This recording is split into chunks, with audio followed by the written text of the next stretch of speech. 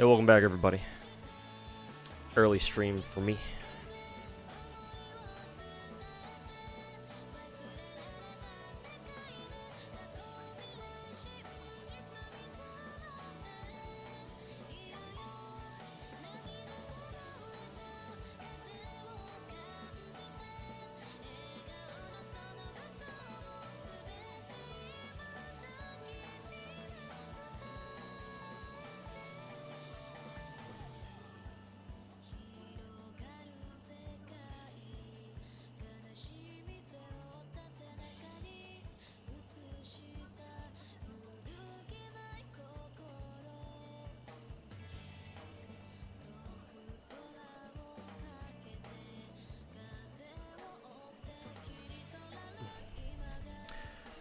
But yeah, welcome back, everybody. For those of you who can make it. This is early. Yep, it's like 5 a.m. my time. Hey Hannah, not gonna be here for too long, so have a good stream in advance. Yeah, I imagine it's pretty late for you if you've been up this entire time. I was gonna sleep for at least another couple hours, except I realized that I wasn't gonna go to sleep anytime soon. I managed to fall asleep, but then I woke up pretty soon afterwards. I was like, I guess this is gonna work out, so might as well start streaming. So here I am. But hey, Hannah, thanks for hanging out for a little bit. But yeah, take off whenever you need to.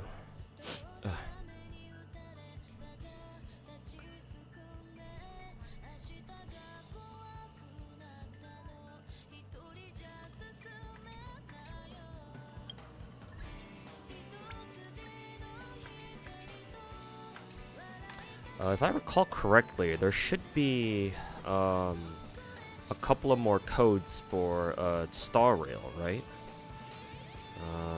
Let's see if I can search it up on Twitter.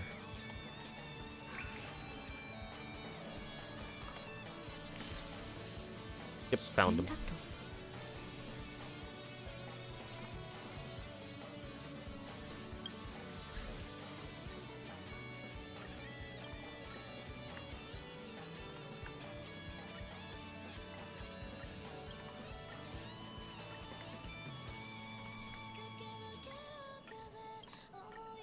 There we go. An extra 300 primos, I believe. Yep. Genshin could never. Keck. Yesterday was a shit show for Niji-sanji. Ah, yes. Yes, indeed it was. What we all kind of expected would happen, happened finally. And now the floodgates have been released. Now this is definitely something I'll grab a drink and crack open to enjoy while the world of Niji-sanji burns, or at least Niji-sanji En. I'm sure JP will be just fine. I'm sure they're insulated from all the from the fallout that is the termination of Selen Tatsuki, but En, on the other hand, I'm not so sure if the rest of En will be safe. Nothing against any of them, but this is how it's gonna go. How's the job hunt going? Is it hopium or copium? Currently, it's hopium. I think just yesterday morning. Yeah, yesterday morning, I had my second interview with the same place that I had an interview with like last week or so, and next week I have an in-person interview with them this time, where they're just gonna show me around the office and let me like just see how things are over there and see how the vibes are going. I think I have a pretty good shot, so yeah, it's hopium right now. My only concern, which I've mentioned before, is that if they do decide to hire me and I accept, my whole content creation thingy, like I won't be able to put as much time into it, because obviously this will be a 9-to-5 job. I expect it to be anyway, and the job itself is actually pretty far away. And I've asked them like what if they have like hybrid remote work options available, and they said no, at least not right now. So I'm afraid that taking this job, assuming that they do decide to hire me, take me on the team, is going to interrupt my whole content creation thing, especially when like I have some momentum thanks to my Gacha addiction video. But I'm still gonna take the job anyway because money is just really fucking tight for me right now, so I don't really have much of a choice. Unless like I come out with like a couple more videos that just kind of pop off really hard, just like my Gacha addiction video did. So yeah, it's gonna be a rough choice. It's gonna be a hard choice for me to make, but yeah. At the same time, it's like I don't know if I have any other choice, to be fair. So it's like, eh. But even if you know, be as that may, I'll still try to pump out as much content as I can. So hopefully it works out. I don't know.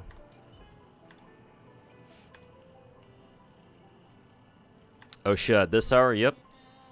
Yeah, kind of an odd hour for me, but I decided to start streaming at this hour just because I couldn't go to sleep. Originally, I was gonna sleep for like at least 5-6 hours, and then wake up or later in the morning and then stream. But, here I am. Is Black Swan? Let's see. Is Black Swan good, or you just got? If you just got into the game, and Bailu and Reishi are the only 2 5-stars you have. Well, since you just got into the game, any 5 stars is good, with maybe the exception of Yanqing. Yeah. Yanqing is the only 5-star that I would say is not that great. Just in general. I'm sure he can be good if you build him really well, but that's the thing. Like, Yanqing needs like a lot of investment, from at least in my opinion, to be really good.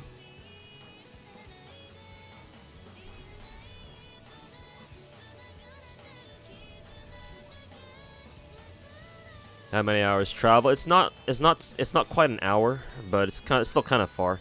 It's still like a 40-minute drive from my place. Good luck though. Hey, thanks, man. Yeah, I'm gonna do my best.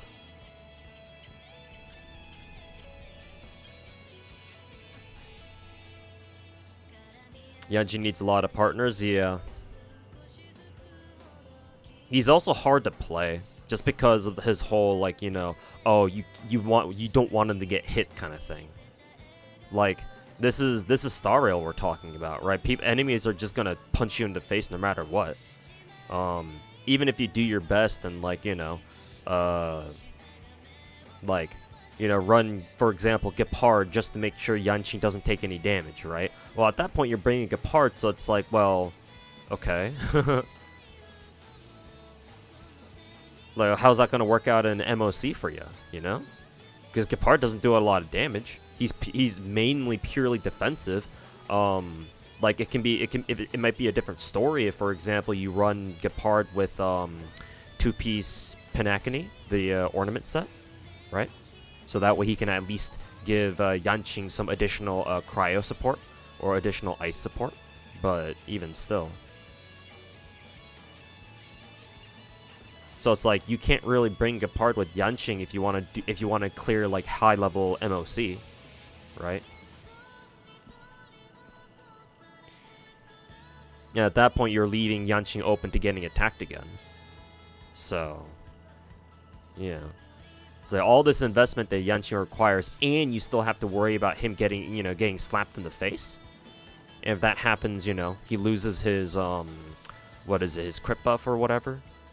Right? Because Yanqing's whole shtick is that, you know, he doesn't want to get hit.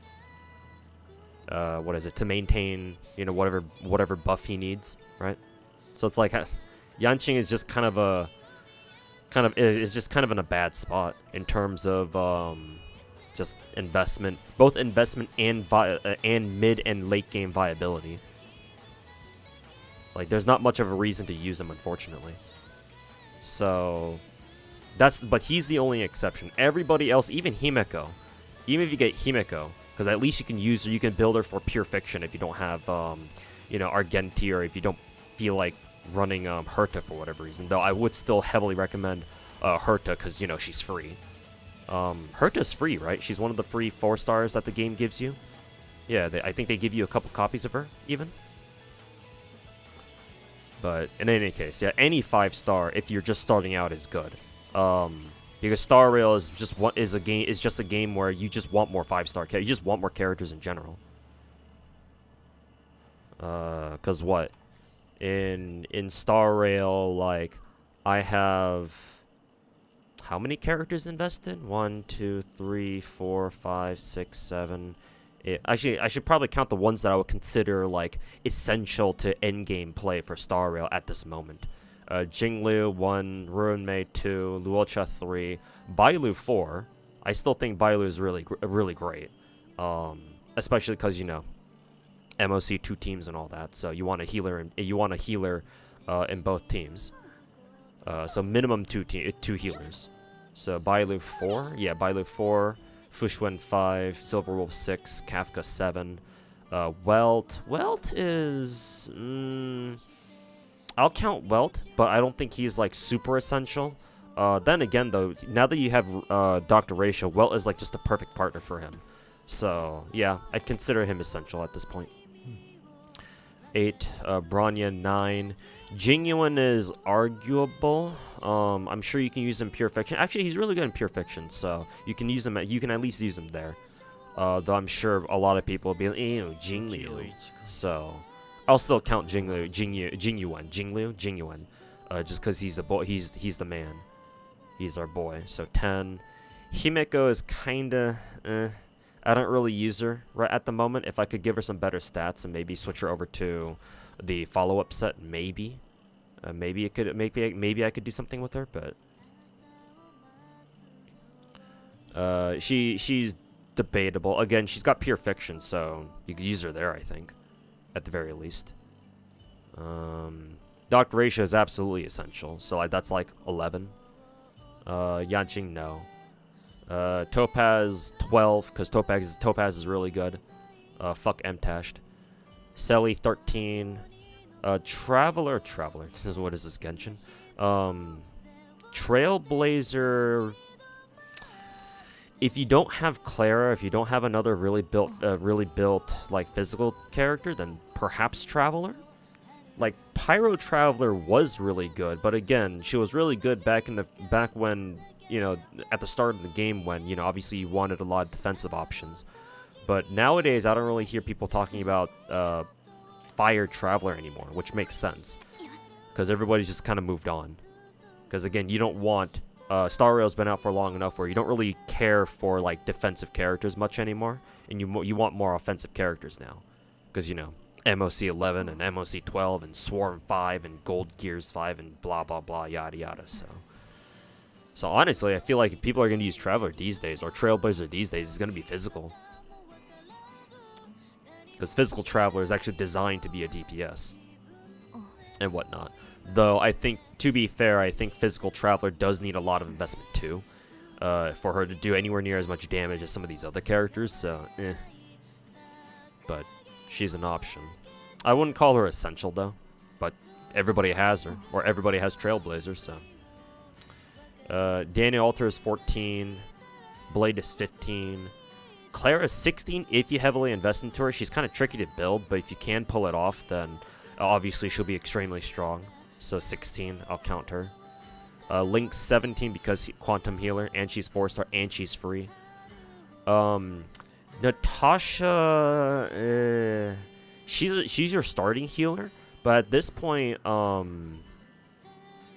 don't really use Natasha a lot, and when I do, I oftentimes have problems with her sustain. She's great early game, obviously. I mean, that's what she's meant for, but you do want to transition to using Lynx and either Bailu or Luocha if you have them. But at the very least, these two, if you don't have any of the other healers, the other 5-star healers, either Bailu or Lynx or Bailu or Luocha or Huohuo, who I don't have, then these two healers are who you're just gonna have to rely on. So I guess just because of that, I would say Natasha is essential. But as soon as you get like a 5-star healer of any kind, either Bailu or Huohuo or Luocha, you do want to switch over to them and have Lynx be your second team healer, because Lynx is actually really good, much better than Natasha, I would say, in practice. So Which pains me to say that because Natasha's fucking hot, but March, not really. Gneifen, not really. Only if you want to run Nihility, like DOT teams, then obviously having Gneifen is nice. Because, you know, she's our fire DOT character of the game. As she does the whole sex alarm thing. Luca also, not really. I mean, I guess if you want to run, physical, like bleed teams. Because again, physical Nihility. Then sure, maybe. So he's kind of in the same boat as Gneifen, but I would say Gneifen is more relevant to DOT teams because she's actually AoE, whereas Luca is only single target. I don't think Luca is AoE, so I'm just like, probably not. Same thing with Sampo. Sampo is the same boat as Gneifen, where if you want to run, if you have Kafka and you want to run DOT, then there you go. Oh, hey, you don't even need to have Kafka. I think you can run Sampo with Black Swan. I think now that Black Swan's out. Pella is absolutely essential. She's one of the best 4-stars in the game. So that's like what are we at right now? Like 16, 17, 18 or something like that. I forget what my count was. Yukong is a weird one. She's very hard to build and gear, and she's even harder to use. So I wouldn't call her essential. She's technically free, but yeah, she's very hard to use.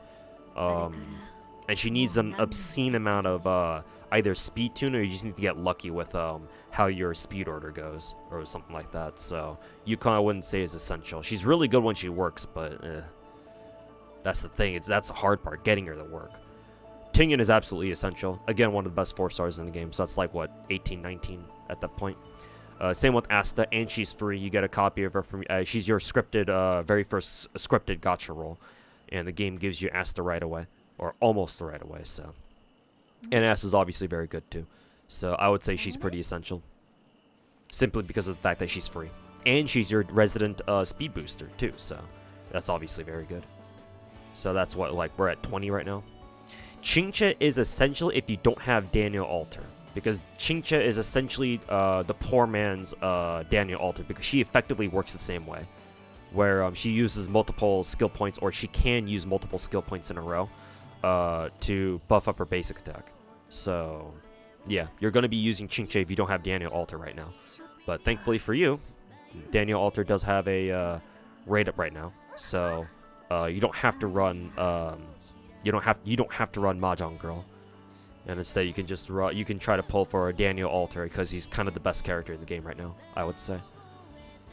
Herta, now she's essential, because she's not only is she free, and not only does the game give you a few copies of her right away, but we now have a game mode that she's like you know, a game mode that's dedicated to her. So like my Herta doesn't even have that great stats, and yet she was able to completely destroy Pure Fiction 4. So yeah, I would say at this point Herta's pretty essential. So that makes it like what, 21? 20, 21. And besides that, everyone else is kind of extra. I don't really use these characters. So like, yeah, just to answer that original comment in Twitch chat, yeah, the more characters you have, the better. That's just how it is. I mean, that's just, it's not just for Star Rail that's like that. Every gacha game is like that, where ideally you want to have more characters. The more characters, the better, because the more characters you have, the more options you have, and the easier the better equipped you are to clear all of the game's content, or as much of the game's content as you can. And Star Rail just makes it very easy for you to see that, because we have different game modes where different characters can shine. Right. Herta and your AoE, Herta, Jinyuan, Argenti, your AoE characters, basically, they all shine in Pure Fiction 4, because that's kind of the name of the game over there. And then, you know, the destruction characters just kind of shit on everything else. I don't have Huohuo? Nope, I do not. I'm gonna show you the reason why, right here, baby.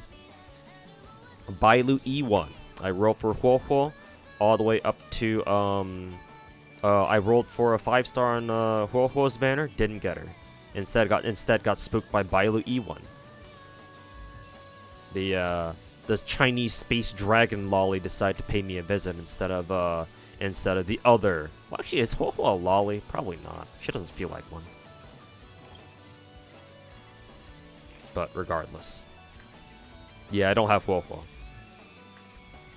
Unfortunately.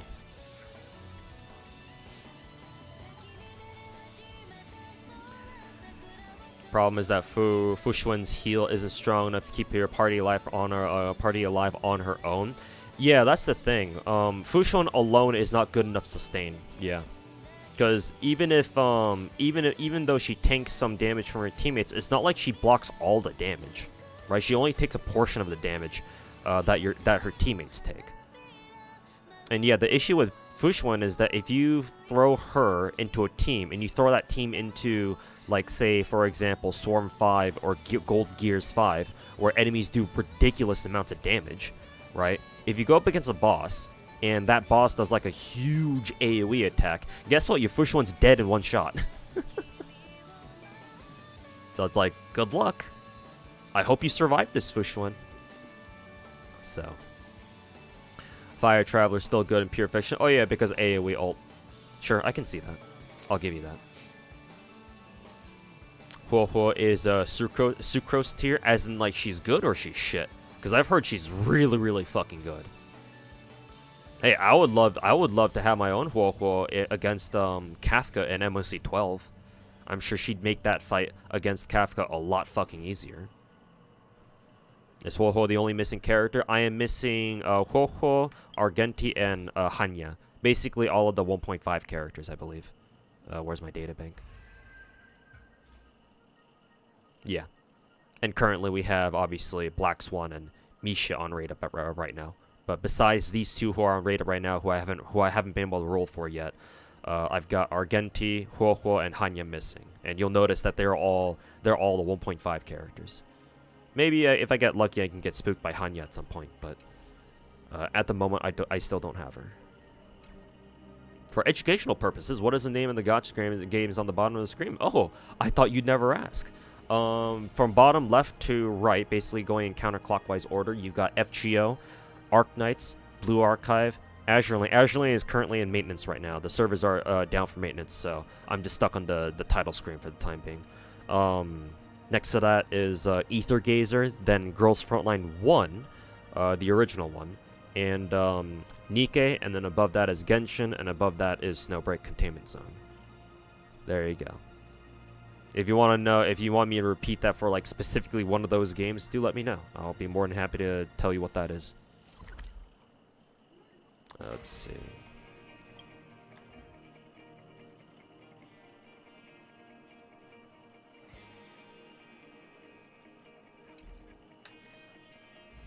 Anyways, let's start off with a couple of rolls here. Alright, am I pulling for Black Swan? Yes, I will try, because I absolutely love Black Swan's character design. The reason why is because there is this other game that I play called Ether Gazer. Let me pull it up on my scene list here. There's this other game called Ether Gazer, as you can see here, and my my lobby character is that character. Her name is Hades, and her original skin. Where can I pull up her skins here? Her original skin if Hades is in her original skin, she really reminds me of Black Swan and vice versa. Their costumes are a little different, but like the vibes that they give off are very, very similar. And Hades is my favorite character in Ether Gazer. Actually, this skin might make her look a little bit similar. Yeah, especially this one. Yeah, Hades' first skin in Ether Gazer. Yeah, they look very, very similar. So, yeah. So I look at Black Swan. The first thing I did, or my first reaction when I saw Black Swan as a character in Star Rail was like, hey, wait a minute. I recognize her. I've seen her somewhere before. I know you. You look familiar.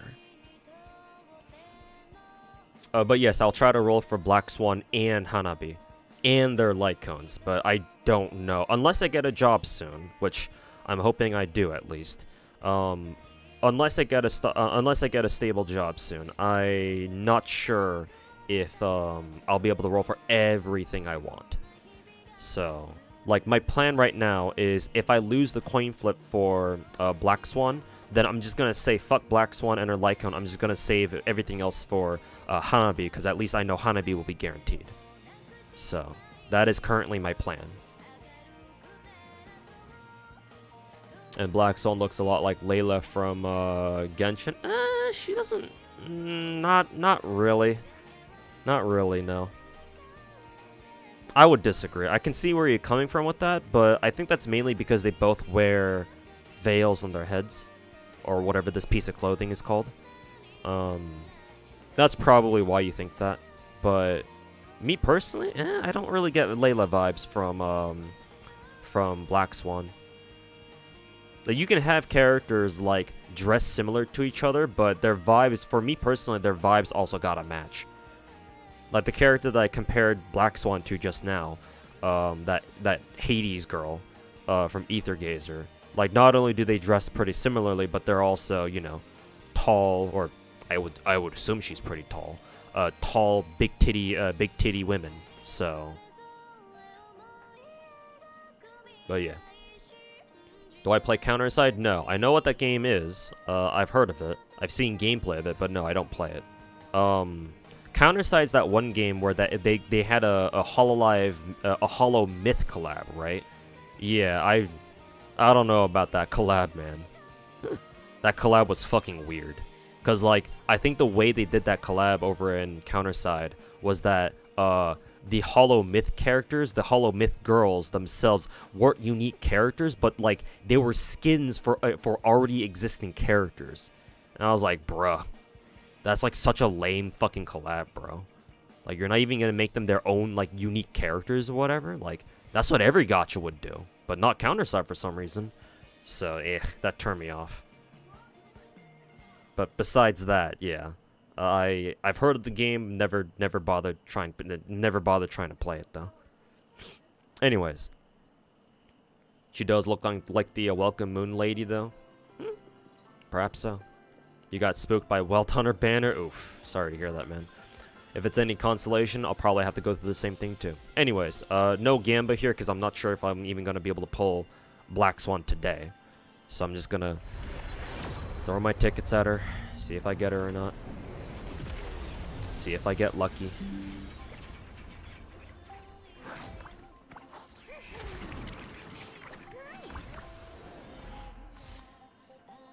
Why is Hanabi so cute? Good question. I don't know. She just is. Do I have any opinions on Brown Dust 2? I've heard of the game, but I've never really looked at it before. I don't know what its gameplay is about. I heard it's a Coomer game, but if it is, I would have heard about it. I would have heard more about it, I would think.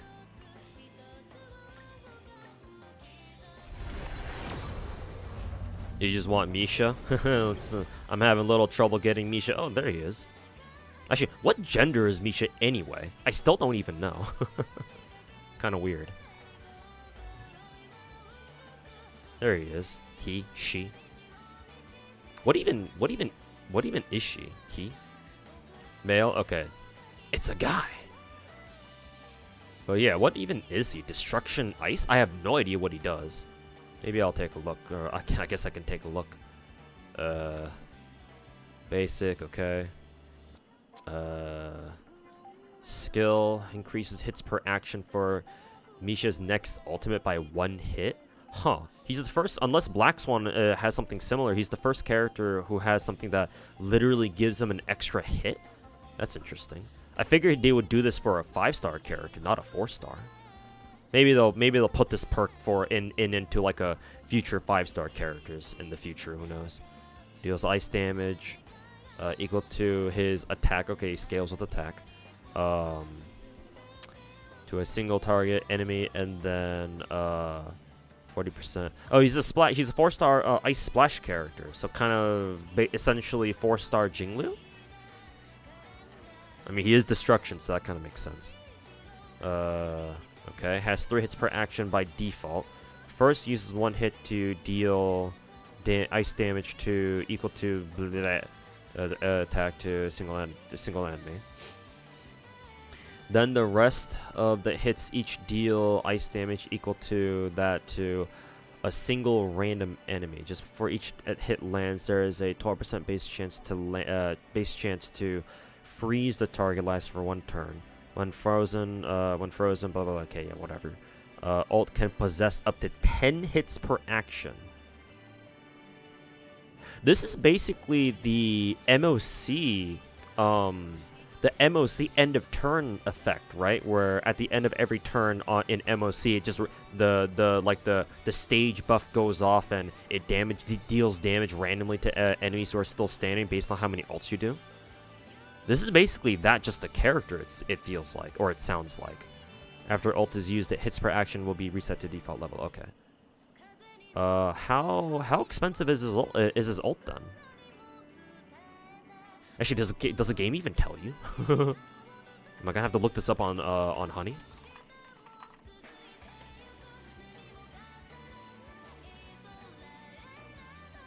Misha, what is your ult cost?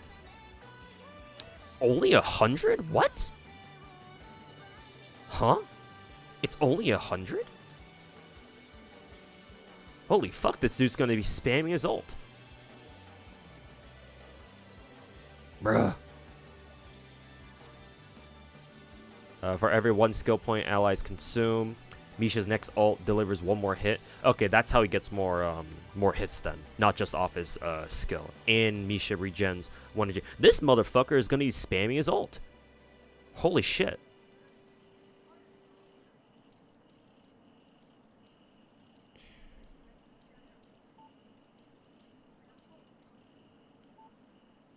Yeah. I think I see the potential in him. I'm not sure how well he'd do in an AoE setting though, considering the extra hits are random. Kind of wish you could control that, kind of like, you know, with the skill where it's like, you know, it's gonna hit splash targets. What are his bonus abilities like? Before ultimate's first hit lands, increases base chance freezing a target by 80%. Okay. So I would assume like he's freezing people. I mean, he's gonna freeze a bitch with his ult before. Oh, that's the first one already. When using ult, increases EHR by 60%, lasting until the end of the ult's action. Oh, this is buffing the extra hits, I think. Probably? Is that how that works? Yeah, because it says just before each hit lands, each hit has a chance to freeze the target. So yeah, his first bonus ability specifically buffs the main target that his ult targets, and then his second ability, his second one targets anybody else that he hits. I don't like this. I don't like this because unless there's something I'm misunderstanding about these,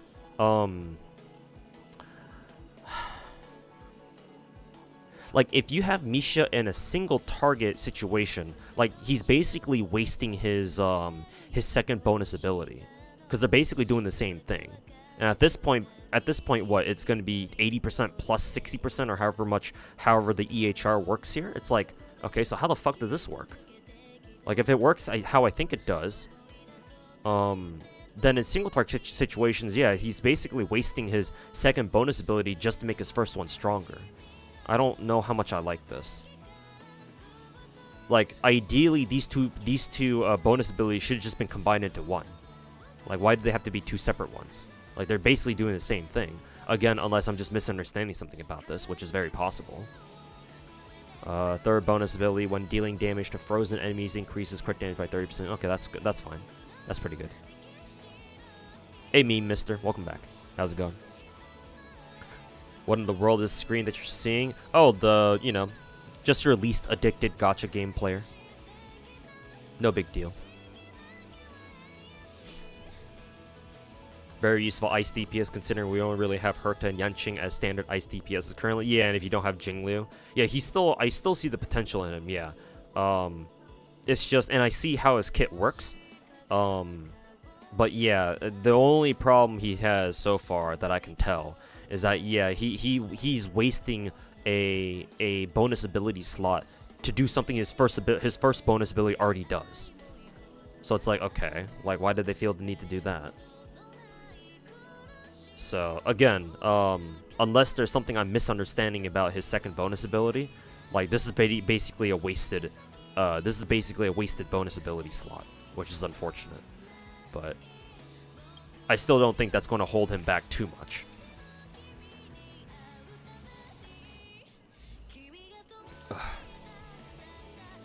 Yeah, Razor language skills and ally skills. Was it ally skills or was it just general ally actions? Let's see.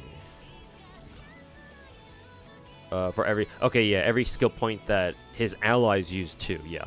So whenever he uses skill, when anybody on his team uses a skill, Misha ult gets stronger. Unga bunga. Cryo smash.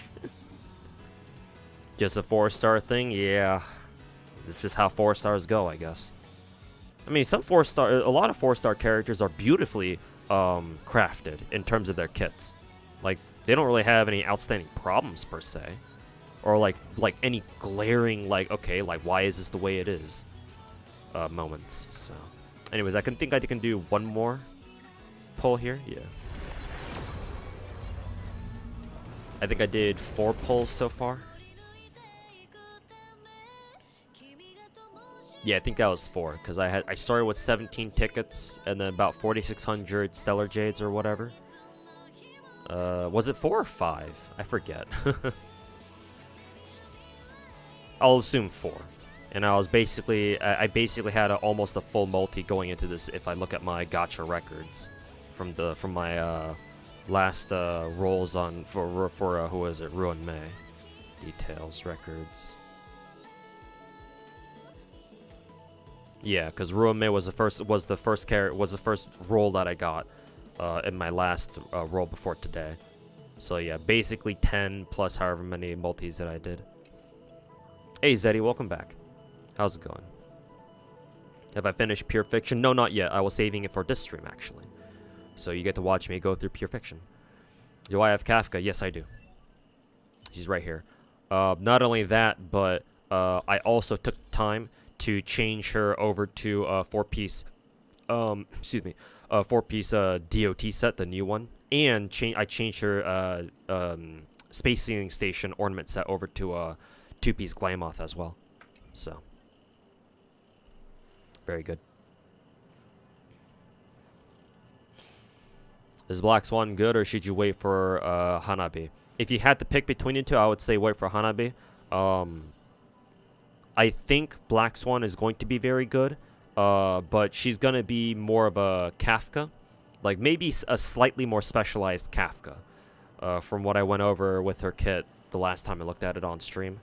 I don't think she'll be as meta as Hanabi is, or will be. You know, dare I use the term meta? So if you want to, I would say if you want to be safe and go for the more overall effective option, I would say safer Hanabi.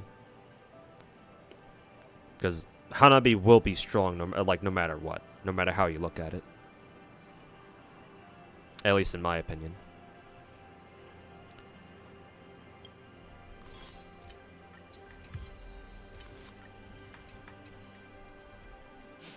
Alright, let's try to grind some more Stellar Jades. First things first, let's go and do... Let's see, I believe MOC reset all of the endgame shit reset. So, let's see. Actually, no, MOC didn't reset yet, I don't think. Yeah, because it still says 12 out of 12 clear, 36 out of 36, so... Maybe not MOC. Actually, let's check MOC anyway. See if anything MOC has reset or not. That's not reset, that's not reset, that's not reset. Okay, yeah. So nothing's reset yet.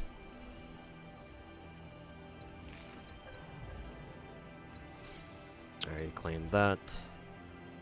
And then, yeah. Let's go over to Pure Fiction. Let's get this done.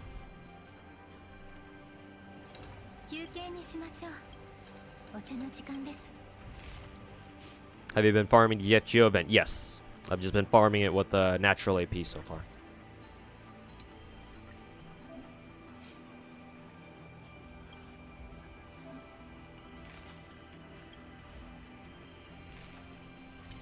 Let's see. Oh, this is a completely new what is it? Pure Fiction like stage. Okay. I thought just the first one had already reset, but no, this is the original one that we did, and here's just another one. Okay. So I think if I just do Pure Fiction 3, it just clears everything else, right? Or it'll give me the rewards for everything else, I would imagine. I wonder why they're giving us all wind characters here, or all wind yeah, all wind enemies here. I wonder why, chat.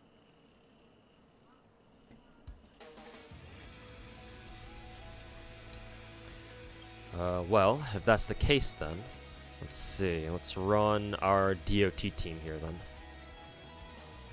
See how it works out. Gneifen, Natasha. Do I want to run? Do I actually want to run? Luocha here. Probably not. I think I'll save Luocha for Team 2. So we will run. I wonder if I run Natasha instead. Sure, fuck it. Let's run Natasha. And then, of course, we have Sampo. Let's see. DOT, adjacent targets, blah blah blah. Sure, we can go with that. Team 2 will run.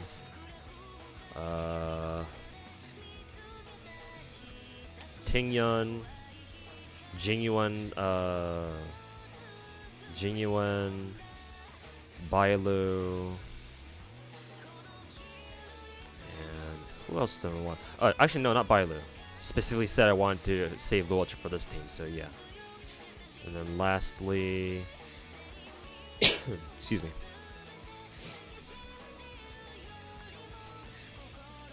Herta, I guess. I don't know who else to put here.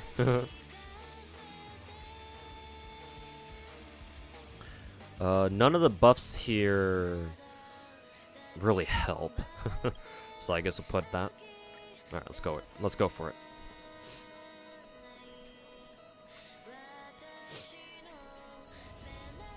Gonna head off, and hopefully nothing big happens. Right, Copium? Hey, Eddie. Thanks for hanging out, man. And yeah, we'll see how the Niji-Sanji situation develops. You actually don't need to run sustain. Bad habits die hard, I guess. But yeah, if I need more damage output, then yeah, I'll try not to run. I'll try it without a sustain next time. Let's see, how do we do this? Do this, and then... actually, we have to use Natasha. Brr. Can you name how many all the games that he has open? That could be a good quiz. See how many games that y'all recognize.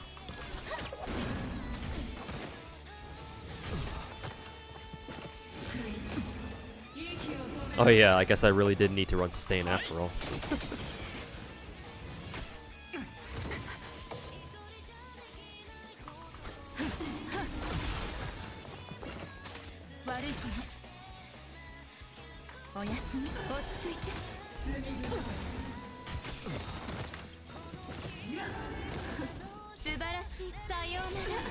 What happened with Niji this time? What's going on with Niji-Sanji?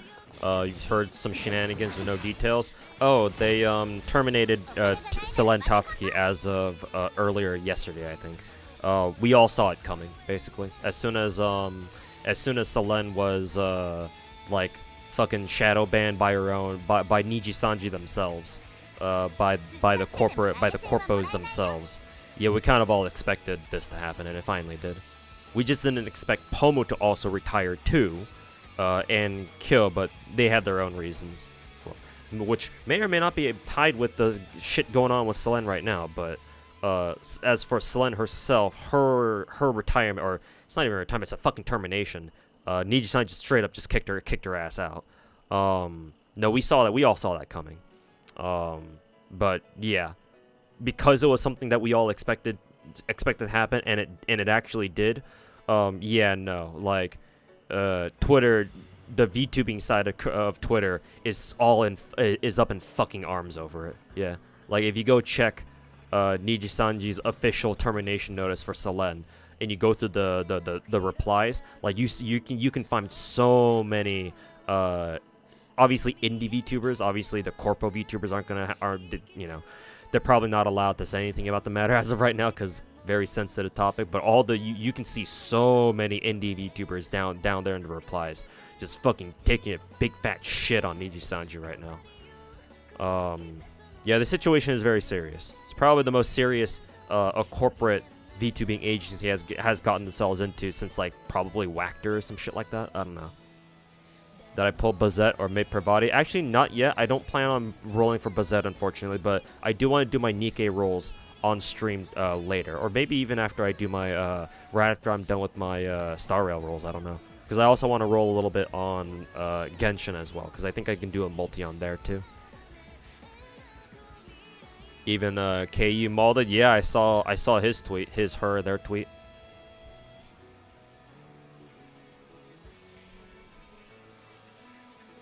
Holy shit, it's even why. Oh yeah, no, on these stuff. This is really, really bad. Yeah, this is so bad that I actually legitimately fear for the future of the entire EN branch of Niji-sanji. This is on another level entirely. Like, this is the worst shit that like a big name corpo has gotten themselves into as far as VTubers are concerned. Like, you thought Russia's termination last year was some wild shit. Oh no, this is even worse by a country mile, and it's worse because it actually involves an EN VTuber, not a JP one. So like this hits close to home for us overseas people. You got Bazette, but you had to spend 150 pulls in five multis. That's not bad. The average amount of pulls to get an FGO, a 5-star in FGO is 300 pulls, or 10 multis, or average. You know how averages go in gacha games. Well, if you got her in five multis, that's a win. That's a dub, at least in my opinion.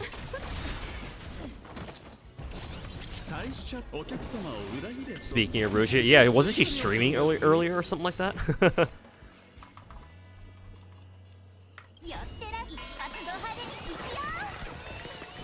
Can they talk about it without needing a lawyer? I mean, the talents got terminated. So I'm not sure how that works. I'm not like a legal expert on anything, but like I would imagine things get a little hairy when it comes to like, because obviously Niji-sanji, Any Color is a Japanese corpo, but Selen is American or Canadian at least. Like she's North American. So like how's the legal action gonna work? Like what jurisdiction, what nationality is the jurisdiction gonna be? Again, I'm not an expert in that, so I can't tell you. I don't know. Who else should I go for here? Mumei's PL. What's PL? I assume like some sort of manager. Took time off to take care of Selen. I mean that makes sense, yeah, because Mumei and Selen know each other. I actually don't know who to go for.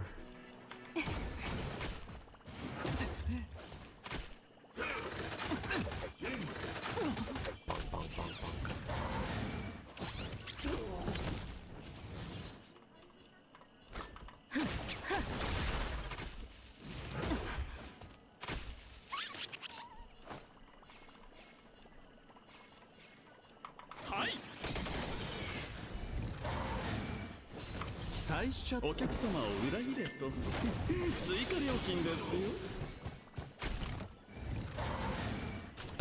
Past life?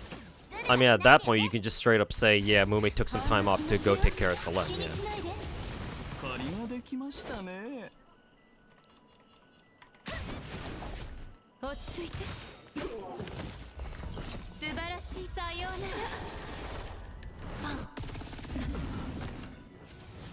Misha has a domain expansion, that's funny.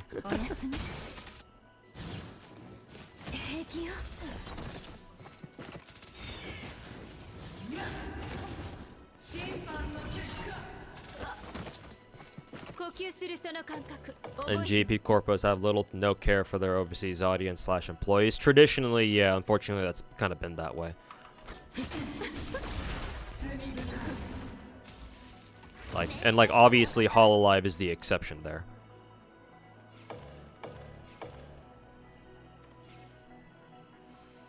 Let's see, I can go for skill here.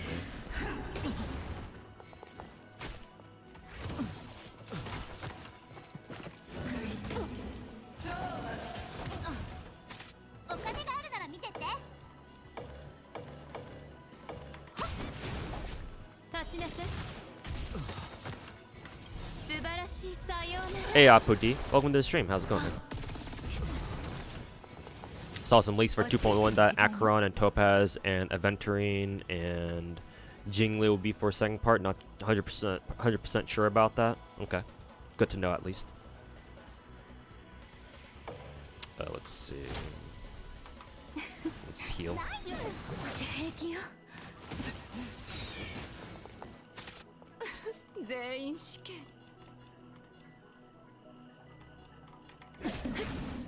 Gonna leave for now. Have fun stream. Hey, Kokun, thanks for hanging out, man. And yeah, we'll see you next time.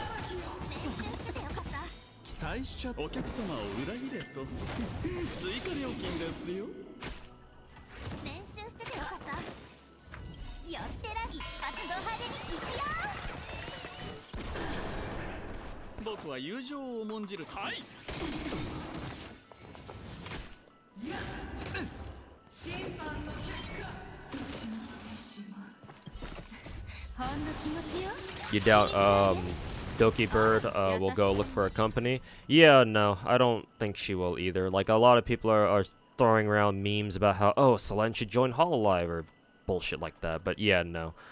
Most likely she's just gonna stay indie.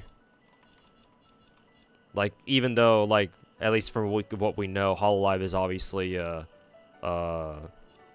much better.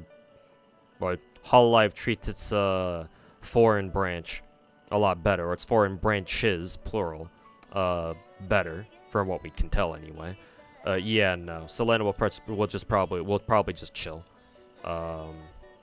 as an indie. I doubt that anybody would, after what Selene's gone through, I doubt anybody would ever want to work for a corpo agency ever again, or agency period. Maybe she can go join V Shoujo, maybe, but I don't know, man.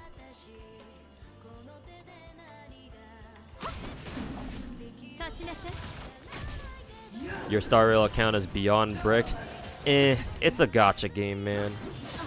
Anybody who says, oh, your gacha account is so bricked, like, fuck them. Who the fuck cares? It's a gacha game, bro. Shit's not that serious.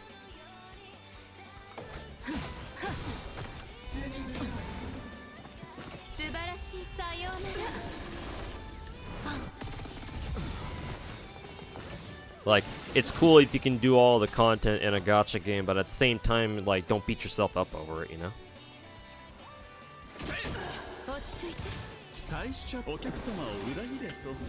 Aventurine kinda sus. he kinda fruity.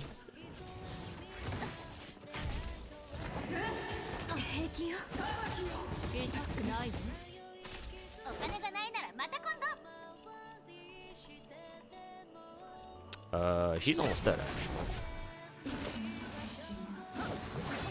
Yeah. Okay, we managed to score 40k points there, so that's more than enough. Or not more than, almost 40k points.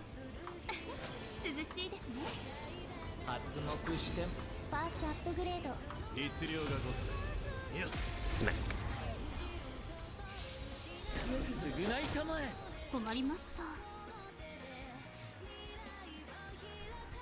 JP Bros really sucking the Niji cock, good lord. I don't expect a lot of them to be very familiar with their EN branch. So if they're defending Niji Sanji, then yeah, that's not very surprising. Let's see, we are buffing Jingyuan, so yeah, let's go. Is Super Bunyan's gimmick good, or Super Orion Xinhuang Di, but that's still better for challenge quest? What is Super Paul's gimmick again? You're gonna have to remind me, because people don't really talk about Super Paul. I'm gonna be honest.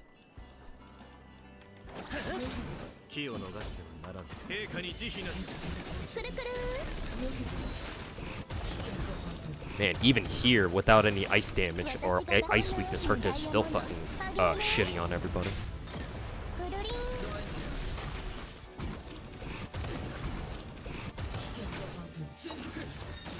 You love some of the talents, but you fucking hated the company. I mean, it was as early, it was as recent as last year that Niji Sanji's reputation wasn't that bad, right? I still remember back when Russia got terminated early last year, like around this time, I think, because I think it's been a year since Russia got terminated, right? It hasn't been that long. Yeah, it wasn't even that long ago that Niji Sanji, like, I felt like Twitter's, like, or, you know, the internet's perception of Niji Sanji as, like, you know, as in the competition between Hololive and Niji Sanji, or, you know, more specifically Cover versus any color. I felt like I felt like it wasn't even that long ago where, like, Niji Sanji, like, was deemed as, like, the more, you know, like, the more chill and the friendlier EN branch. Maybe that was just me, but I think that a lot of people would agree when I say that, yeah, Niji Sanji kind of felt like the cooler agency to work for if you had to choose between the two. Right, because Hololive is a lot more uptight about things, a lot more strict about, like, policy and what their VTubers can or can't stream, blah blah blah, whatever, right? Because they're very sanitized, right?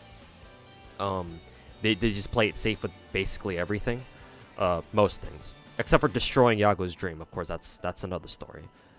But yeah, Niji Sanji's their rep just kind of fucking, they just drove it off a hill, man, or they just drove it off a cliff.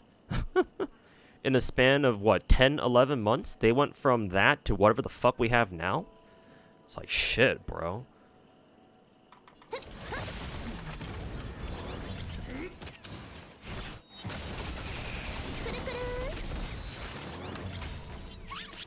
And hey, Fear, how's it going, man? Thanks so much for the 44 months. Yep, kuru. Yeah, I saw that joke, Fear, yep. I heard that one on Twitter. All these different colors, any color, and they chose to be black. Alright.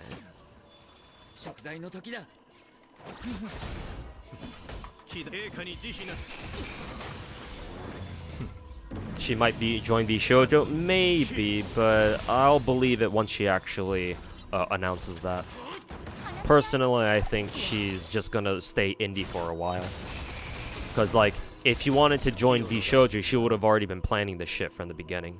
Then again, the Vshoujo has allowed in, or they have accepted indie VTubers before. I mean, that was the whole thing with their initial conception, right?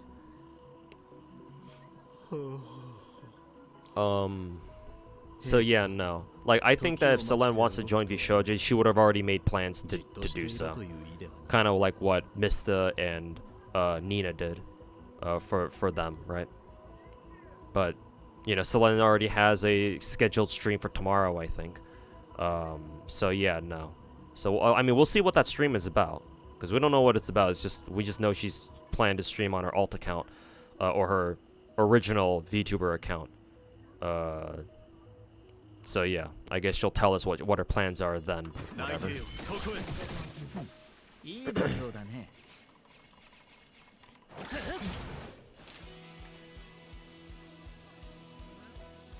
Vshoujo has invited ex Niji Lyres. Yeah, I'm aware, obviously.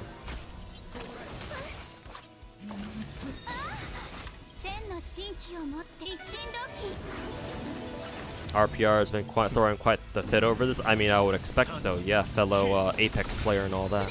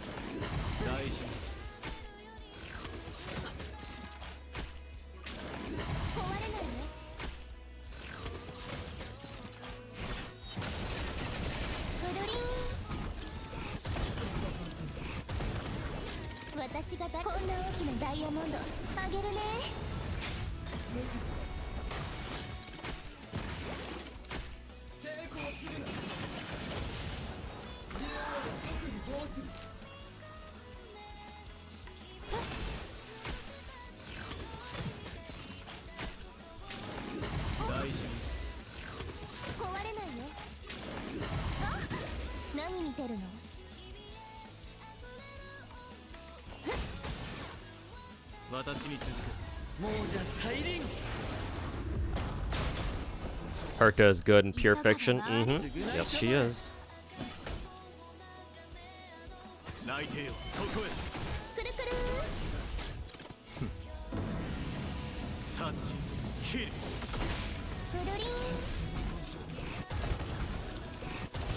There were different statements in both the JP and EN sides you heard. JP one was much less controversial. I've seen that one. Or I've seen the claims, yeah. But then the question becomes, okay, so if that, even if that were the case, why the fuck are the two statements so fucking different? Where's the little chop? That's fine. Doesn't really matter at this point. Because yeah, that's kind of what I want to know. That's kind of what everybody wants to know, I feel like, right? Like, okay, sure. Like, we can believe that. But, like, then if that's the case, then whose brilliant fucking idea was it to, make the two statements so fucking different in terms of, like, overall tone and vibe, you know? Like, somebody needs to get fucking fired for that, at the minimum. But again, Niji Sanji and foreign branches, so it's, you know, who knows if they actually give a shit or not. Any new free light cones, good. Not sure, I haven't taken a look at them.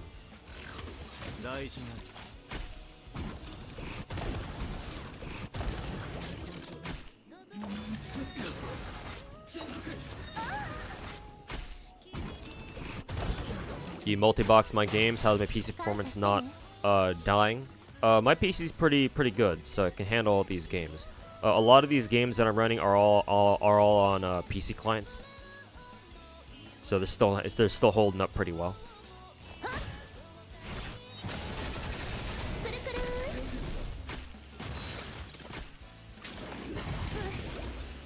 And a lot of most of the other games are on emulators, are on their own separate emulators and stuff. There goes Tingyun.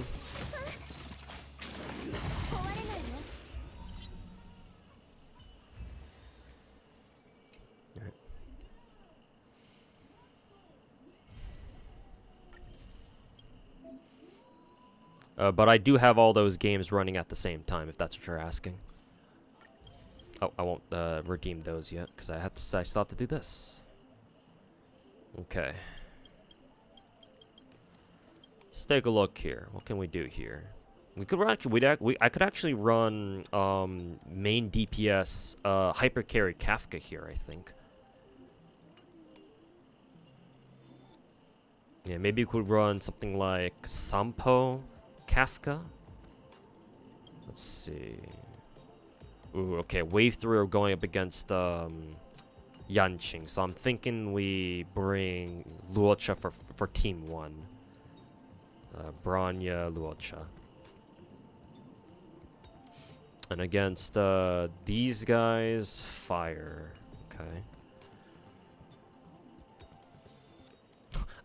A part of me actually wants to bring Himiko here and see how well she does, but last time I tried bringing Himiko into Pure Fiction 4, it didn't really work out too well, so I think here I just bring Mono Cryo, I think. So Ruin Mei, who is this? Jinglu, and then another sustain somewhere. Let's see, physical? Okay. Sure, we can bring Natasha, I guess. And yeah, for my emulator, I use LD Player. And for LD Player, I mean, all emulators should have this feature, but emulators generally have a multi-instance feature, where you can have multiple instances or multiple, like, browsers of your same emulator running at the same time. it is quite CPU intensive, I believe, for emulators specifically. So like you kind of need to have a really good CPU if you want to run a lot of emulators at the same time.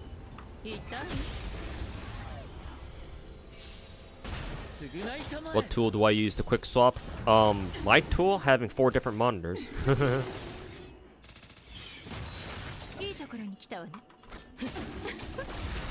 4 different monitors and alt tab between them, pretty much.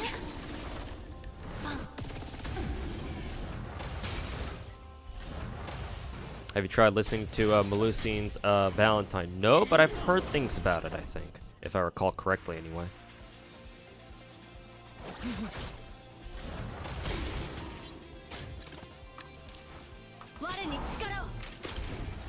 What's for breakfast? I don't know, actually. I probably won't eat anything until I go out with my buddy, Protagonist, because we want to go grab some lunch together and go run some errands together. So, I'll probably save my appetite for lunch at that point.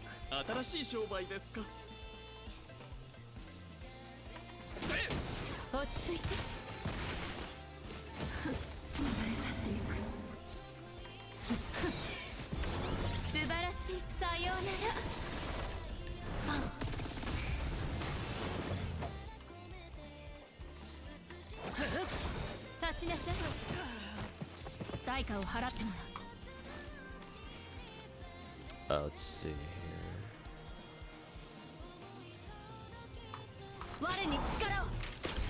What CPU do I have? i9, an i9 12900K.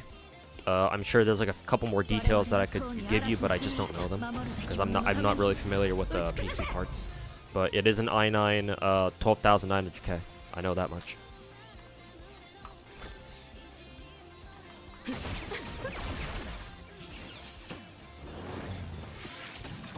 Remember the good old days when I barely had 2 monitors? I always had a lot of monitors to work with, even back when I started streaming.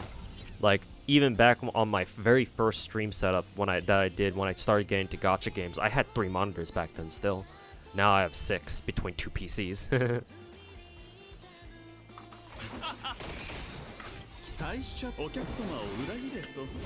How's the cooking Pure Fiction 4? So far so good.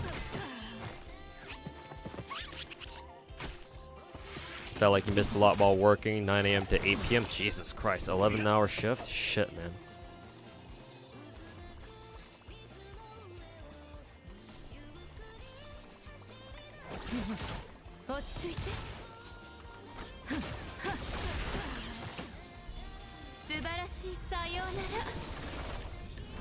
What do I think about Erish's skill buff? Did they give Erish a skill buff at some point?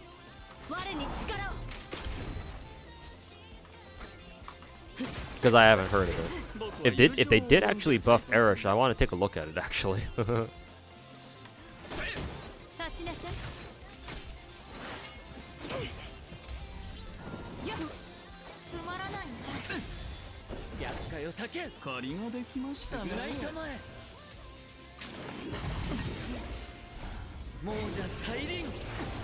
Buff on her first skill. Her first skill was her...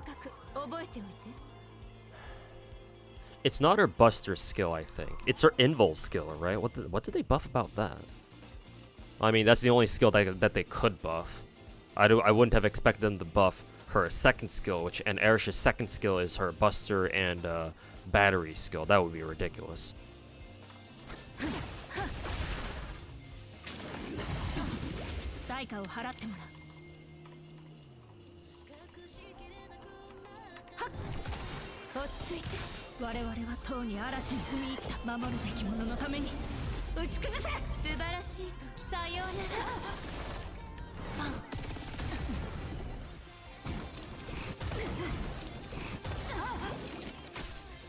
What are like my favorite, like top 3? What, gachas? My favorite is FGO, the one on the bottom left.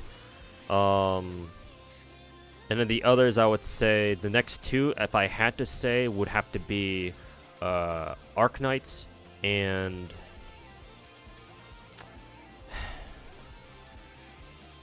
number 3 is hard to say. It's between Azure Lane and Aether Gazer. Aether Gazer as an actual game and Azure Lane just for the Coomer content.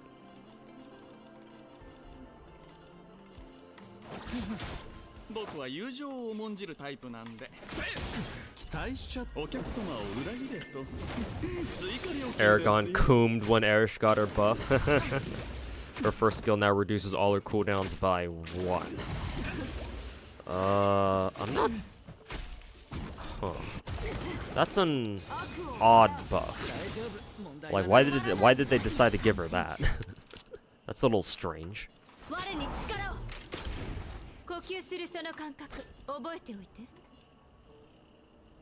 Yeah, that's a little strange. Why did they give her that?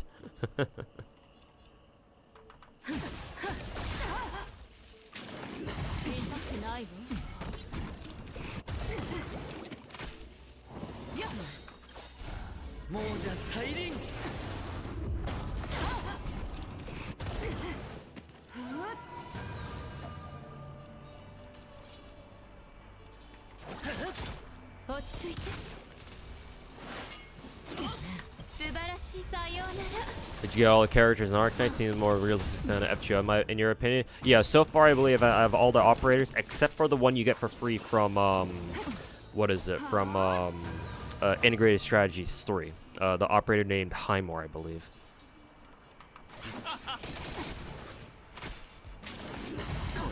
But yeah, like, I can get her at any point if I decide to start playing, IS3, though.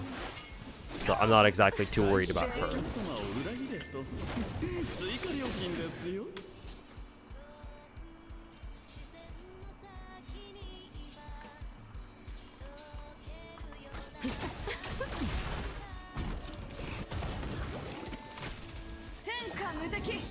We got 30,000 points, so our job here is done.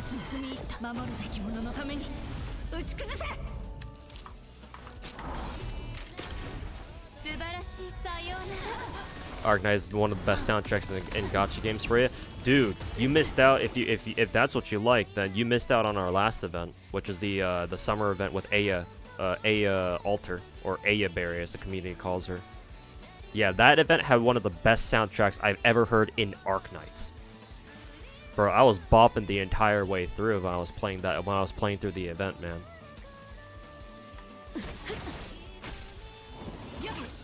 Oh, there goes Sampo.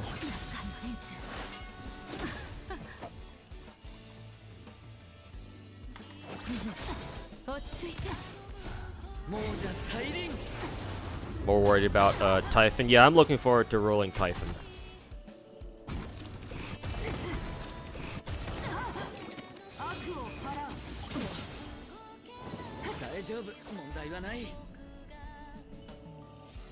Check the music. Yeah, check it out on YouTube or something. Yeah, look up Arknight's So Long Adeli soundtrack or something like that. Because yeah, it's an absolute bop. So fucking good, man. Will I be trying out Woo when it comes out? Yes, absolutely. I signed up for the CBT second closed beta, and hopefully I get in. But yes, I absolutely will.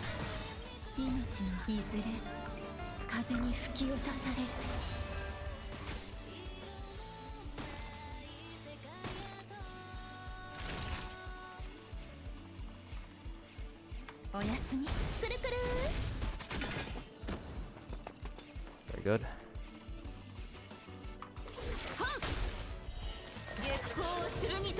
Have I done any new start for Star Rail? No, not yet. I just started playing today.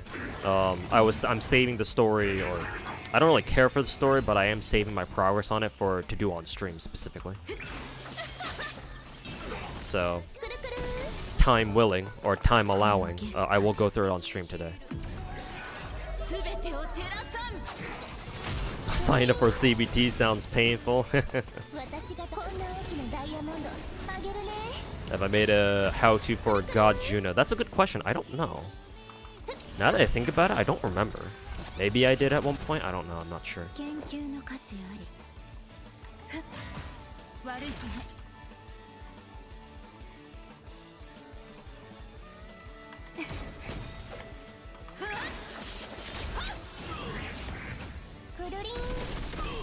Any tips for upcoming lotto event in NA? Do your research. Try to if you want to farm the lottery event coming up for Tesla Fest. Look up teams now and see if there's any teams that you can use that you still need to grind for right now to like finalize. Like if you need to get a servant skills to max level or something like that. At this point, people should be putting out resources for team comps for Tesla Fest. I would advise the most accessible one would be the one over on the FGO wiki, on the fandom website. There should be an article where if you like Google FGO wiki like Tesla Fest farming guide or whatever, or like farming team comps or farming sheets or whatever the fuck, you might be able to find something. So look up teams now, see what teams that you might be able to run, and if there's any teams that you can run or you feel like you can run, but they're not ready yet. Your servants aren't quite ready yet, but they're close. Then yeah, you can take this time, like this next month or so, to prepare, month and a half or so.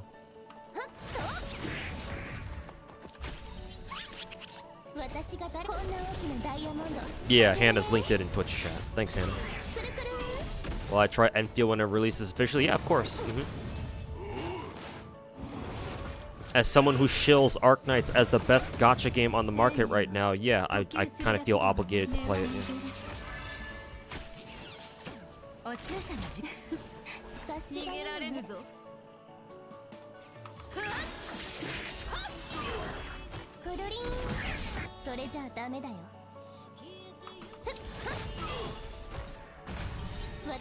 Alright, here comes Argenta.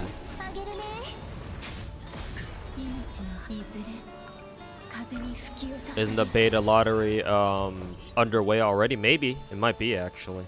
If that's the case, then yeah, I haven't gotten my invite yet. I kind of expect not to get into closed betas because people like me, this is just a tinfoil hat conspiracy. I don't have any proof to back this up, but I'm of the opinion that like gacha game companies or studios, whenever they do like closed beta tests like these, they don't care for the opinions of people like me. In fact, they do care, but they specifically don't want people like me to come play their CBTs.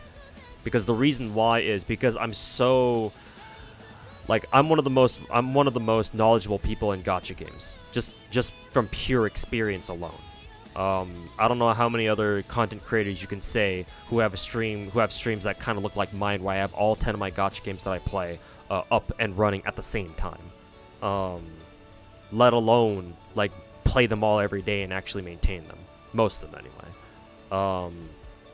So my opinion is that that gacha studios, whenever like a new gacha game comes out, whenever they do like a closed beta test, usually that means that like the game is like basically almost ready to go, right? All the most important parts about the gacha, like how it works and what the systems are and whatever, all that like foundational stuff is already in place, and they're pretty much not going to change that really. So like usually whenever I see like big name, like high profile closed beta tests like these, like at that point it's not really to like give players like the ability to like critique the game and like give the developers like feedback on how to make the game better, because the devs have already made their minds up on how the game should be. So at that point, closed beta tests are more like, you know, oh, like are there any bugs that we should address, like, or that, or like, you know, server stress tests and that sort of thing, like more like, you know, server side stuff, and making sure that the game like runs smoothly on all platforms and all devices and whatnot, right? Because it's important to have your great game run, you know, at least adequately on all the devices that it's available for, especially nowadays where, you know, it's becoming kind of more and more of a requirement for gacha games these days to come out on as many platforms as you can, right? To be able to reach the biggest audiences you can, right? Genshin started that back when it came out back in 2020, 4 years ago, when, you know, you can play it on PC, and, you know, a little bit later you can start playing it on PlayStation too, not just on your phones or your tablets or whatever. So yeah. Anyways, my original point is that I don't think I'll get into CBTs just because of that reason. Because people, if they let people like me into the closed betas, you know for a fact that we're gonna dissect those games for all that they're worth. right? I'm gonna be able to tell you, oh, I think the game does well in these things, but I also have concerns about these and blah blah blah blah blah. People like me are gonna be able to see like the bigger flaws with these games, or be able to better identify like really big flaws about their game, and I feel like developers don't really want to hear that. Kuro game is different because from what they heard from you know, if they're to be believed from their last developer interview or whatever, they fucking overhauled the entire game from last year from the first closed beta, so at least I have some hope that you know, they're a little different. But at the same time, I'm not really hoping for much. If I get in, cool. If not, oh well, business as usual. I'll just be hanging out, chilling, just playing, you know, jerking myself off to like Star Rail or Genshin still, while I watch other bigger streamers who aren't, you know, 100 viewer Andes like me go play Wuwa instead or something. Anyways, where was I?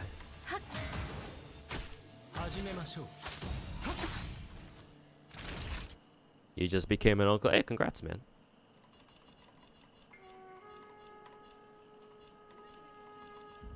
Man, the fact that whenever you attack enemies, you advance their actions forward is kind of annoying.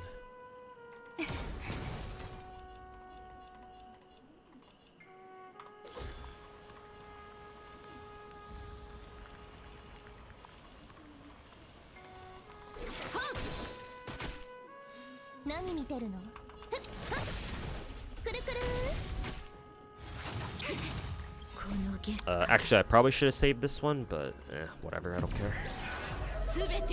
Yeah, closed betas are usually for hunting bugs anyway, yeah. Something like that.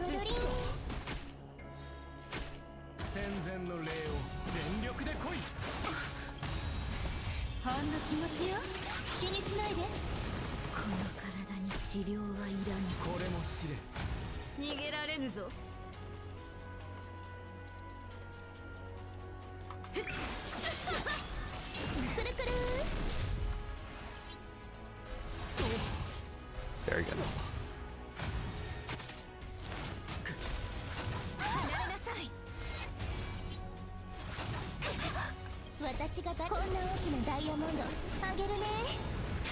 Is Genshin ever going to be released on the Switch? No.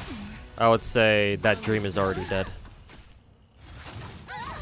Like, not only is Genshin available on PlayStation, but we also got Alloy. So it's like, yeah, no. Alloy being in the game, in my opinion, is what solidifies Genshin never being on the Switch ever again. Or implying it ever was on Switch.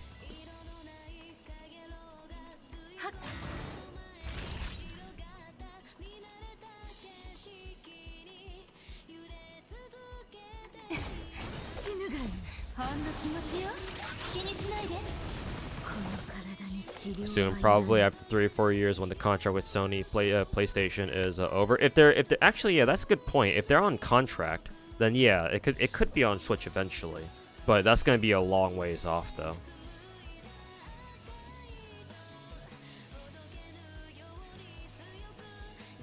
Let's see, probably do this.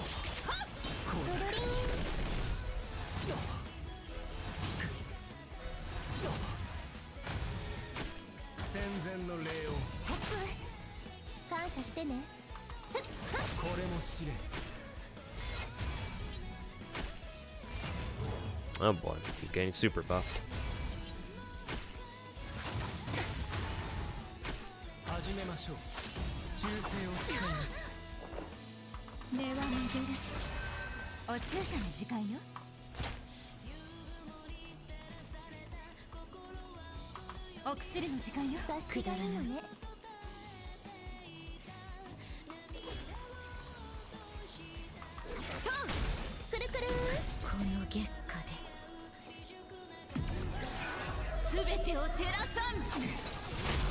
Can a Switch even handle Genshin? That's also another good question. Can it? I don't know.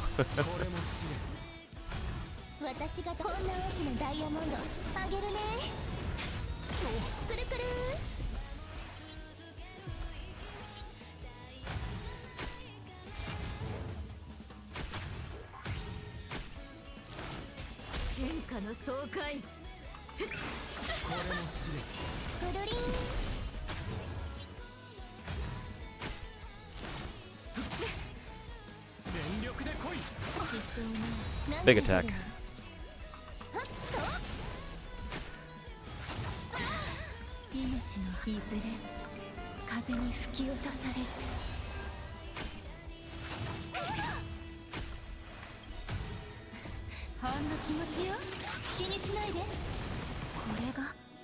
Why does he have so many games on? Cause this is how I sometimes do my stream. Smile. I play 10 gacha games, I'll be damned if I don't show them all, you know? I spent good money on all my gacha games, and I'm gonna make you guys look at them too. So kick back and enjoy all the anime, the degenerate anime titty. I don't know, chat. Can you tell that I really like a good old-fashioned, big fucking anime titty? I don't know, chat. Maybe I need a couple more games on my screen pretty soon. My stream is not complete until every square inch of my stream is covered in some form of big fat anime titty. Or ass, whatever you prefer. Can I do another multi? Yes, I can. Throw this on Black Swan, see if I win the coin flip or not. I mean, hell, if I see if I even get a 5-star or not. That's not fucking soft pity. Kick. Let me check if I've bought out the Ember shop here. I believe I have. Yeah, I've already bought it out. I don't think I have quite enough. Yeah, no, I don't have quite enough for another full multi from the Star Glitter shit, or whatever that's called. The midnight here where you are, so you're going to bed. Hey, Kami, thanks for hanging out, man, and we'll check you. Well, we'll see you next time. Why was that so hard to say? Girls frontline ranking rerun should be a walk in the park now, I guess. Not really. I mean, if you're only, technically speaking, the ranking maps in Girls Frontline are super easy because all you need to do is just spam enter, exit, enter, exit, enter, exit. Because Girls Frontline ranking runs are on point ladder systems now. So like, if you only care about getting the rewards and nothing else, if you don't care about the actual leaderboards, then yeah, no, like they're super easy. But like, as in actually competing for top scores on ranking runs, no, that should still be kind of a bitch and a half. Unless it really has gotten that easy. I mean, like, yeah, like year 1 or year 2 ranking maps are probably just... They probably are pushovers now, with all the fucking crazy bullshit we have now. Fucking HOCs and coalition teams and all that, yeah. They're probably just kind of like Omega LOL now that I think about it. So yeah, you're probably right. On second thought, as I rationalize it to myself, yes, I have discovered that you are in fact correct. Will I also be trying Z3? Yes, I do. I will. I want to try Z3. Say what you will about Hoyoverse and their games, but if nothing else, they have extremely high value production, or extremely high production values, and their games are a pleasure to play. And I have the same opinion of Z3. I just don't know what it's going to be like as a game, but I'll find that out when the game comes out, you know? I am everything you want to be, but better. I appreciate the compliment, man. This level of degeneracy does have its costs, though. So I wouldn't recommend this sort of lifestyle to just about everyone. You know, be careful what you wish for and all that, but I appreciate the sentiment. Gonna pull up my Genshin real quick because I want to throw a multi at this because I think I have enough. Yeah, see if I get Shinyan real quick. Nope, not quite. I think I still need to have another multi. Still no gaming, by the way. And I think that's about, we're going on, I think 13, 12, a dozen or 13 multis, no gaming. So thanks, Genshin.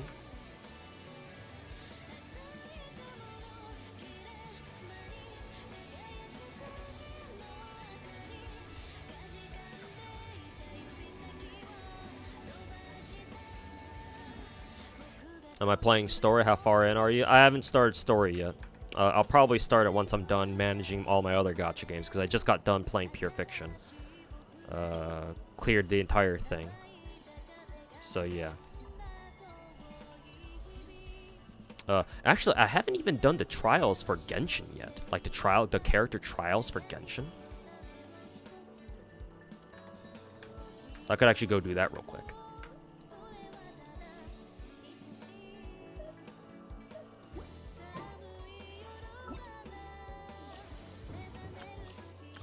And the Lantern Rite event started on Genshin, over on Genshin, so. Yeah. I still haven't even done the Shinyan trial. Your thoughts on the new FSN remake we're getting? Hey, that's great, man. It keeps Fate Stay Night relevant even after 20 years, because you know you're gonna Type Moon made the correct decision to localize it for English and put it on Steam. So you're gonna have both old heads and Zoomers. Well, not necessarily Zoomers, just new folks coming to check out Fate Stay Night. Yeah. So yeah, it's nothing but a dub. Yeah, it's probably the best thing that they could have done, because it still keeps Fate Stay Night relevant, or it'll give it its best shot anyway, helping it stay relevant. But yeah, the Steam port is gonna be huge, Steam and the English localization. So we can only hope that the English localization is actually faithful, though. So we'll see if the Aniplex does a good job with that, because they've had problems with FGO, that's for sure. So we'll see. But overall, it's a dub. Thoughts on Epic 7? Never played it. Animations in that game are fucking fantastic. But you know, PvP, so Omega lol.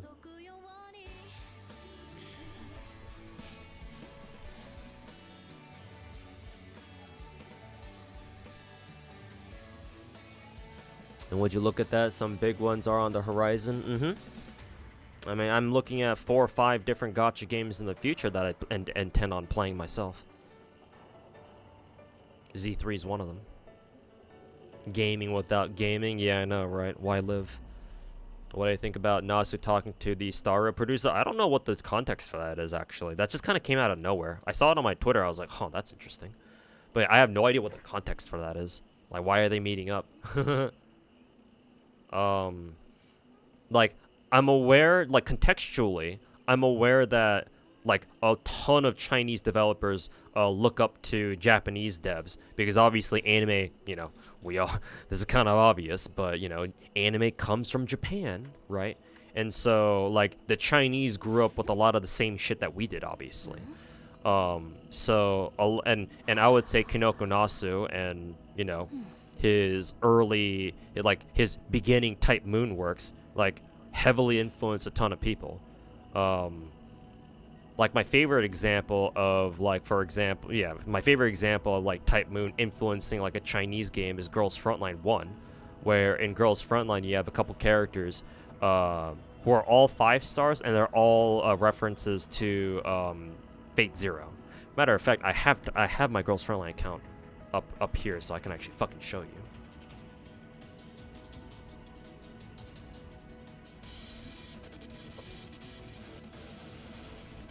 Yeah. So this game is called Girls Frontline 1. This game is obviously Chinese, or it's a Chinese game. This game has a massive reference, or at least in the beginning, this game has a massive reference to Fate Zero, because 3 of the characters, if I can pull it up here. Let's see. M950.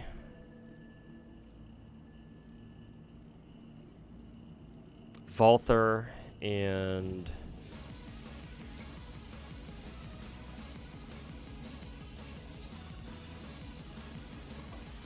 where is she? Am I forgetting her fucking name? She's a 5-star. She's around here somewhere.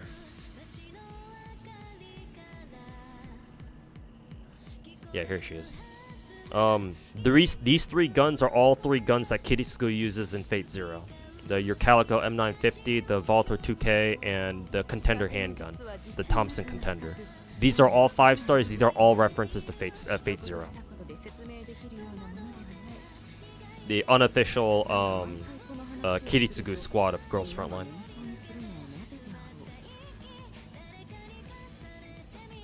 Oh, and of course, if you want to include Styre Og, because Kiritsugu at one point does use an AUG. Where is she? She's in the game too. She doesn't have a mod 3, at least not yet, so she should be in the level 100 level 100s category. There she is. Styre AOG, or the AUG. So, all of the weapons that Kiritsugu uses in Fate Zero, they're all in this game. They're all references to Kiritsugu. This is the unofficial Kiritsugu squad. So, yeah, Chinese. Oh, I should probably expand it again so you guys can actually see them. There you go. So, Chinese developers are obviously massively influenced by the OG Japanese creators as well. So, in that context, yeah, I can understand Star Rail's producer coming to talk with Kinoko Nasa. I just have no idea what they're going to talk about. Like, why are they even meeting in the first place? I mean, it kind of makes sense because I always meme that Star Rail is basically FGO 2.0, but like, what kind of implications does this have? I don't know. Like, are we gonna have a collab or something? I don't know, man. Yeah, but probably not. They're just probably getting together to just talk about random shit, random game shit. Because yeah, Kinoko Nasa is far from the only one that they talk to. Yeah, they probably want to go talk to like the Persona team and shit like that. So,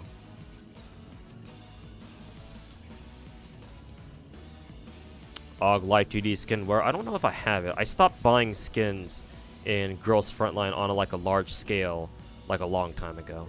Yeah, I don't have it. It's her armor one, right? I don't really like the armor ones. Like I'm not super into armor on as like an aesthetic. Like I appreciate it. I can see why people like it, but it's not really for me. So that's why I don't have it. I much prefer Styre's Og's original dress here anyway. So yeah. Walter was a Hitman reference. Oh, Hitman reference though. I would consider more a Fate Zero reference. I don't think she's a Hitman reference because this game still doesn't have Hitman's his long ball or heart slides or whatever his pistols are called, his iconic handguns. This game doesn't have them yet. Maybe they do on a Chinese server, but on NA, I don't think they're in the game yet. Is there something that's like anti-Alzheimer's? That's something that you might develop at old age. You'll be the first person to ever have. I'm sure if there's something like that, other people have gotten already. I mean, the world's a big place, 8 billion people, so. That's America, the Gacha game? Not really. Not really. Would it surprise you to know that guns come from every part of the world? Yeah, sure, a lot of the guns here are American, but like, how do you explain why the fuck is Type 56 in this game? She's basically a Chinese clone of the AK-47. And yeah, this is a Chinese game, so it's like, yeah. You want me to pull out all the Chinese firearms? I can do that real quick. You got QBZ 191. This is Norinco's most recent assault rifle, the newest standard issue in the PLA, I think. And she's top tier. I think she's top tier. You got Type 97 and Type 95, the two classics. They've always been in the game ever since the beginning.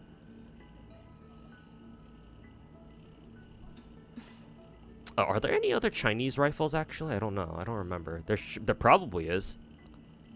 Maybe like a 3-star or a 4-star.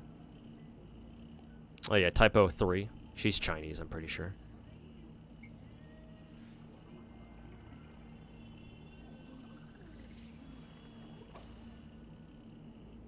Anyways.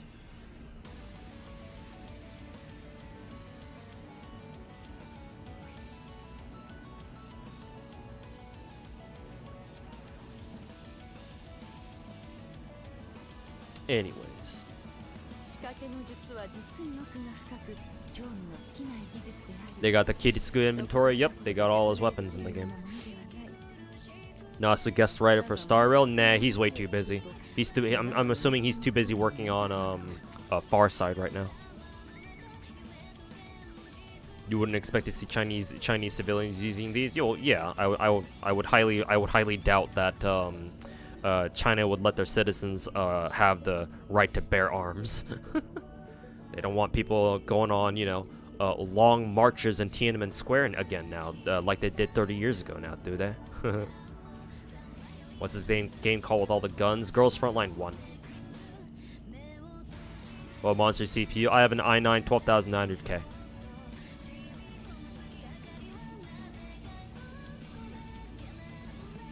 In China, you need to file your personal info when you buy a knife in some provinces. Yeah, there's some clips on Twitter or some shit of people, of like cooks or like chefs cooking with like knives that are like literally chained to the table.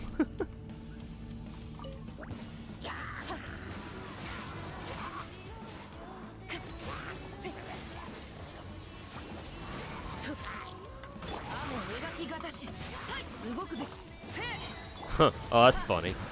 Gaming's also here too.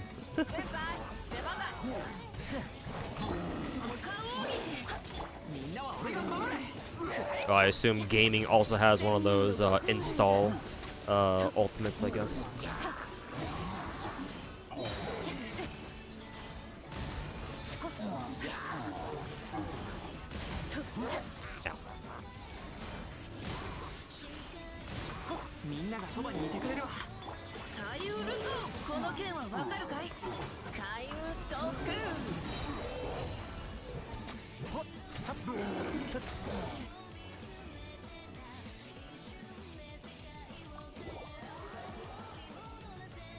Do I have DP12 mod 3? Oh, is DP12's mod 3 in the game now? If it is, then I'll mod 3 her. Just because it's DP12.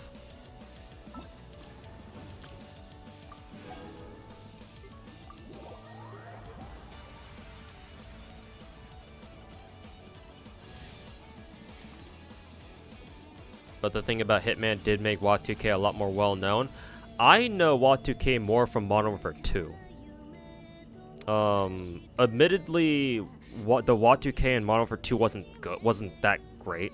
Because it was a semi-automatic, and semi-autos traditionally in COD are not as good as your bolt actions, or like your like heavy caliber or like 50 caliber rifles like the Barrett or something. So people obviously gravitated more towards the 50 cal or the intervention back in Modern Warfare 2.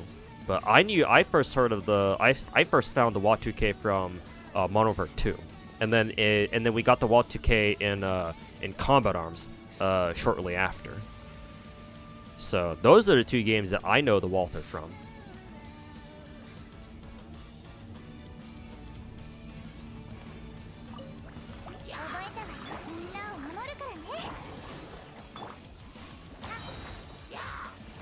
It's been there since December. Okay, I'll mod 3 here soon then. Assuming I have enough resources to do it in the first place. I think I should.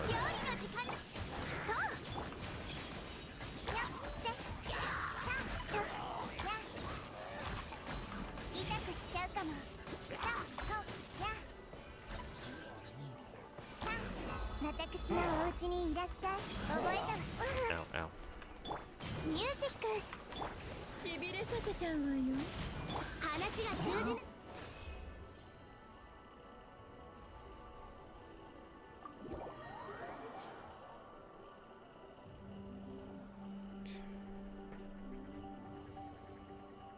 Gaming only comes to real gamers. Man, if I'm not a real gamer, then I don't know anybody. I don't know who else would be. Anybody else who would be who plays Genshin or Star Rail, man.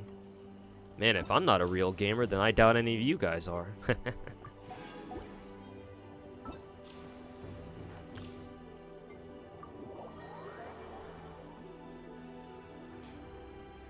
Mr. 2, your social credit score, or your social credit score, Bing chilling.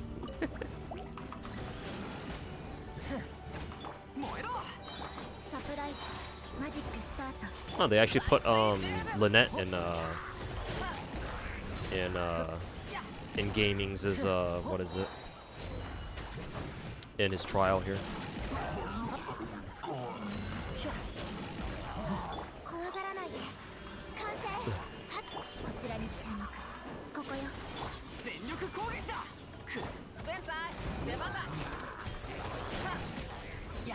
Ooh, I like how he homes in on an enemy when he uses his skill. That's really cool. Very good mobility thanks to that.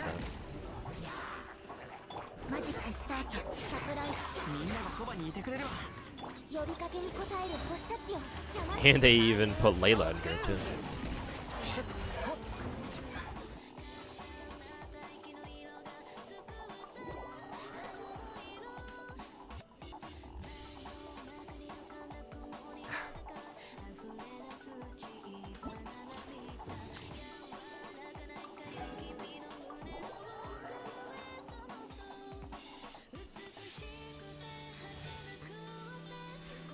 Am I playing on windowed mode for real, or is this just the way it looks to use? This is what my actual screen looks like.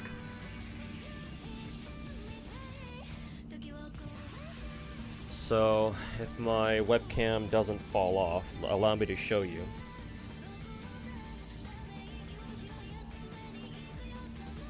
I try to not have everything fall off. So, if you see my webcam here, that is my second monitor on my right here. That is where I have my YouTube chat, Nikkei, and 3 of my Gacha games, basically. Those 3 are Nikkei, Arknights, and Girls Frontline 1. And over to the right, you have my 4th monitor, technically, and that's where I have the rest of my Gacha screens over there. Blue Archive, Azure Lane, and Ether Gazer. My main screen is this one right up front. It has Genshin. I can't really pull out the webcam too far because of the wire. And then over to the left here is the monitor on my left, and that's where I have my Streamlabs. And over here I've got even 2 more monitors over there with my second PC.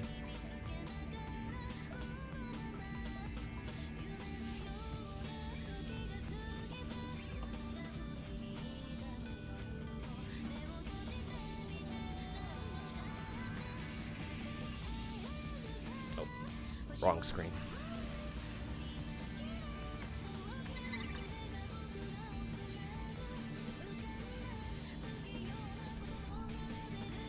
Is Dehya good? She is. She's not bad like the community thinks she is, because, well, let's face it, the Genshin community can be very fucking retarded sometimes. But she's extremely investment heavy, and her opportunity cost is way too high for most people to use her. There's a lot of problems with Dehya, both from a gameplay point of view and from an investment point of view. That double whammy means that most people are just not going to use her. So, she's not bad. She's actually good. In fact, I think personally, I consider her one of the best Abyss units in the game. But your average player is not going to be running Dehya just because it's so restrictive to try to even build her in the first place.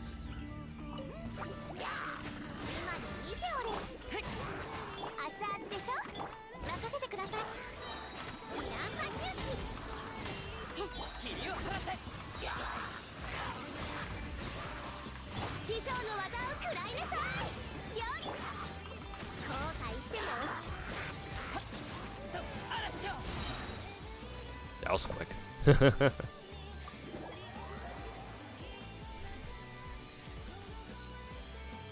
What rig do you need to run so many games at once? It doesn't have to be that strong. The two parts you're really looking for are, I think, in my opinion, the two parts you're really looking for are your CPU and your RAM. Make sure you have a lot of RAM, and make sure your CPU is really good. Those two parts are the most emulator intensive, I would say. Like most of these games, you don't really need like a really good video card to run, though I'm sure the better the better your video card is, the easier it'll be. But like I have a 3090. That's a pretty good card, but I wouldn't say that's like, I don't think anyone's gonna say that that's like super top of the line or something like that. Maybe it is actually, I don't know. But like, considering the top of the line card right now, if you're an Nvidia fanboy like me, is like the 4000 series, right? Like 4080s, 4090s, 4090 Ti's or whatever. Like if you want to go for like the best of the best. So it's probably not your video card, or your GPU. So yeah, it's gotta be your CPU and your RAM. CPU is the most important one for sure.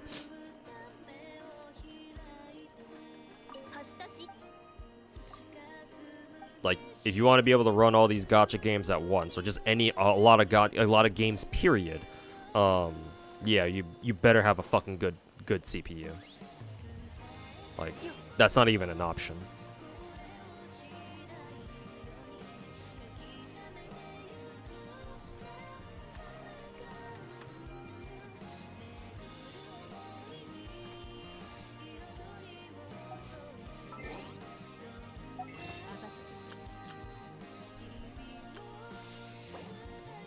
I can buy 9.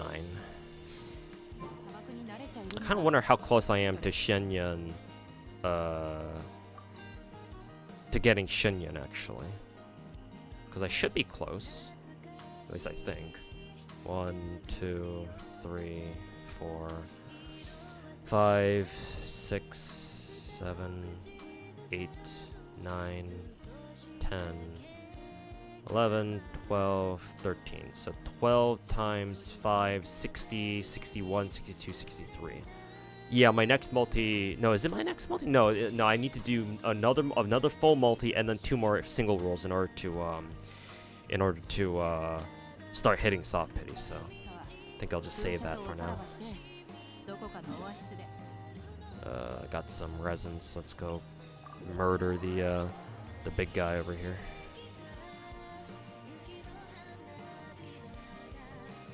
3090 actually is top of the line. Okay, no wonder this build cost me fucking 3,000 bucks.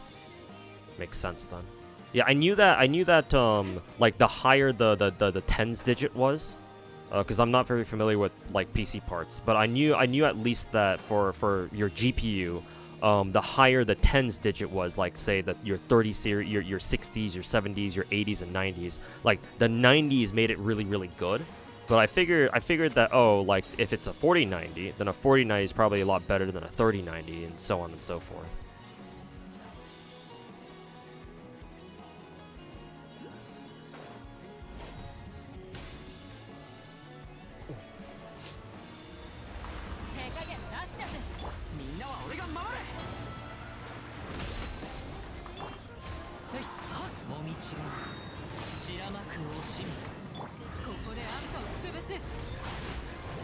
Okay, see if I one cycle this bitch.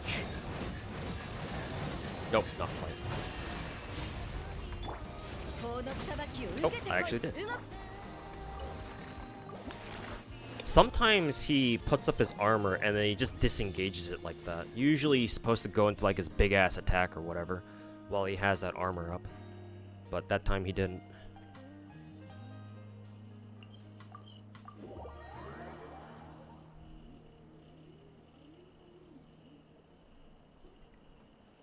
Hope someday you can make 5% of the money I've already spent. All the money that I spent on gacha games pales in comparison to what some other people have spent on gachas. The impressive part about me, if I'm gonna fucking flex myself for a little bit, is not the money that I've spent. It's the time that I put into all these games and the fact that I still play most of them even after all these years. Like for example, I'm sure you guys know who Fobmaster is. Apparently he's been playing gacha games for even longer than I have. But, you know, how many of those, like, even though he's played a lot of different gacha games over the years, how many of them does he still play, right? Most people are like him, right? Where if they're like gacha enthusiasts like me, or like him, rather, then, yeah, they play a whole bunch of different gacha games, but they only stick with, like, maybe 1 or 2, right? And it makes sense that it's Genshin and Star Rail, because duh, why wouldn't they be? Like, I think he just got back into playing Nikke again after playing it when it first came out and not touching it again for like basically almost a year. That's how most people do it. Most people, when it comes to gacha games, they like, if they really like gacha games, even if they really like them, the most that they'll go to playing gacha games is they'll keep like one or two, like one or two will be like their main gacha games that they actually play on a consistent basis, and like everything else, it's either oh, they log in like every now and then, like whenever it has like a new update or something, or they just play a little bit and they just ditch it entirely and say, oh yeah, I played that game before, even though it's been like 4 or 5 years since they last played. No, for me, what you should take away from me, from my gacha experience, like from my gacha addiction video, is the sheer amount of time, because most people aren't willing to put in the time. Like, I know for free-to-play players out there and people who just don't have a lot of money in general, this is going to be a hard concept to wrap your heads around. But money is not the impressive part. It's the time. How committed are you to gacha games? Most people are not that committed. Not as committed as I am. So that's my flex. Correct on that. 3090 better than 3080, 7060. Yeah.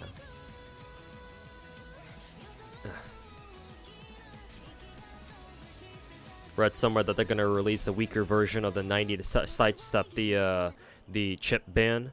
Wonder how that would go against 80 Ti or 80 Super. Yeah, I would imagine that's for the Chinese market. Yeah, because yeah, I would imagine Nvidia and like AMD are not very happy with the chip war, because obviously China is a huge market for graphics cards and just PC parts in general. Like duh.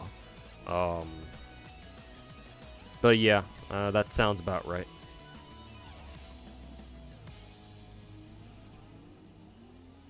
Still wild to think that it was like 80,000 bucks over the course of like 6 years.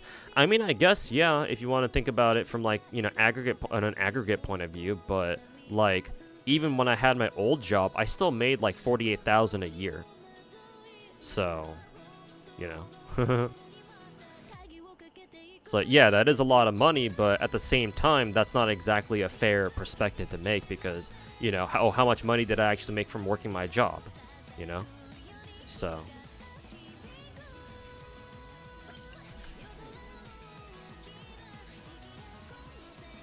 You're saying you're committing to a gacha? I mean, I would say so, yeah. Compared to how most other people play gacha games. Again, try to find me another gacha game streamer who has a stream that kind of looks like mine, you know? I dare you. Chances are you're not going to find one. Like, maybe the closest streamer that I can think of who can pull off what I'm doing here is maybe Rexland. Because I would consider, out of any other streamer, Mr. Rex, the PGR guy who used to do FGO, Rexland actually showed up on the recent PGR dev interview, actually, if you want to know what he looks like.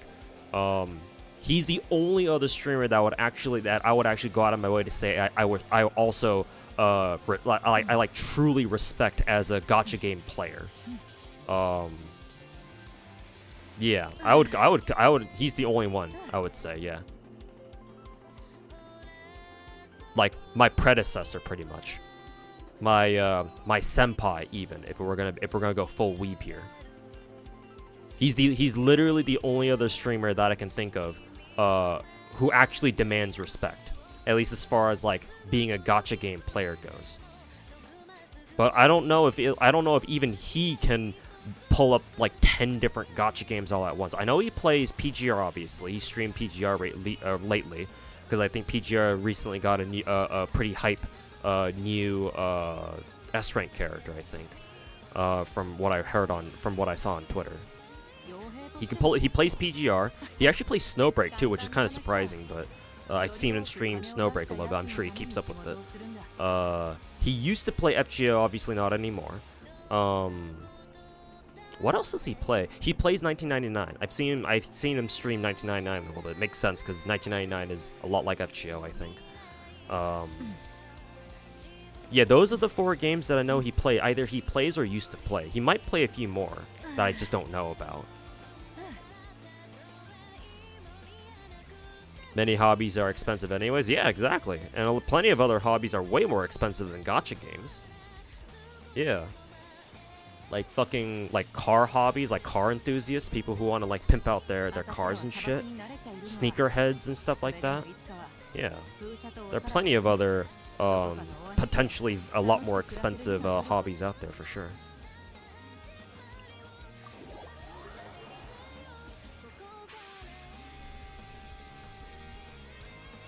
Oh yeah, he's also played Girls Frontline too. So yeah, he's played like 4 different games.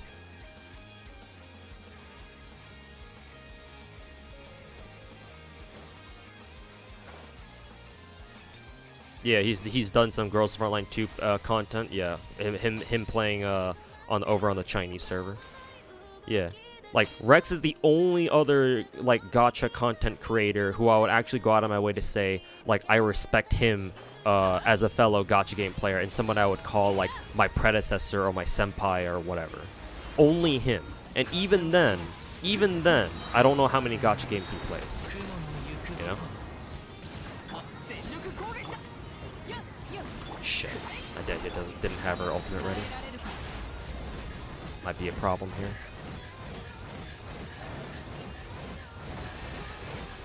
Nice, we actually canceled it. I think if you do enough damage to him, to this elite boss, he just straight up skips his armor phase, which is pretty nice. Makes it so I don't have to deal with his armor bullshit. How are my grades in school? They were okay. The problem with my grades in school was that, oh boy, is it story time? Is it, Tuhu lore time again? Now that you opened this can of worms.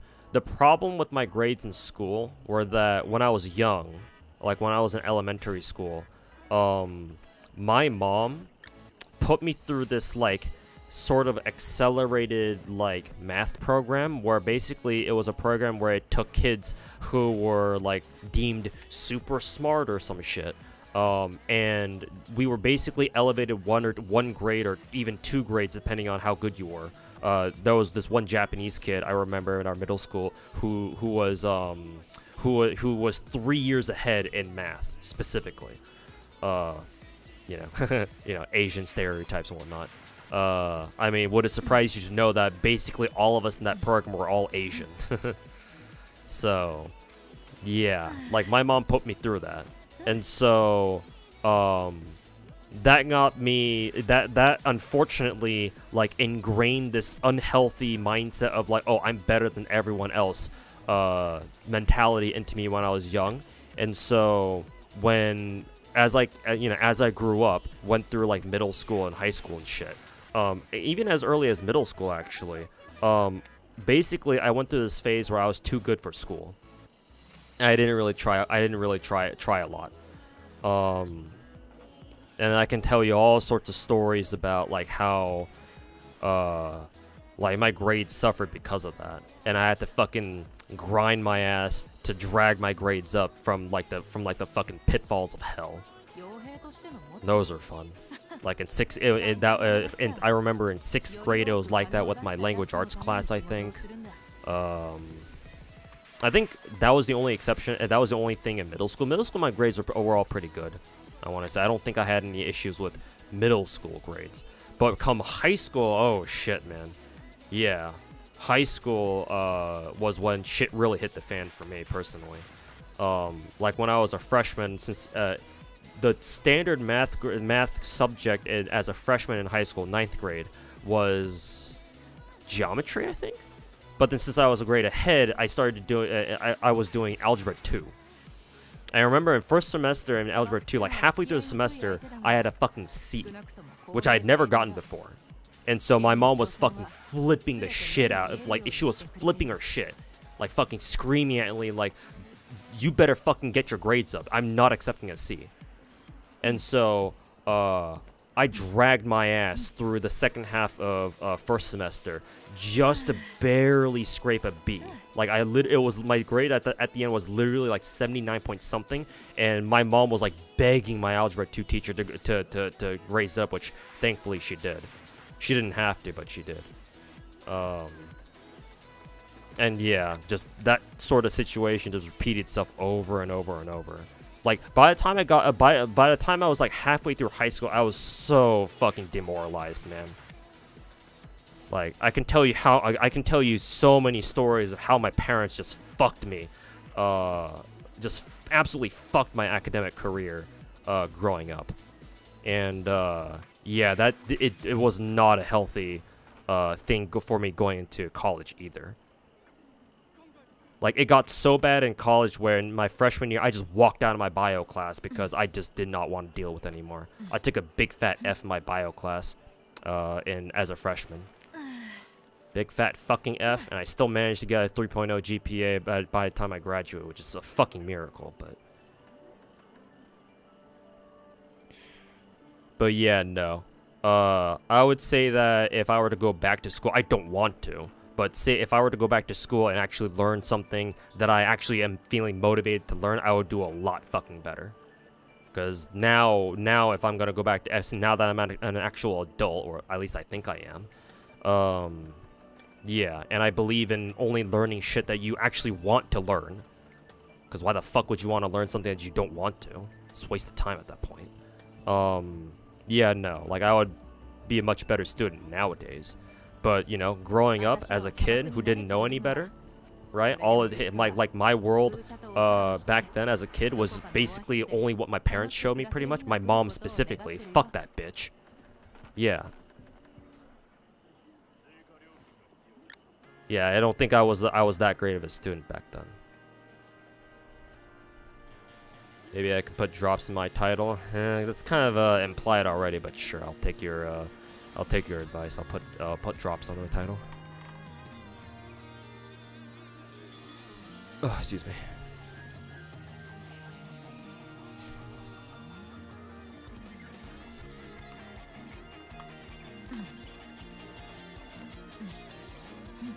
But thanks for your suggestion.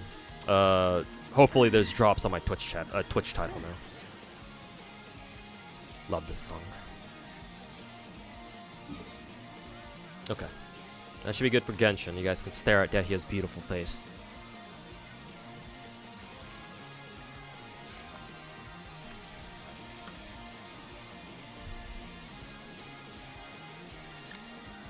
Oh, that's just the daily mission. Okay. Let's go do the story trailer or the story stuff now.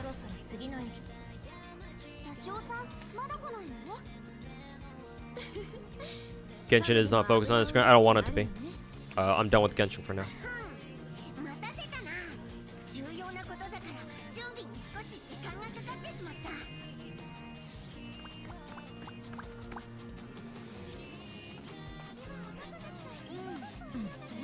Yep, there are drops. Okay, thank you, Afton.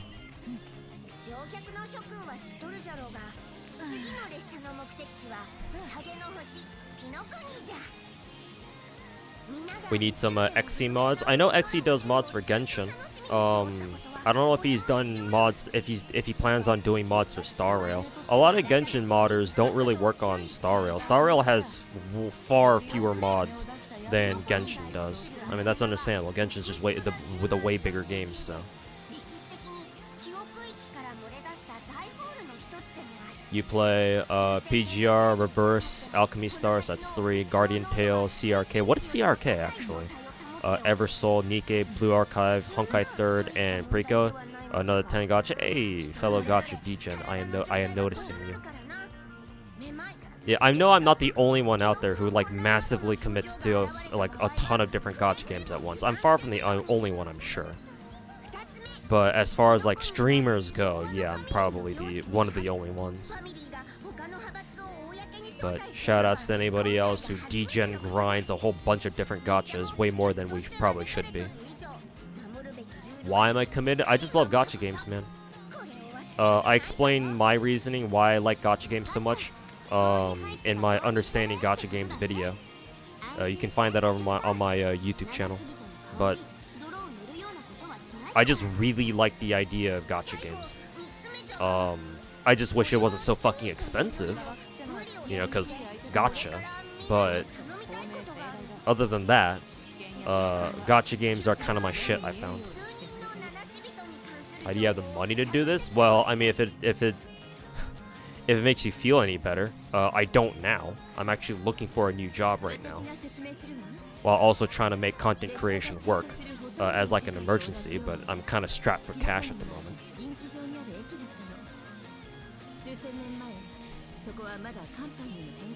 The nip slips and XC's mods wouldn't be great for stream. Yeah, obviously. I'm not gonna risk having MiHoYo fucking ban my accounts for running mods on stream. So yeah, no. I'm not gonna run mods on stream ever.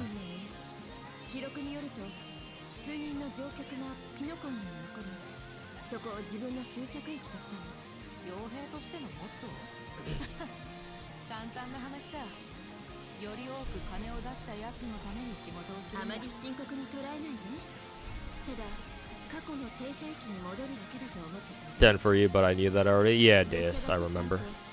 Or I think I do. Have I seen Groza's cheap house skin and Girls Swan too? No, but I've heard of it. You even read YouTube comments? Yes, just not as frequently. There's a new raid in Blue Archive? Yeah, it's fucking Gauze again. Fuck that asshole. But yeah, new Gauze raid. At least it's not that new guy. I don't even know the name of the new guy. The fucking orchestra conductor dude. Fuck that bitch. It's a picture of some of the guys at the Blue Archive Expo. Oh, you mean up in Sapporo or something, or somewhere else? Flipping off the Gauze statue, and that's how you're feeling right now? Yep. Sounds about right.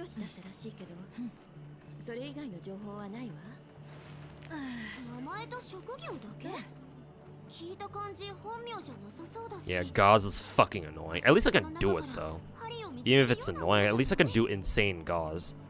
I took one look at insane the insane raid for our latest raid boss, our newest raid boss. Again, the conductor dude. And I was like, fuck that shit.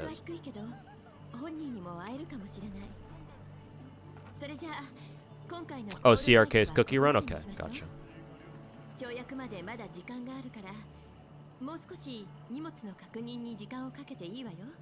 Nobody does insane Gauze, but fuck that fight sucks. Yeah, seriously. It's Gregarious. Oh, okay. I was confusing Gauze with the Gregarious actually. That was probably because I knew the name Gregarious, but I thought I was confusing that with the Gauze basically. Okay.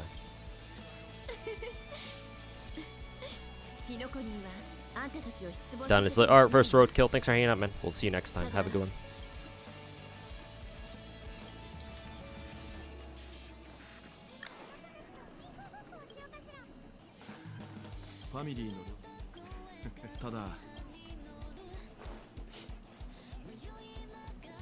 You still don't know what to do in Snowbreak character progress, like what to prioritize?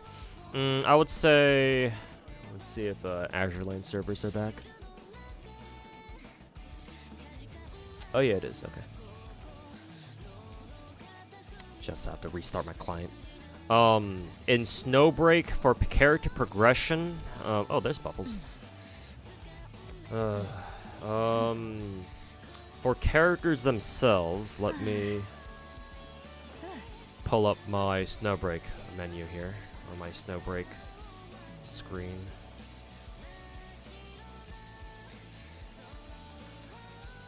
For free-to-play characters, I would say invest into Fenny and Yao. These two are 4 stars, so they should be easier to get. And maybe Chenxing. Maybe Chenxing, yeah.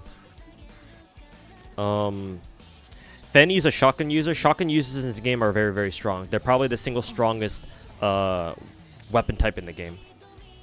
Shotguns are super strong. They're not broken, but they're really strong, I would say.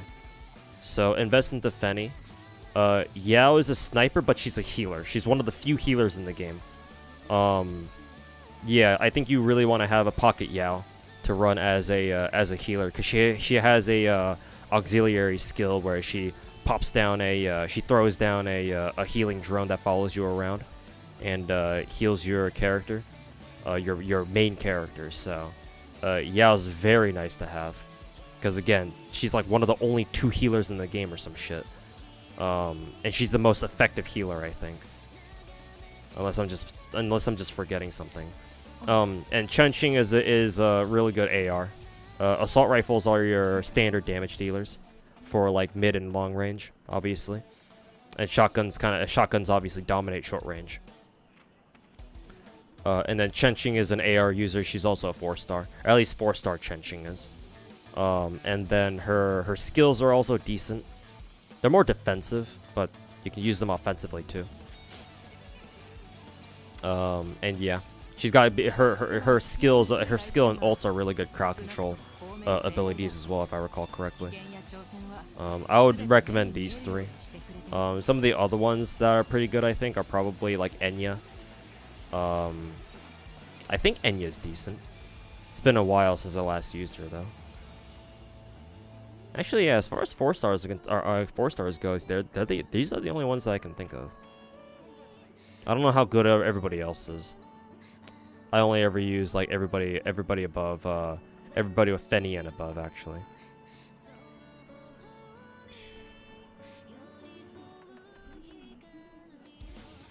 Still can't unhear how Bay says Acacia. Yeah, but S-rank Fenny, yeah, S-rank Fenny is also great too. If you have her, obviously invest into her.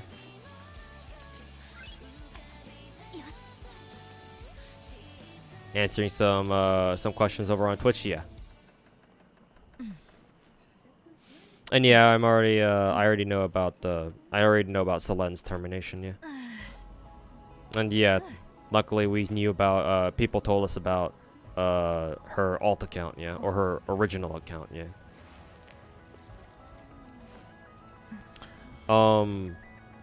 As far as like actually leveling a character goes, KS Lord, so obviously you want to level their actual character level, but also you got to give them a weapon. I don't know how much you spend on Snowbreak. A lot like Genshin or Star Rail, where ideally you want to give them their signature weapon. In Snowbreak, every single character has their own signature weapon. If you go to recommended and look at advanced equipment, yeah, you can see what their signature weapon is. So for Sunny, or for Fenny, her signature is called the Sunny Payback. And this is a Gacha 5-star weapon because it's 5-star. Or it's an orange tier weapon. Orange gold tier, whatever you want to call it. And so, yeah. But if you don't have access to her S-rank weapon or her gold weapon, then I actually recommend looking into some of the 3-stars, because a lot of the 4-star weapons are actually not that good. Because just like in Genshin or Star Rail, you have a weapon that has their like base stat or whatever, and it also has a passive ability, right, that lets the weapon do more shit.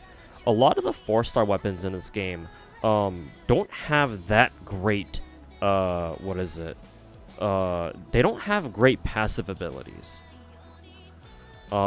Because the passive abilities that you really want to look for in Snowbreak are ones that are actually related to damage. Because DPS is so critical in Snowbreak. Because Snowbreak obviously is enemies in Snowbreak are very tanky, right? They're huge bullet sponges. So anything you can do to squeeze more damage out of your characters is better. So that's the problem with a lot of weapons, a lot of the 4-star weapons, most of them I would say, in Snowbreak. Like their abilities just they're more utility focused. But a lot of them, like most of them, don't have like actual DPS related passives, right? Like I guess this Midnight Delivery Shotgun isn't bad, but like this is a fucking chaos damage weapon, and like Fenny is electric. S-rank Fenny is electric. Like she does electric damage, or she's supposed to do electric damage. So like yeah, you can run Fenny, S-rank Fenny with Neon Tube here, but she's doing the wrong elemental damage type. So that's not ideal. Right? Yeah, like you could run Discordance. This Discordance honestly probably isn't bad, because yeah, it does electric damage. And then for every bullet and for every shell in the mag, in the chamber, shots deal extra electrical damage equal to this much of her attack when shooting. But like, the passes aren't that great until you like get multiple copies of them, and then like you combine them together, right? And that might take a while, given like depending on what weapon you have. So honestly, until you get like a really good like shotgun, or until you can get her signature, honestly, like look into some of the 3-star weapons, because the 3-star weapons are all very simple. Like their passive is, oh, just straight up increases your elemental damage by 25% at S5 or at tier 5. But yeah. So that's what I would say about their weapons. Once you level a character's actual level, give them weapon, get that shit to max level. You then have to worry about their logistics. This is basically like their gear, if you will. For now, just focus on getting them their recommended. View details recommended. The recommended squad. So for example, S rank Fenny is recommended the Amano Iwato squad, and that's what my Fenny has as well.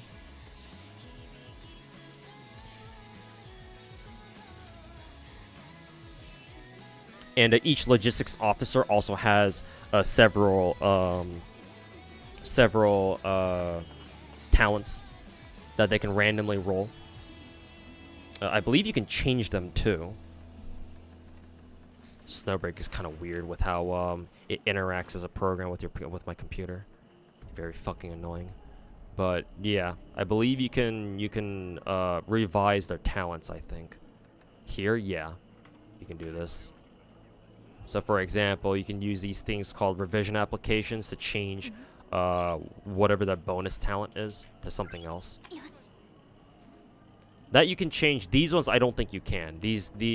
Actually no, the chaos damage you can change, I believe, because I think that's what it's saying here, that you can change here. 7.2. Yeah, you can change that at least. So yeah. Manifestation is there, like they're just the extra dupe copies. And then lastly, neuronics is like their skill tree, kind of. You should be able to max out everybody's neuronics as long as you have enough of their neural materials or whatever.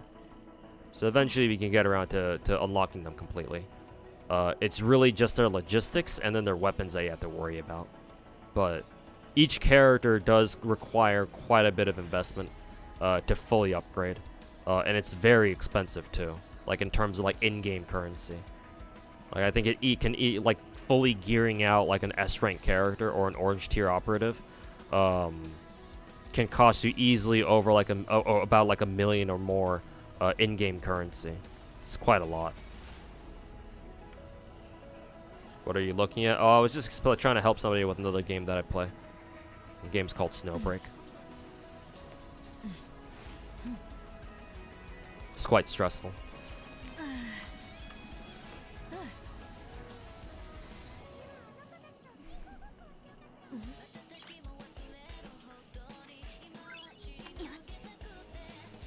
I might be the only guy you can listen to ramble about random shit for days. People have said that I have a pretty good voice, which I don't know about because I don't really like my own voice, but I've gotten used to it over the years. But, yeah, I like talking about stuff.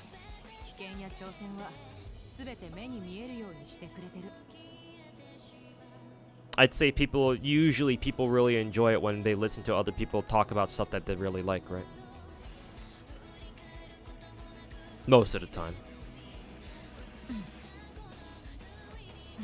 I'm just thankful that there are people out there who actually, you know, think that way about me.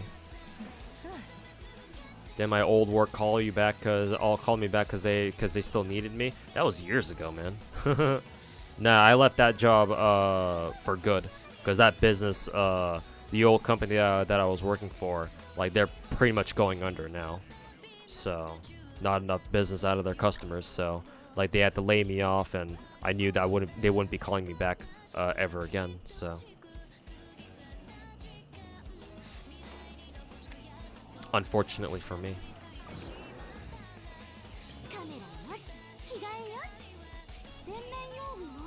Thanks, man. Your guide is gonna help a lot. Yeah, just don't feel free to ask me any more specific questions about Snowbreak. I'll try to help wherever I can. I actually remind you of Technoblade's voice. Really, I've never watched any of Technoblade's videos, so I wouldn't know. But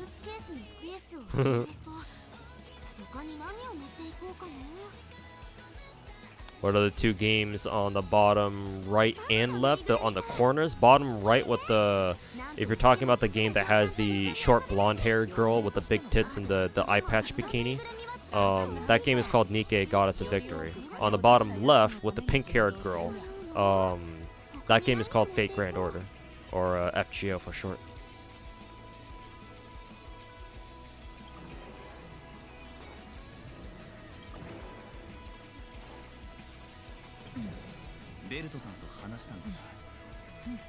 Shotguns are kind of cracked at close fights. Yeah, shotguns are some of the best weapons in the game, yeah. They're really good at CQC. Ideally, you use them for close range fights. They just kind of demolish everything.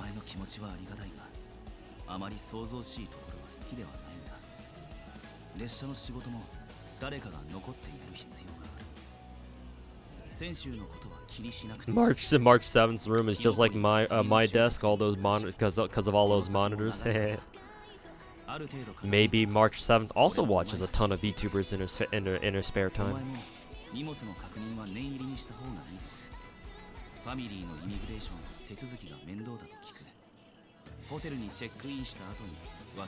Machine gun is good too, you think? In Snowbreak? We don't have a machine gun character in Snowbreak. We only have shotgun users, ARs or assault rifles, submachine guns. Maybe you're thinking of SMGs. Snipers, pistols, as in like revolvers. And even the pistols have like two different kinds, where you have Acacia, where she uses a heavy-duty like small mag revolver. Or it's not even a magazine, it's a cylinder. A small cylinder revolver, low rate of fire, but it hits hard. And you've got your rapid fire pistol users like S rank or orange, like S rank 5-star Haru and Enya. So, but no actual machine gun users. I mean, we do have Katya, and she's a fucking weird ass crossbow user. I don't know how the hell she works in terms of like what kind of weapons she wants. But no proper like machine gun user just yet. Maybe in the future though. Is co-op still mandatory / extremely grindy in Snowbreak? That's why you quit after you experiencing the double co-op experience raid event. Yeah, I don't blame you. If your account is highly invested enough in Snowbreak, like for example, I don't bother co-oping in Gigalink anymore. It's fun co-oping with people, but like just to save time, I just play that shit on my own. Like once you have a fully like invested team, I mean hell, in Gigalink you only bring one character anyway. So as long as you have a character who's strong enough, like you can just solo Gigalink, you'll be fine. However, for like the event co-op modes, yeah, those are still kind of mandatory.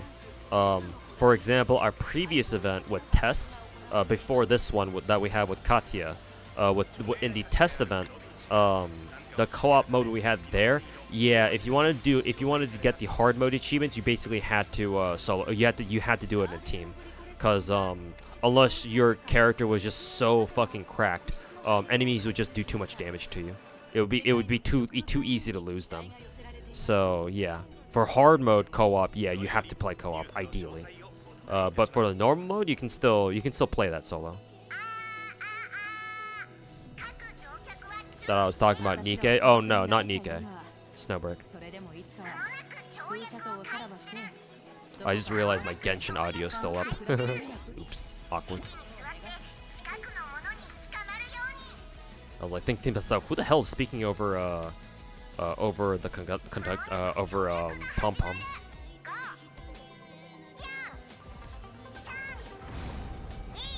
Haven't seen this scene in a while.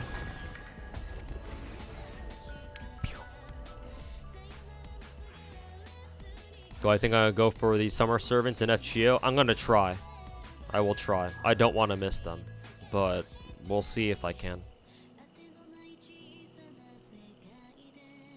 The single most overpowered characters we'll get this year. Yeah, Archetype Earth and then the summer servants right after. Yeah, for real. Hey, Acheron.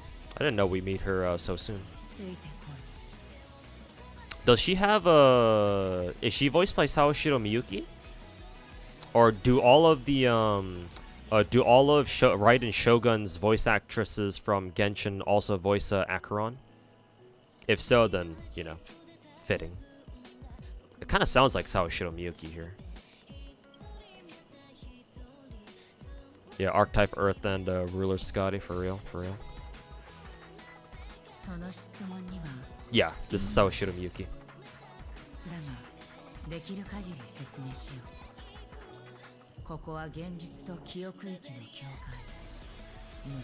The English voice actress is actually the one for Beto, not Raiden. Okay, so they switched around a couple. But yeah, this is for sure Sawashiro Miyuki.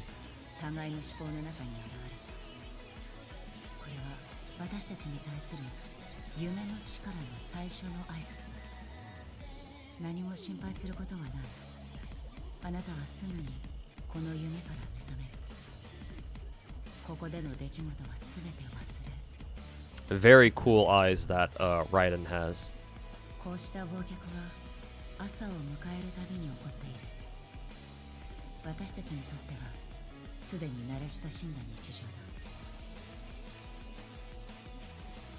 VA drama is kind of cringe to be honest. I mean, yeah, anything that involves VAs getting harassed is always fucking cringe. Yeah, I don't know what happened with the... I haven't read into whatever happened with the Acheron's VA. I assume they tried harassing, who is it? Acheron's Chinese voice actress. I don't think I heard anything about Sawashiro Miyuki getting harassed. Or at least, I fucking hope not. If I find out anybody's harassing Sawashiro Miyuki, I'm gonna fucking find where they live.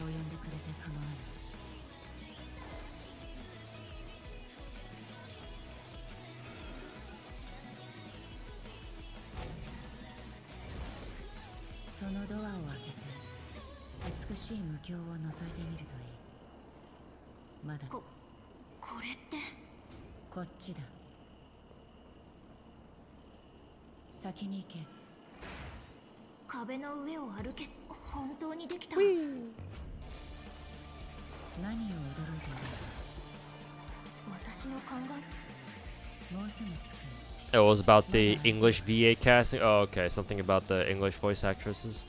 Was it specifically because they used Beto's voice actress for Acheron and not whoever the English voice actress was for Raiden Shogun?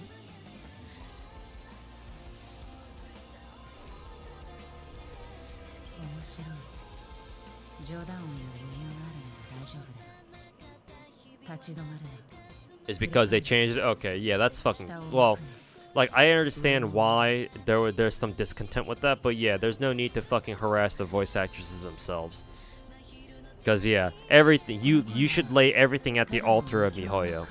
If you're gonna criticize anyone, criticize MiHoYo. Hey, here's Black Swan and Hanabi.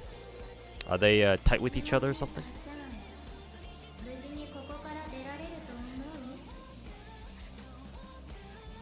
But yeah, anybody harassing the voice actresses themselves, yeah, they should go unalive themselves right now.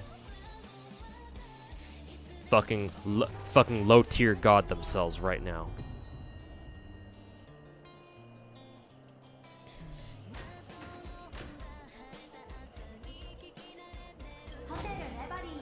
Hello, Misha. Yeah, hopefully that doesn't last too long.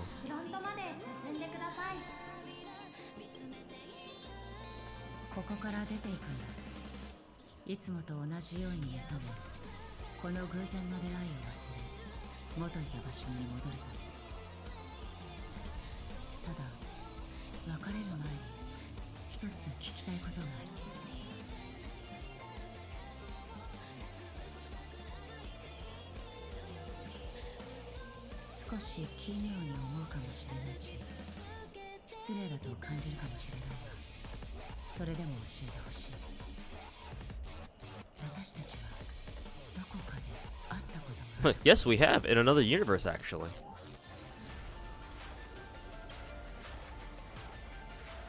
I recognize you.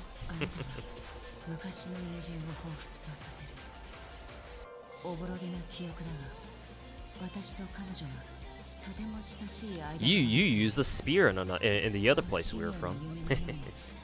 近くにいるのに手が届かない存在だった。もう少し聞いてもいいか。私はよく忘れてしまうから、記憶よりも感覚で物事を捉える。The worst VA harassment so far for Kayano I. Oh yeah, I remember when that went down. Yeah, that was yeah, but that's more the Chinese being Chinese. So. 例えば客室で目を覚ました時、あなたはいくつかの名前をつぶやいていた。彼らは仲間か家族か、それとも敵か。あなたは多くの人々、多くの物事と強い絆を結んでいるようだが、その絆を失うことに恐怖を感じる。 Might I ask if you fear losing these bonds? Well, I've burned plenty of bridges before, so.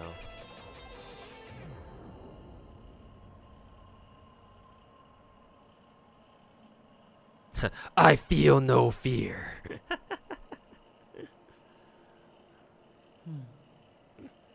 仮に巨大で現実との区別がつかないほどリアルな無境があったとしよう。そこには Hey, I watch VTubers. I lose a handful of the ones that I really like every year anyway, so what's the difference? あなたはその中で暮らしたいと思うか。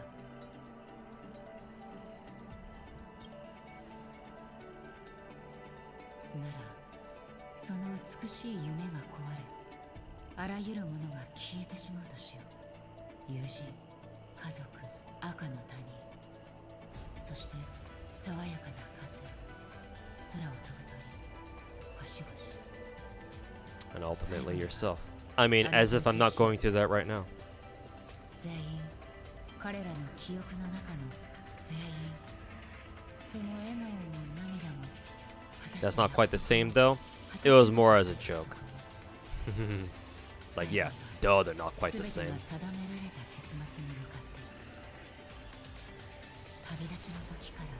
Like, yes, thank you, Mr. Captain Obvious. Yes, I'm aware they're not quite the same.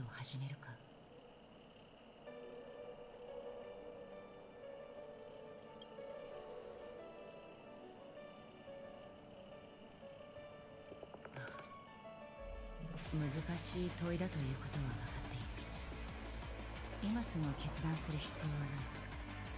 言っただろう。答えは重要ではない。耳を傾け、手で触り、考える。そうすることで感じ取れるものがある。それを大切にして、その感覚を頼りに選択すればいい。 Did we get the roll for her now? No, not for 2.0. She'll probably be... Actually, not probably. We know she's going to be here with 2.1. Because they've already drip marketed her. So...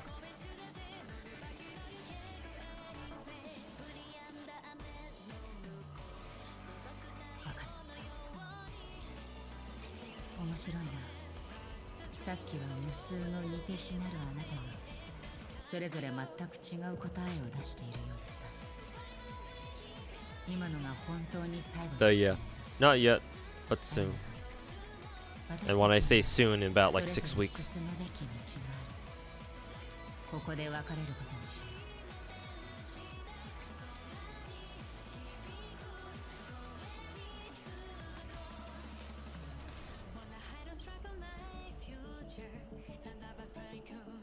金色の夢が今にも動き出そうとしている。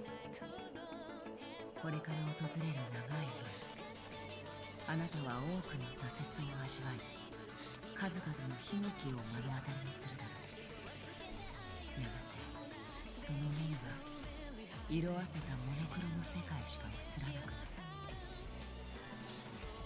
その世界には一抹の赤が現れるが、瞬く間に消えてしまう。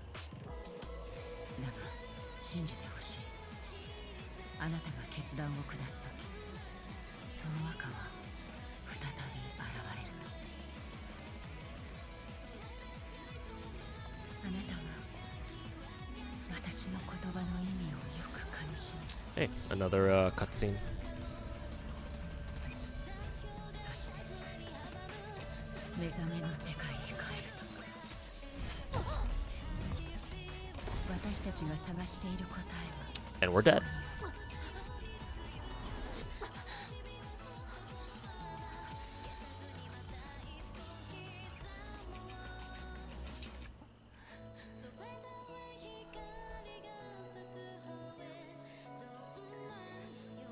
おい、どうした？なんで泣いておるんじゃ？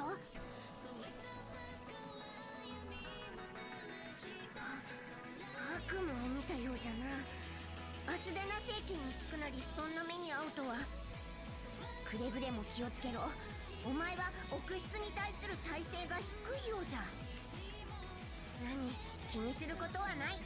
夢と現実は相反するものじゃからな。お前が寝とる間に列車はピノコニーに到着したぞ。かつての辺境の監獄も今では豪華なホテルに変わっておる。 Hey Toaster, how's it going, man? 車掌として I'm doing alright. ピノコニーには I couldn't go to sleep earlier as intended, so I just decided to do an early stream today. 代わりに存分に楽しんできてくれ。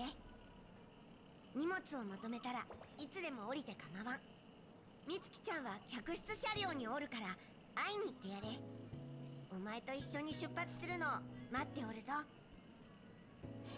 ナノ、まだ荷造りしてるのかな。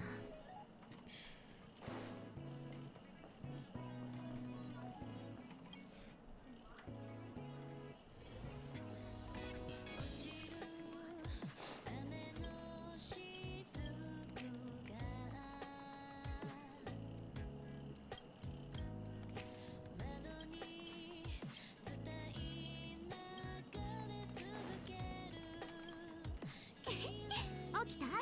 準備は進んでる？あ、幼児ちゃんと姫子 Working on some uni stuff, has decided to hop in and watch the stream. I want to say, hey, thanks for hanging out, man. ここで待ってたんだ。 Does the bootleg Ace Attorney thing in Star Rail where Ratio intergenerates us, interjects us happen a lot, or is it just like a one-off thing that's only in this quest line?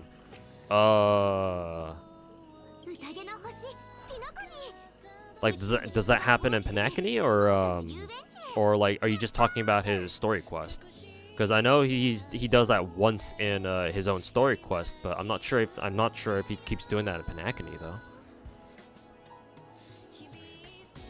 Oh, the interrogation thing. Like, yeah, I think you had to do it like once or twice during a story quest or whatever, but it only happens once or twice, I think.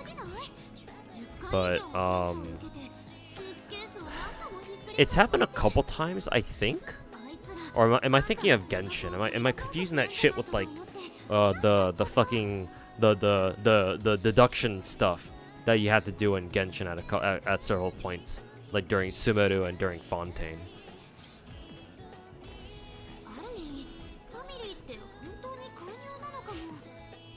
It happens a couple times in Star Rail. Okay. このホテルのロビーってすっごくゴージャスだね。あのずらっと並んでるのって全部客室？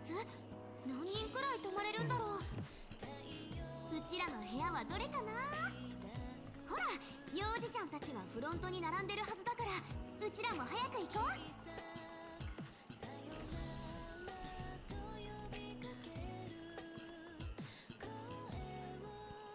ホテルレバリーへようこそ。忘れられないリゾート体験をお楽しみください。チェックインが必要な方はフロントまで進んでくださいね。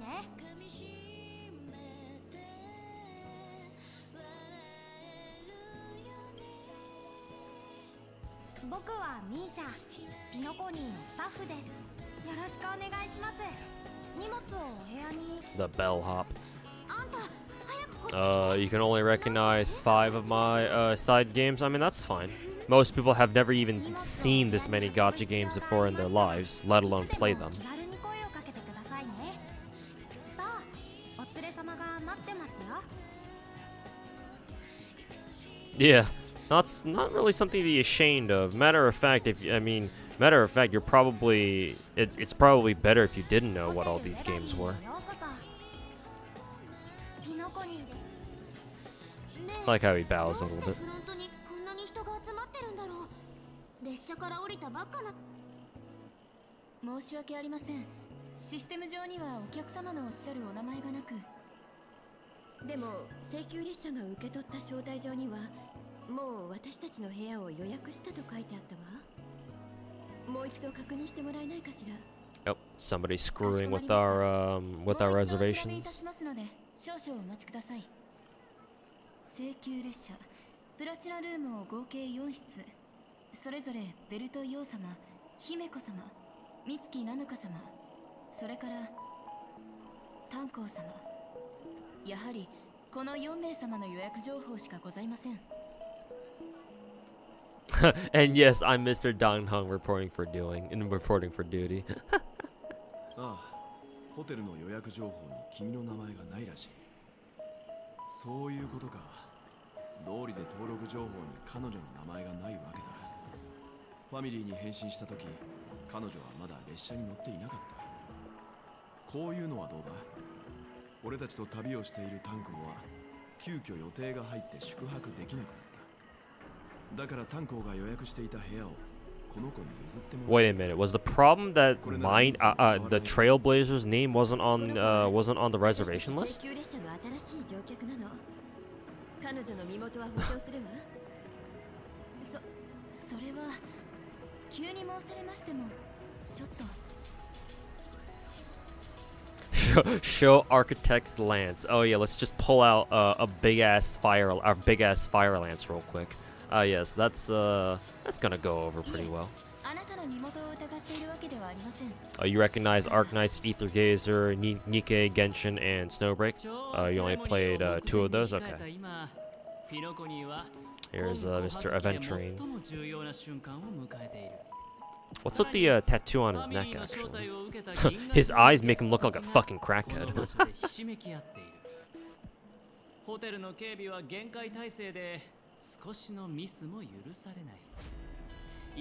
Change your name to Don Hung. Yeah, let me pull out Daniel Alter and put him on my team real quick. Why are there so many screens? Why not? 俺たちのチェックインに問題があり、迷惑をかけていることは謝ろう。ところで君は？ Hey Rita, welcome back. 僕はアベンチュリン。カンパニーの戦略投資部。 Maybe the tattoo on his neck are the scratch marks from his crack deficits. Oh no. Yeah, you got any of that good stuff? 今回は時計屋の招待を受けてきたんだ。 Oh ああ、 no. それと君たちの後ろで順番を待ってる宿泊客でもあるね。 We holding up the line? ここは私に任せて。スターピースカンパニーもピノコニーから招待を受けたと聞いてるわ。あなたがその代表者なんでしょ？カンパニーのエリートはやっぱり品があるわね。それほどすごい人が Crack rocks, 私 crack たちのため rocks. に便宜を図ってくれね。僕の聞き間違いかな。便宜を図る？それは僕が君たちに言う言葉だと思うけど、もうここで10分以上待ってるんだ。僕にとって十数分がいくらの信用ポイントに値するか。Truly an IPC rep. 天文学的な数字でしょうね。アベンチュリンさん、だからこそ今ここには見逃せない投資があると思わない？カンパニーの影響力は全宇宙に広がっていて、当然その言葉にも重みがある。あなたの肩書きを使って彼女の保証人になってもらいたいの。そうすれば You didn't mistakenly pull on the wrong banner this time. Hey. 新しい友達を作ることもできるわ。Corpa. それは面白い。それでその友達は僕に何をもたらしてくれるのかな？ It's just それ business. はもっと面白い Corpa. 話になるわ。同じ時計屋の招待客同士、まずはピノコニーであろう時を済ませて、それからゆっくりお互いのことを理解していくのはどうかしら？構わないよ。でもナビゲーターのお姉さんに一つ忠告しておこう。僕が手を出せばその節約された時間は君たちが僕に与えたものではなく、僕が自分のために勝ち取ったものになる。わかるかい？でも後半の言葉はすごく気に入ったよ。友達、そう友達以上に貴重なものはない。七死人のような嘘偽りのない開拓者ならなおさらだ。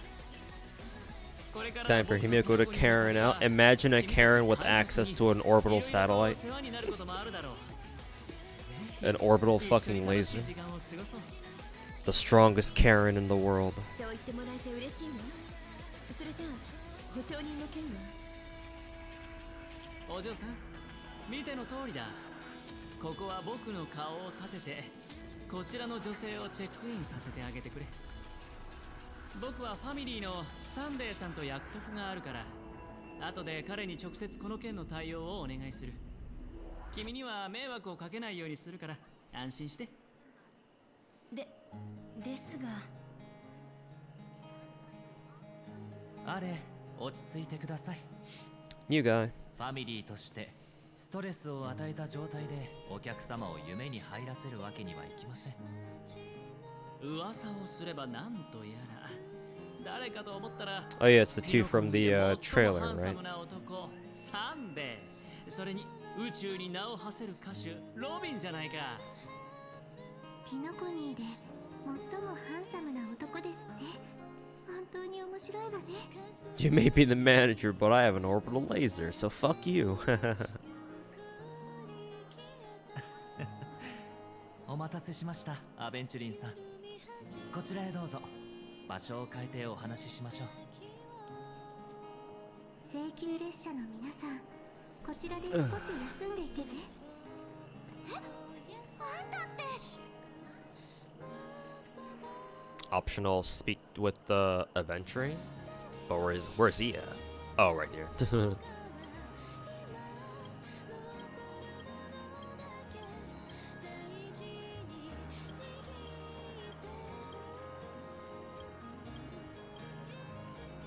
Yeah, 大丈夫かい？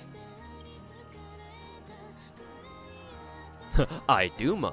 失礼を謝罪しよう。ほら、1万信用ポイント。僕たちの出会いの記念にお詫びとして受け取ってくれ。 Gonna get off for now. Alright, Muhammad, thanks for hanging out. We'll see you. 10,000? I can get 10 times as much doing a fucking full 6 run of the credit calyx. そうそう、友達同士遠慮はいらない。何か必要なことがあったら何でも言ってくれ。僕が助けてあげるから。さて、僕は用事があるから先に行くけど、きっとまた近いうちに会えると思うよ。 Alright, and they should be gone yet. Dr. Robin. ちょっとあんたじゃなくて、あなたはまさか歌手でイプシロンのスーパースター。傷つく誰かの心を守ることができたならってあなたの作品だよね。あら、こんなに可愛らしいお嬢さんまで私のファンなの？あ、やっぱりあのロビンなんだ。まさかこんなところで本人に会えるなんて。 Hey, Twist Light, how's it going, man? Good evening to you, too. You got a question. Do all your gachas run on the same PC? Yes. I only have a single PC stream setup. So yeah, all these games are on one PC. Some of them are on emulator. Some of them are on their own PC clients. One of them is on a tablet that I have hooked up to my my capture card, or to an Elgato capture card.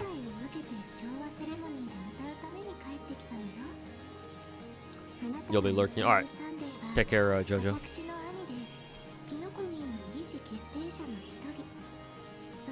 Hey, Master Reg, welcome back. Certainly not here to rest from the drama fatigue. Oh, what kind of drama? Because there's all sorts of drama going on right now. I mean, when is there not? It's the internet we're talking about. Must be a pretty good PC then.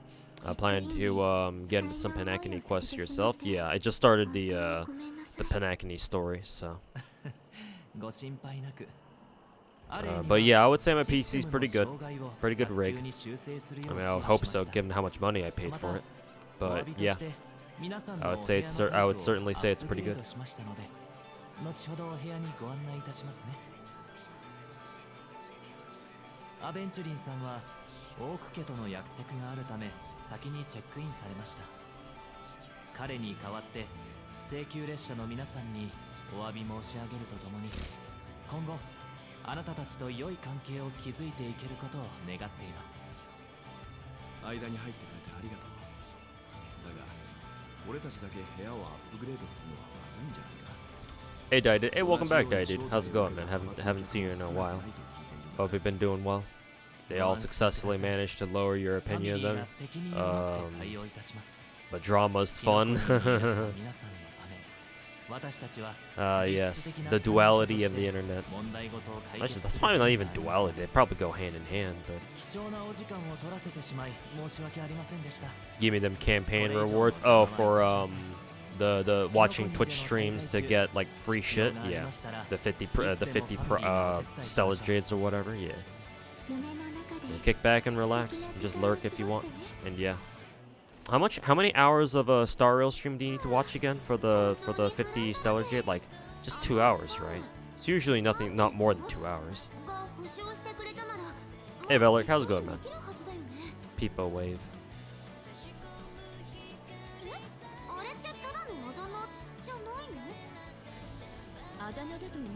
2.5 hours, okay, a little bit longer than usual. But they are giving you more stellar jades than usual because it's 50 instead of 30 now.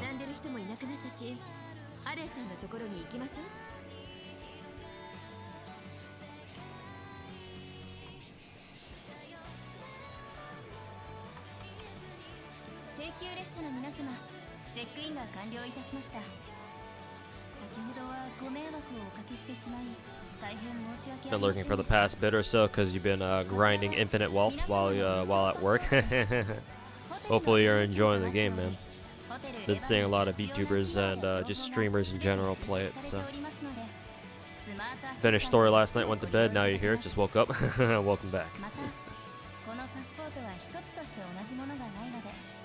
Considering how broke you are raising all your characters in Star Rail, even something like 20k credits is good. Yeah. Any little bit helps you.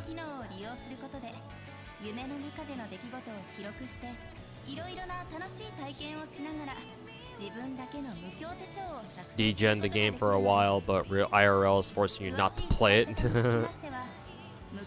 Yeah, it do be like that. IRL do be like that sometimes. Favorite game so far and in the franchise? Oh, that's good. That's good.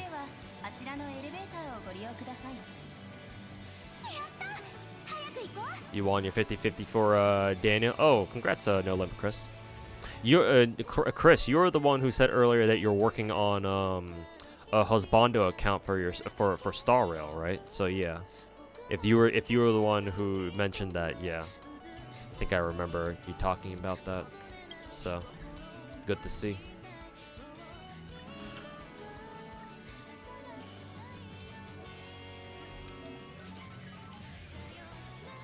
I have no idea what any of this is.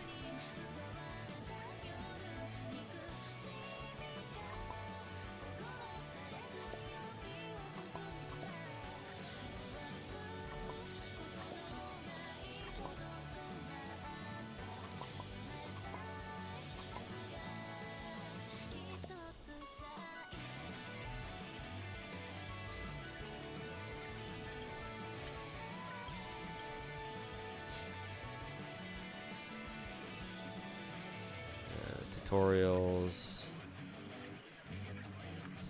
Okay.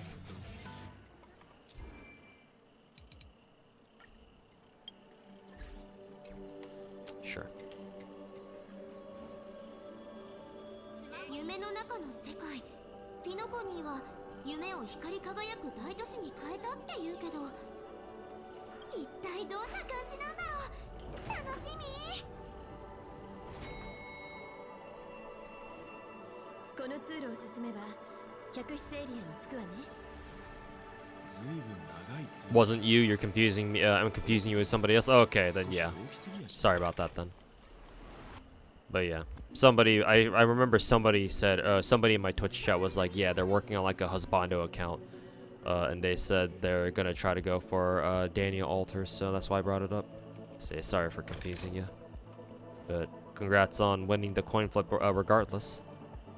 Huh? 3 treasure chests right next to each other. Interesting.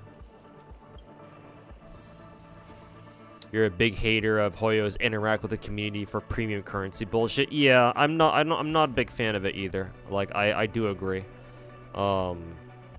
It's probably because of the introvert bias that I have, because I mean I am one.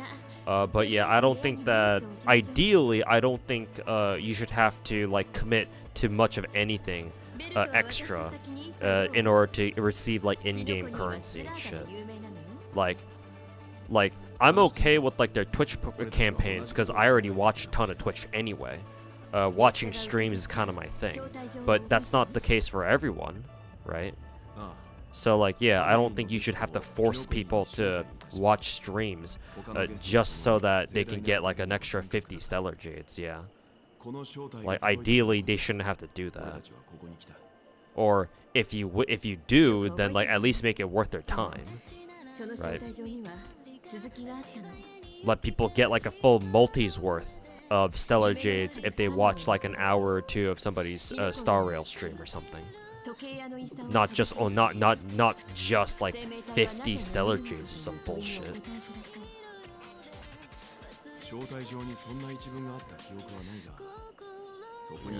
Just anything in general that requires you to do something outside the game to get in-game stuff, yeah, I'm not a fan of.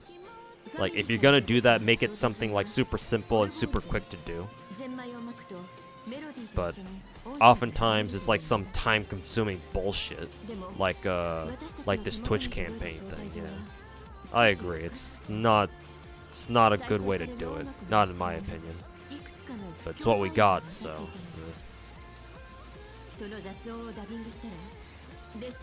Yeah, 2.5 hours for fucking 50 cents. そして列車のエンジンの空間極率をシークレットキーにしたところ、さっきの一文が得られたってわけ。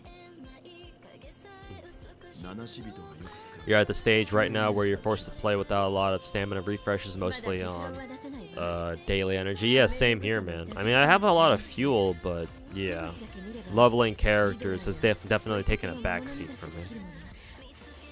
Now that I can't, you know, now that I'm not daily refreshing every day, or daily refreshing on Star Rail, like I did for like the first, like, I don't know, 6 months or so.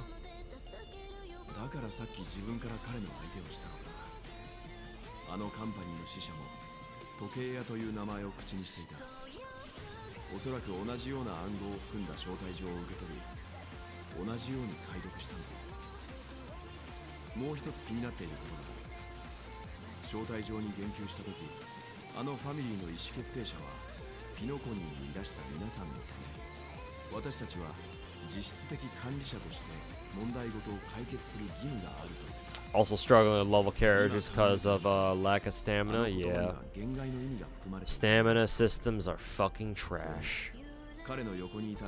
More news at 11. Rewards don't match the amount of commitment. Yeah. Because yeah, I doubt people would have. I'm sure some people would still kind of complain, but like for example, if the Twitch campaigns gave you a full multi's worth of gems, right? For like watching 2 hours or 2.5 hours worth of either Genshin or Star Rail streams, then yeah, a lot less people will be complaining about that, because that would actually be worth it for most people. But like only 30 stellar, like 50 stellar jades or like 30 primo gems, like fuck that shit, dude.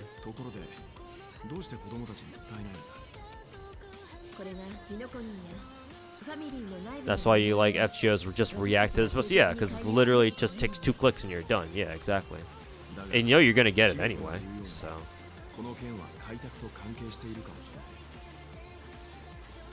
Yeah, super non-committal, just like, oh, you see the post? Okay, cool. Retweet, repost, or retweet and then and like the post, and you're good. Yeah, なるほど。知らなかったのは俺だけ。 I agree. That's how it should be.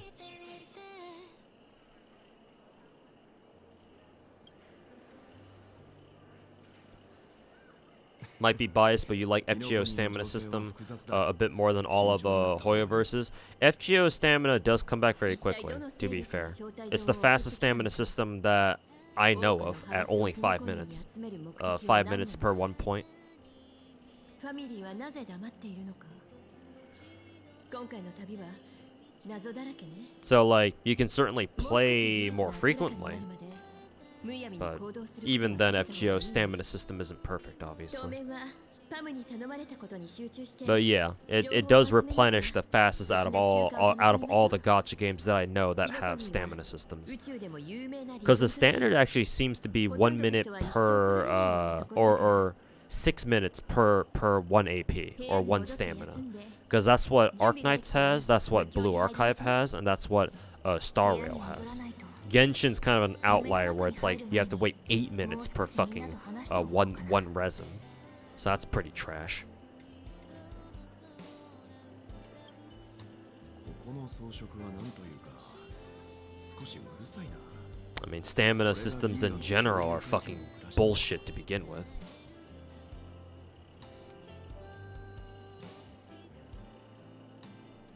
客室のドリームプールから本当に。どうしたの？まだ眠らないの？宴の星について話すなら時計屋に触れないわけにはいかないわね。時計屋はピノコニーで誰もが知っている大物よ。トミー。 That and you get apples. Oh yeah, apples are very common in FGO, yeah. Especially these days. That's also true. And yeah, you can stock up more easily on them, yeah.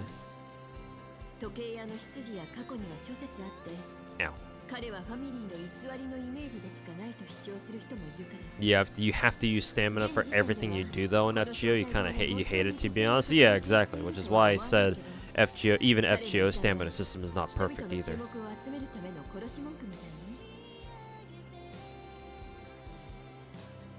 何か企んでいるカンパニーの使者、口が達者で抜け目のない商人、派手で軽薄なお坊ちゃん。 You don't know, stamina systems are good when they act as a barrier from burning players up from constantly farming, but not limiting them to the point where it feels like you have to optimize your logins. I will always vouch for. Hey, Daidu, thanks so much for Twitch Prime, by the way. Greatly appreciate it. Thanks for the support. I will always vouch for never having stamina systems, because if one of the primary issues with not having stamina systems is to prevent players from burning themselves out from too much farming, that's their fucking problem, dude. Like, why do you feel a need to like try to like police them or whatever? If you want to play a game for hours and hours on end and then burn yourself out doing so, that's your fucking deal, dude. That's your fucking problem. You know? Like, that shouldn't stop other people who want to do that, who want to grind for as much as they can, for as long as they want, from being able to do so.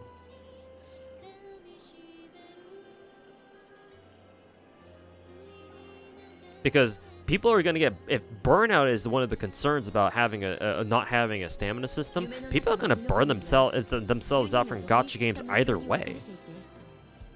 Hey, I would argue instead as a counterpoint that having stamina systems in your gacha games means that, yeah, ideally, if you want to be optimal about it, you have to log in every day, right? Because if you don't log in, after like a stretch of like a period of time, like 24 hours or so for Star Rail, that means that your stamina is capped. That means that your stamina is going to be regenerating more slowly. And if you don't play for long enough, ultimately, you know, even your reserve resin or your reserve stamina bar is going to get capped out. You're not going to get anything. And so that means that if you want to be optimal with your logins, as you mentioned earlier, or if you want to be optimal about your stamina usage, like I said earlier, then that means you have to at least log in once every day. which is a daily commitment. And not everybody wants to fucking log in every day. Maybe you got something going on. Maybe IRL's kicking you in the butt or something. Maybe you just don't feel like logging in. Like, why should the game have to punish you for you deciding, oh, I don't really feel like playing Star Rail today or something like that, or literally insert any other gacha with a stamina system here, or some sort of thing that you have to do every single fucking day at some point. Like, that burns people out too, just as much as people burning themselves out from just grinding too much.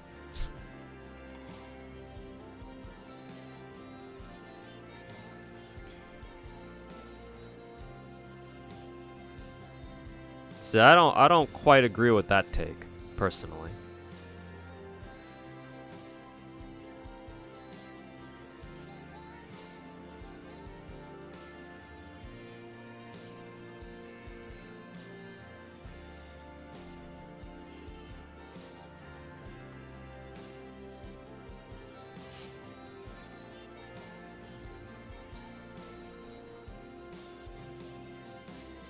They hurt players that don't by forcing them to grind against the will and to stay equal. Well, thankfully, most gacha games are not like that.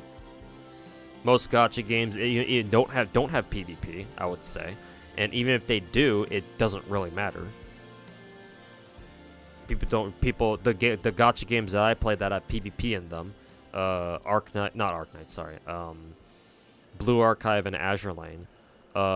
Yeah, sure, both of them have technically they have PvP modes where you go, fight other players, but neither of them really matter that much. Yeah, sure, there are leaderboards technically, but nobody gives a shit about them. Some people obviously do, but they're mainly there just to give you another sort of resource that you can go spend in the shop for more free shit. Like, what you're describing is probably more indicative of, like, MMOs and such.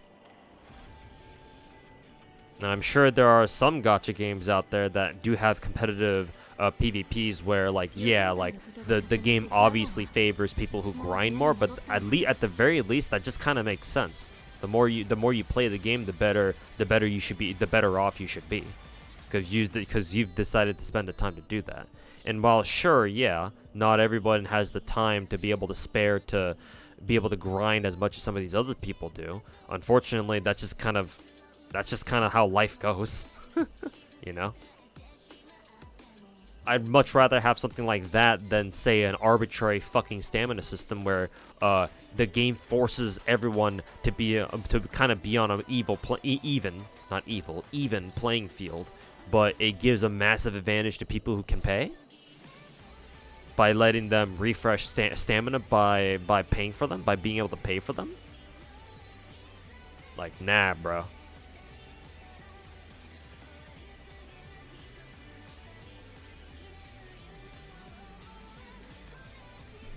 Overflow resin recharges slower in Star Rail. Oh no, here's what I mean, Hurt TT. You can't. Oh yeah, no, you can see it here. So in Star Rail, they implemented this, I think, a couple patches ago. Your primary stamina is called Trailblaze Power. This is the stuff that regenerates one point every 6 minutes, as you can see here, right here. Sorry. Once you wait 10 seconds, it'll go back up to 6 minutes. After giving me a point. However, to the left, you see the blue emblem here. That's called the reserve Trailblaze Power. Now it's 6 minutes there. And as you can see here, the game explains it for you. Once your regular Trailblaze Power here hits max of 240, it continues to recover. It then continues to regenerate stamina for you, just at a very, very reduced rate. So 1 point every 18 minutes instead of 6 minutes. So it's 3 times as slow. But it can go up to a maximum of 2,400 points. So I think this means that you can probably go like a whole week of not playing Star Rail, and the game will still regenerate some stamina for you. So by the time you come back, you can also use this. Essentially, the reserve Trailblaze Power acts as a stamina bank, basically. So when you come back, and after not having played for a while, you can basically go through your regular Trailblaze Power. But if you want to keep grinding, you can keep taking out more and more Trailblaze power from this reserve. So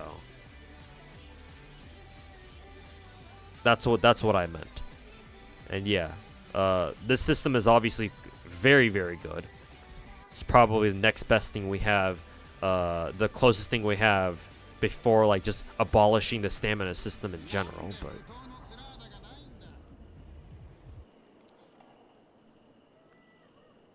never bothered to read the reserve description. To be fair, if you just play every day, then yeah, you don't ever have to worry about dealing with the reserve Trailblaze power. また会うなんて本当に奇遇だね。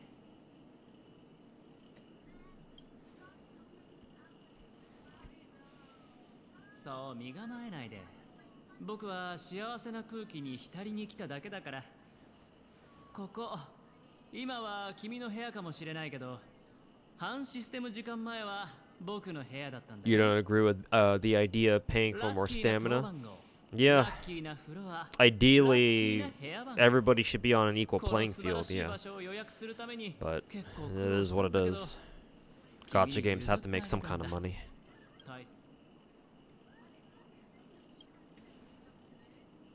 So yeah, that's why I prefer just having no stamina system at all.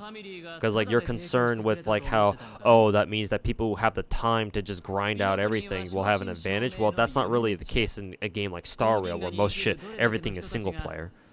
Like that shit is only really a concern for games that have PvP, competitive PvP in some way. Because yeah, at that point, then yeah, people have just spent a lot more time on the game. Are at a huge advantage over people who haven't. So there, that's actually a real concern. While I don't agree with like putting in a stamina system to arbitrarily limit people from grinding as much as they want, at the same time, I don't know how you would, how you would regulate that to make it make things a little more fair for everyone. But as far as like single player gacha games like these go, like Star Rail go, yeah, no, like stamina systems are fucking retarded. And I don't think they should exist.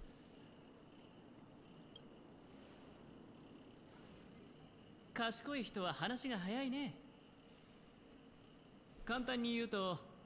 to go for FGO. Did you miss something? Nah, not really. Just talking about some stuff. Just discussing some stuff with chat. Getting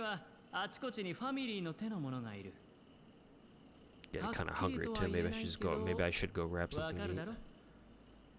僕の目的は単純明快。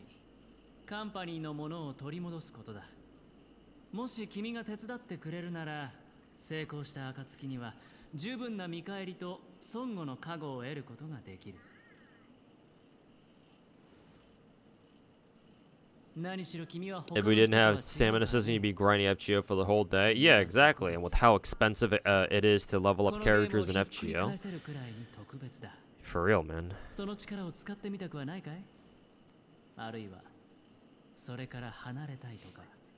Most games you play have some sort of PvP, even if it's not like direct, like clan battles or ranking events, and you're punished for not having a specific character build because it's like a counter. Well, I mean, yeah, I understand that, but I'm not sure what that has to do with our original discussion with like, with like stamina systems.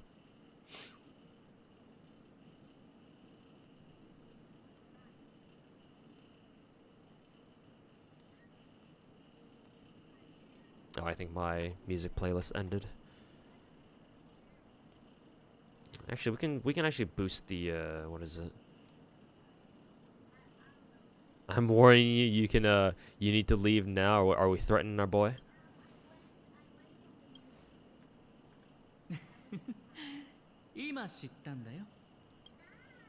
I can't access the settings right now.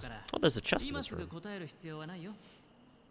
気が熟したらまた僕の方から君に会いに来よう。もちろん君も仲間と相談しようが。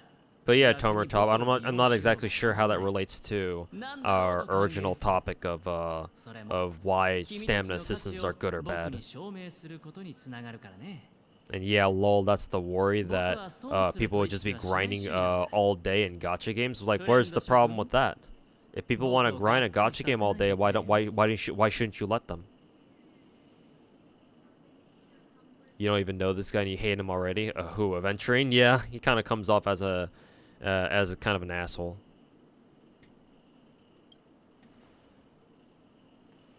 言っただろう。今すぐ答える必要はないって。だって But you know. どうなろうと結果は変わらないからね。Guys like him, a dime a dozen. ああ、そうだ。出て行く前にゲームをしよう。何? I'm more interested in the chest in his room than I am in him. こうして知り合った以上、君にはもっと僕という人間の性格や物事の進め方を理解してもらいたいからね。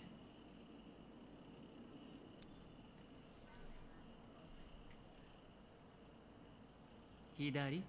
それとも右？それじゃあ答えを発表しよう。ああ、まだ君がどちらを選ぶのか聞いてなかったかな。でも大丈夫。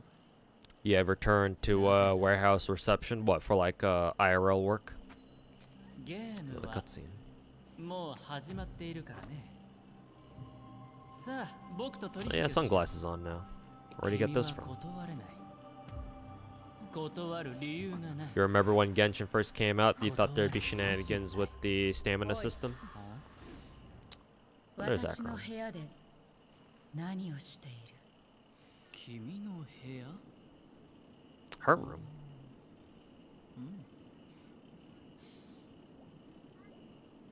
すごいなあ。ピノコに But 生きて間もないのに because Warframe もう also 他人を exists 仲間に on 引き two 入れる platforms 術を身に Genshin was つけ out た on, のか。 and that game doesn't have a 誤解しない stamina でくれ。 system. Warframe isn't a さっきは君に gacha, 注 so 意したか yeah, っただけ I なん wouldn't だ。 expect it to have a ここ stamina は人 system. で溢れていて、よからぬことを考えてるやつも多い As か I ら。 don't think Warframe is a gacha. It's not a gacha, right? 例えば It's just a free-to-play third-person like shooter or whatever. とか。じゃあ、僕はこれで失礼するよ、お嬢ちゃん。楽しい時間を過ごせますように。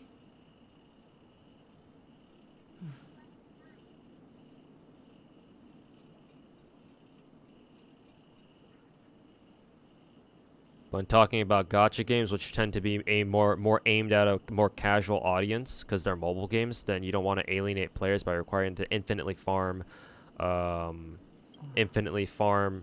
どうして出て行こうとしない？ games to be viable for late game PvP, late game clan battles. Again, what's your name? Tomer Top. Again, most gacha games don't have PvP, so that worry is eliminated already. For example, all the games that you see here, the only two games that are on my stream right fucking now that have PvP at all are Azure Lane and Blue Archive. And most people do not give a shit about PvP as far as like ranking is concerned because there's nothing really to go for in ranking other than just for clout. Some gacha games out there do exist where they do have more serious PvP modes. I think, for example, Preco is one of the games you mentioned. Either you or somebody else, I forget who. Where, yeah, people took clan battles in Preco quite seriously. And, like, for example, Epic 7 has a ranked PvP mode. That's the most serious PvP mode I've seen in any gacha game so far. And I'm sure older gacha games have also had more serious PvP modes as well. But honestly, these days, those are more the exception because developers have realized that, yeah, PvP kind of turns a lot of people off from gacha games specifically.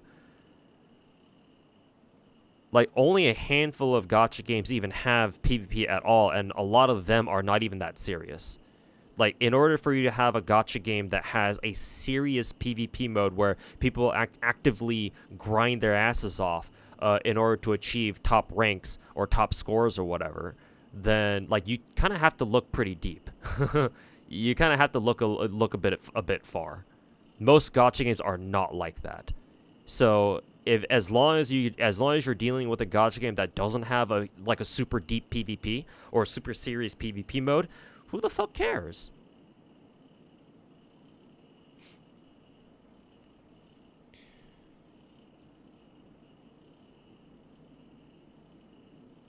Sorry, but PvP is not just like actual PvP. You're also talking about competitive PvE as well. Even in those games too. Who the fuck cares?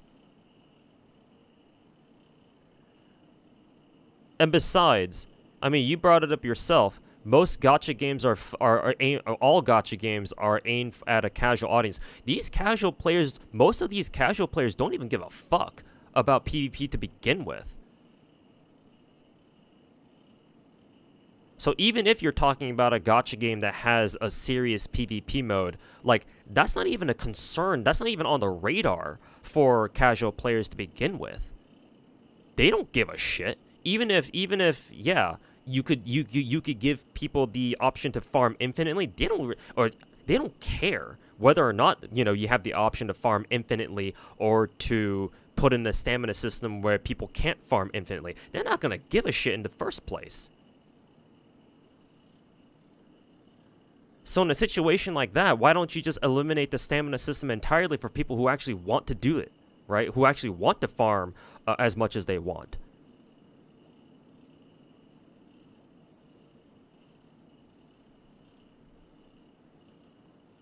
Like, for gacha games, that logic doesn't really check out for me. For MMOs and stuff like that, yeah, for more normal games, sure.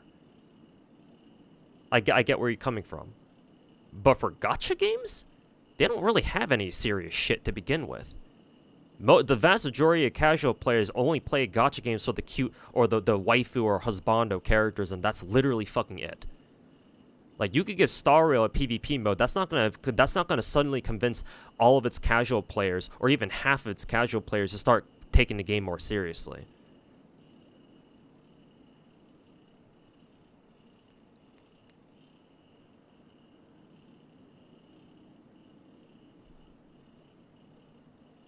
Like, yes, in Blue Archive, the PvP mode does give you more gems, right? The better you place, like the better you rank, right? Because I think if you score top 100 in Blue Archive ranking, in your ranking bracket, like, you get like what, 30 peroxines, like the gacha currency, as opposed to like if you're like just under top 100, you only get like 25 peroxines.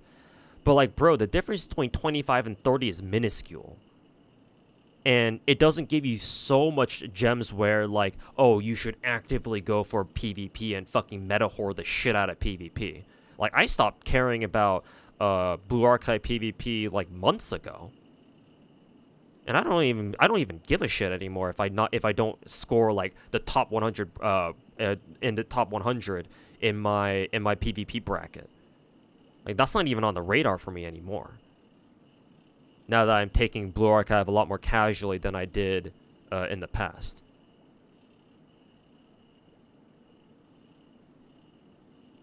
Blue Archive ranking and PvP rewards are a joke. Yeah, and that's the case for a lot of gacha games that have PvP to begin with. So again, it doesn't matter. So your concerns with gacha games not having stamina systems is unfounded for a lot of these gacha games. Again, I've already conceded that for gacha games that actually have serious PvP modes, like for example Epic 7, sure. If you have players who fucking grind all day, they're obviously going to be at a huge advantage. But again, I already said before that that's just kind of how it goes. That's how things should be. If you decide to spend more time grinding a game, then you should be rewarded accordingly. I mean, yeah, it's kind of unfair to people who don't have the luxury of spending that much time on fucking gacha games, but that's how it goes sometimes. You can't win it all.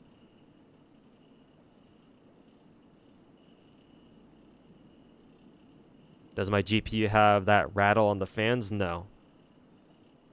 My PC my PC right now has a lot of fans, so it's quite loud from because of all the fans, but not from the GPU. At least I don't think so.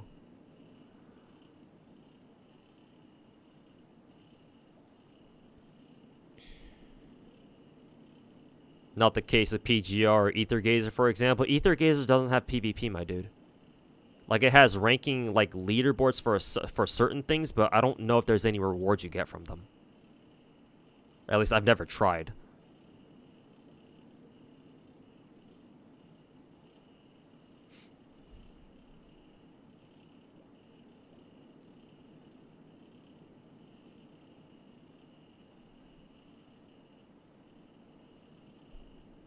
But yeah, no. Like, those ranking stuff, all that ranking bullshit, all that PvP bullshit, they're mainly for players who actually care. Like, care to actually grind and, like, participate in that stuff. Most casuals aren't even going to give a shit. So if you eliminate stamina, that's not going to change anything for them. Because they're not playing the game to be competitive. Or to even participate in any of that ranking bullshit. Whether or not the game has stamina is kind of irrelevant to them, to be honest.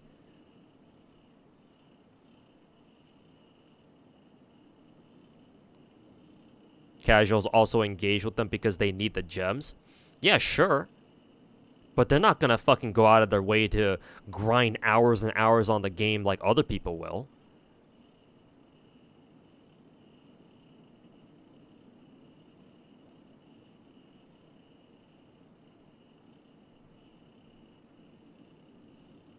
Like, again, because they wouldn't have done that. They wouldn't have done that to begin with, even if that was an option, or even if that wasn't an option. Like, whether or not the game, a gacha game has stamina, casual players aren't gonna suddenly change how they play the game because they're casual.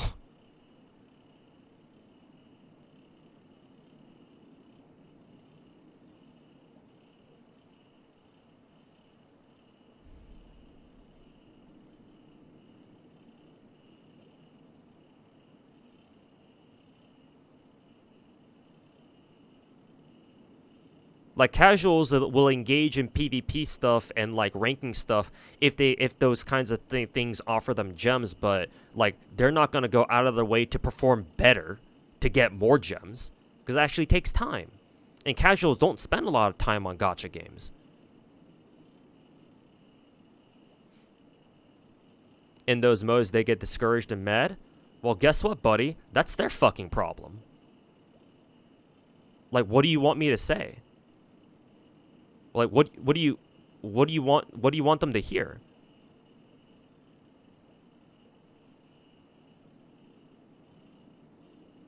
Which will make them mad?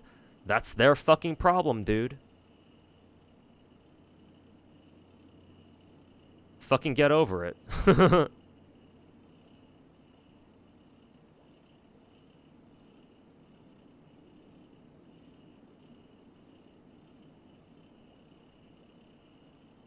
Like, I think you're talking to the exact wrong person about this kind of thing, because look at all the fucking games that I have on my stream right now. Like, I've grinded my ass off in all these in every single one of these games. I think you are talking to the worst person you could discuss this with. I'm gonna be honest.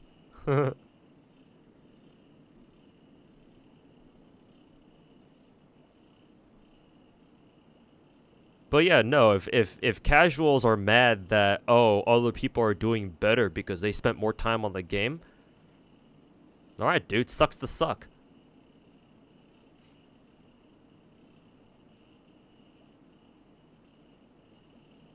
I do too, my guy. I'm almost level 400 Nikkei, day 1 player.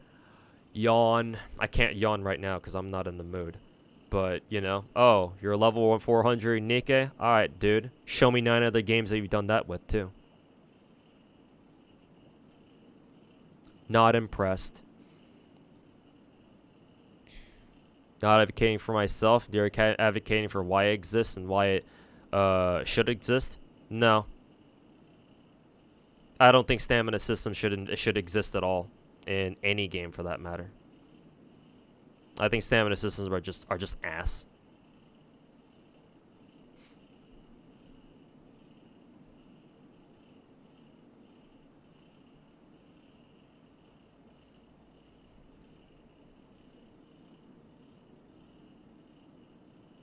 なぜ私が出ていく必要がある？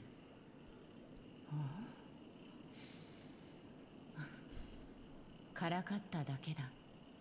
気にしなくていい。ここは間違いなくあなたの部屋。さっきあの男が廊下でコソコソしていてな。自分の部屋に戻るようには見えなかったから少し警戒して。Anything, just on a fundamental, on a conceptual level, anything that prevents you from playing a game as much as you want, I always see as bad. and you trying to make a moral high ground argument of like, oh, but this is to protect the average player. Yeah, no, go fuck yourself.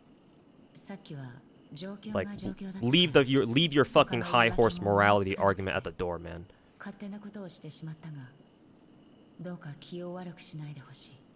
At the end of the day, gacha games are still games, and I ardently believe that you should be able to play a game however much you want, even if it's just a fucking stupid phone game. If you want to waste your time, grinding your ass off on a fucking phone game, you should be able to do so. And sorry, but if that kind of ruins the experience of other players of that same game in like this one narrow aspect called PvP or whatever, then sorry, but that's just how it's gonna be. You can't win at all. You can't make everybody happy. But what you can do is let people just play the game as much as they want, because that's how games should be, even for free-to-play games.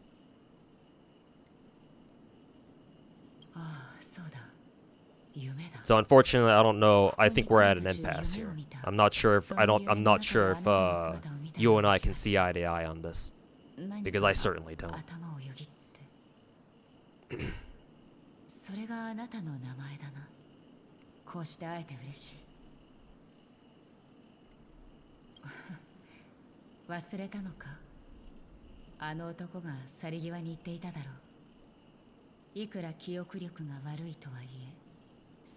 You gonna try Summoner's War Chronicles? No. 巡回レンジャーヨミ周りからはそう呼ばれているあなたもそう呼んでくれて構わない私たちはきっとまた会うことになるだろう最後に少し忠告を決死の覚悟と信念を抱きながらもそれを正しいことに使おうとしない連中がいるあの男の顔には私のよく知る表情が浮かんでいた刀を携えていれば何かを切る定めにあるそしてギャンブラーは負けて全てを失う前に必ず背水の陣を敷きオールインに打って出る Do I like Nikkei's no stamina system? In the sense that, yeah, I don't need to worry about like, oh, I have to use I've used up all my stamina before going to sleep and shit like that. I still think Nikkei, like, that's not, it hasn't really fully solved their problem, because Nikkei, you still have to play every day. Like, you still have to do your dailies every day and shit like that. At the very least, you just need to spend, like, I don't know, 20, 30 minutes to do your dailies when you log on for the first time in a day, and then, like, once you do all that, you can fuck off and come back, like, 12 hours later, and then click on your outpost, your defense outpost for your resources, and then fuck off again and do the same thing over and over. Especially with like events where you have to go through events every day too. Like, it's not perfect with Nikkei, but I do like, in the narrow sense of its stamina of it technically not having a stamina system. Yeah, sure, it's an improvement over other games at least. Thoughts on Brown Does too? Never played it. I've heard of it. Haven't seen gameplay for it though. No, I just don't know much about it. そのすまないがロビーへの戻り方を教えてくれないかこの辺りの廊下は本当によく似ていて Yeah, no. Unfortunately, I think Tomertop just doesn't quite agree how casual players are in games, and gacha games specifically. Have I experienced burnout? If so, what game? Typically, no. However, I did stop playing this game. I'll show you here. This game right here. Girls Frontline? Yeah, this game right here. I've basically stopped playing this game. I still have access to my account just to be able to flex it on stream. However, that being said, Girls Frontline is just way too grindy for my tastes. And even still, I've only just quit it, like, I don't know, like a couple weeks ago. Like, maybe not even 2 weeks ago. And I've been playing it for 5, almost 6 years. So, yeah, no. Like, I don't usually get burnt out on gacha games. Like, for me to get actually burnt out on a gacha game, it would have to be something like this game, like Girls Frontline 1, where like, bro, like grinding in that game and trying to go through all the events and shit is so fucking ass that after a while, like, even though I've grinded it for like 5, 6 years, like I just finally just throw my hands up and say, nah, then this is, I've had enough of this shit. Like, you know, I'd like to move on. So it has to take something like that for me to get burnt out on a gacha game completely. If it's nothing, if it's not like that, then no. It takes me a long time to get burnt out, if ever.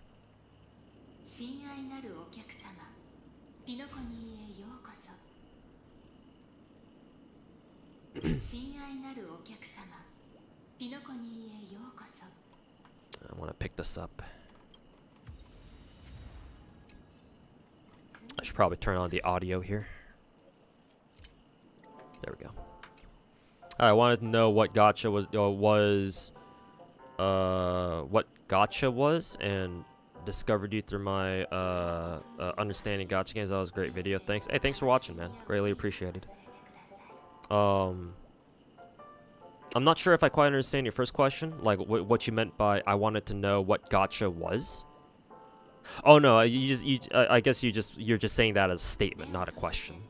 I think you're just saying, oh yeah, I was interested in gacha games, and so you found my video. But yeah, thanks for checking out the video, man. Appreciate it. Is this Sawashiro Miyuki? Yeah, she voices Acheron, which makes sense because Raiden Mei and all that, so, or Raiden Shogun and all that.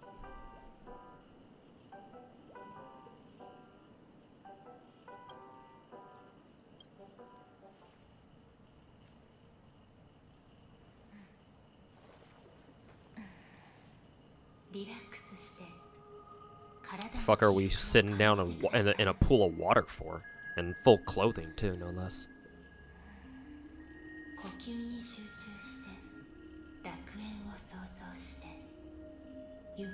It was the same. Yeah, sorry. I misunderstood that the first time. But yeah, appreciate you checking out the video. Like, if you have any more specific questions about gacha games, I'd be more than happy to answer them.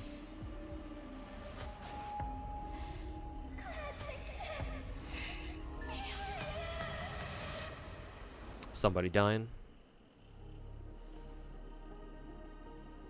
Looking forward to Girls Frontline 2 Global. Yeah.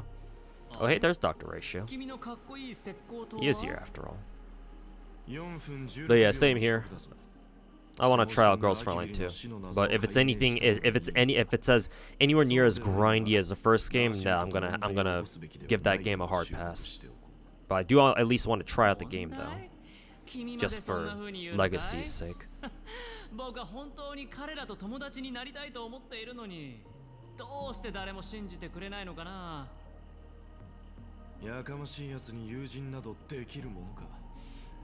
Have you tried more explicit gacha games, like actual porn gacha games? I've seen a couple of them, but nah, I have never actually tried any of them. Especially nowadays, now that I'm now that I'm trying to make content creation work. If I'm gonna play a gacha game, I'd like to be able to show it on stream. So, unfortunately, yeah, if I were to pick up like a more explicit gacha game, I'm not sure if I would be able to show that.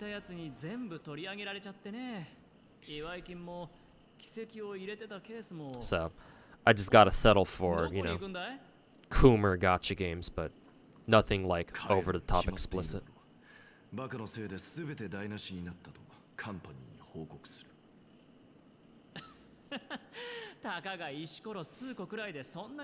You have to agree that stamina systems are annoying. It sucks from most games, especially when they block people from doing events in one setting. One potential benefit is that from stamina, stamina helps your friend gauge his time because he gets hyper addicted to gachas that have repeatable content, and blah blah blah blah blah. I mean, that's the same argument that Tomer Top had over my YouTube chat. It was basically the same thing that, or not the same thing per se, but it was related to what he was saying, where he's saying that, yeah, you should have stamina systems so that you can make it more fair for players who choose not to invest a whole bunch of time into playing the game. So it's like in a similar vein, but again, I'm gonna just tell you that if you have a problem with managing your time, and you're the type of person who gets like hyper addicted to something, bro, that's your fucking problem, dude. Like if you need a gotcha, if you need a game to put in something to help you manage your time, I'm sorry, but preferably you should have to manage that on your own and not have some fucking gotcha game do that for you. You know?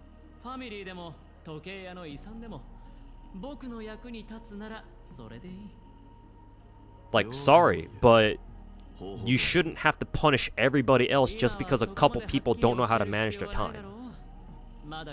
I mean, I am horrendously against that. Well, horrendously not a good adverb to use here. It doesn't really make a lot of sense. But I am staunchly against that. Don't punish my experience. Don't ruin my experience if I want to grind the game as much as I want, just because some dipshit on the internet complains about how I get addicted to things too easily these days. Bro, if you have a problem with addiction, go fucking solve that shit on your own. And if you don't want to, then shut the fuck up and deal with it like me.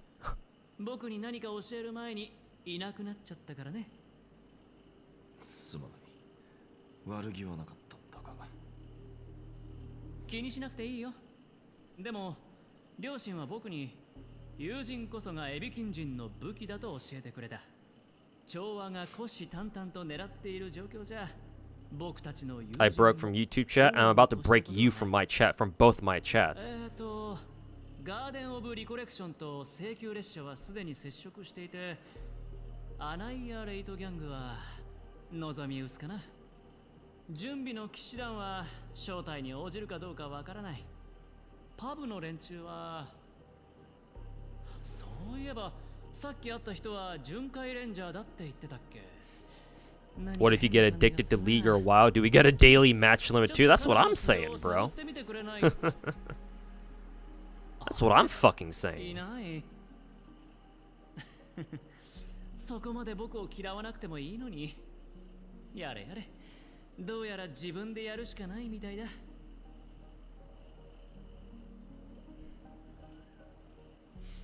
ここが夢の地。なんか不気味な雰囲気。Anyways, what the fuck are we doing?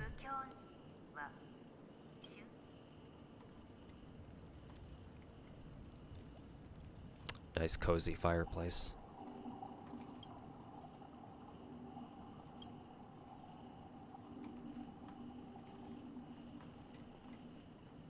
Can we not leave yet? I don't think we can. Ominous red light. これは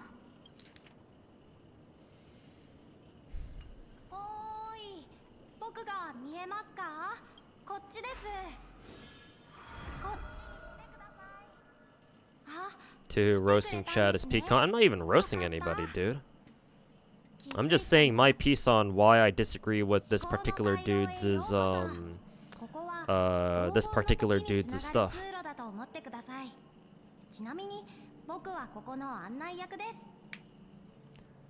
Though, I don't appreciate how this dipshit from YouTube chat jumped into my Twitch chat just to start arguments here. Fucking YouTube chat, man. Asian Asmongold is live. Holy shit, you're late. Yeah, I started the stream a little earlier today.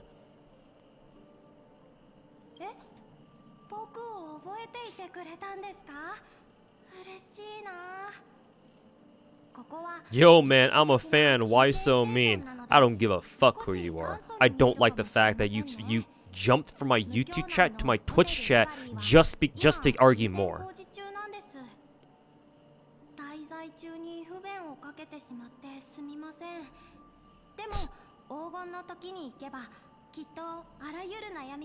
Yo, I'm your fan, bro. Fucking morality argument again. 向こうの門を通り抜けるだけで黄金の時にたどり着けますよ。忘れられない夢を楽しんでください。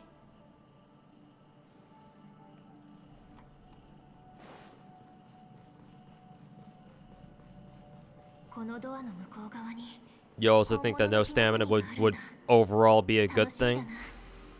Hmm. And yeah, that's kind of the same stance that I have. I'm not saying it's gonna benefit everybody, but I do earnestly think it's best for the game and its community.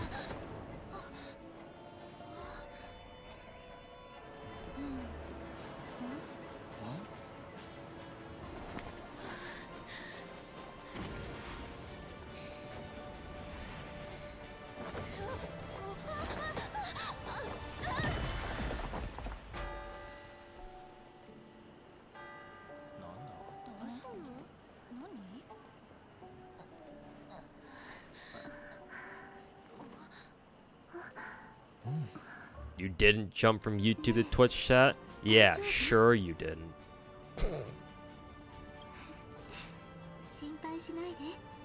Did you pull for Black Swan? I have a couple of multis, but haven't gotten her yet. Or I haven't reached soft pity yet. I think I still need like maybe... still probably have quite a few multis to go. Probably like another 3 or 4 more. And I have to deal with winning the coin flip or not too. Because my next 5-star isn't guaranteed. Love seeing me over on the Gacha cast. Loves my takes on the games. Yeah, I would have liked to have more time to talk more in depth about some of the stuff that we went over, but yeah, usually those Gacha casts have like time limits on them, so. But yeah, thanks for checking that podcast out, or the Gacha cast out.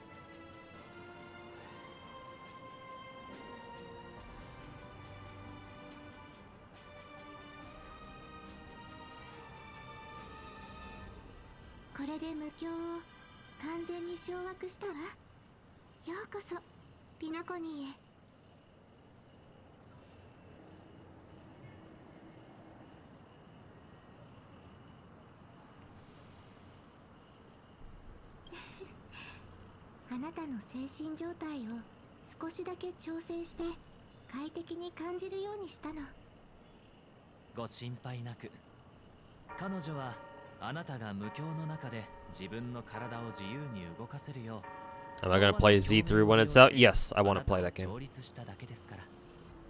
So yeah, you'll see me playing it. Might have to play it free to play though. I'm not sure if I can go spend on that game right away, but hopefully I can. But yeah, I will at least play it, even if as a complete free to play.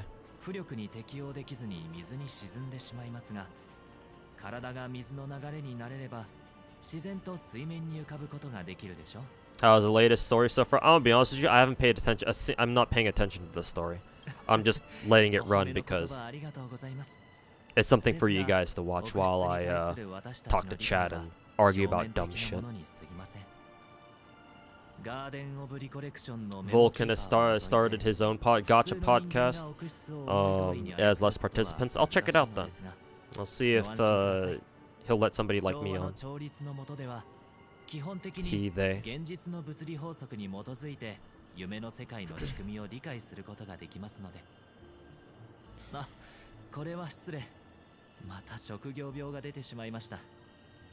私はこの人に教えたがる癖を改めることができないのです。気にしないで。兄様はいつもこうだから。私たちはお先に失礼するけれど、あなたはファミリーが作った美しい夢の楽園を Speedrunning content for Nahida. Best of luck, man. But yeah, because Nahida is on raid up right now, I think.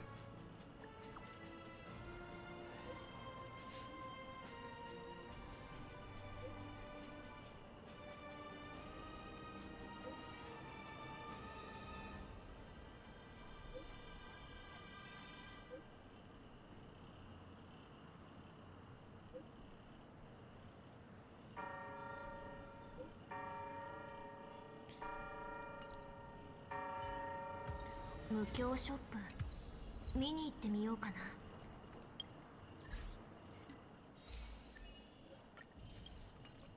すごく賑やか。こんなにたくさん。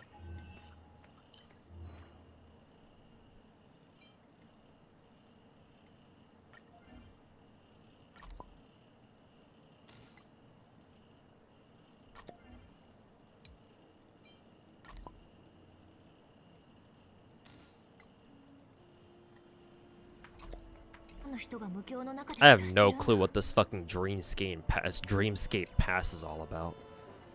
But sure, whatever. Okay, now I think we're on the proper Panakini map now. At least I think we are.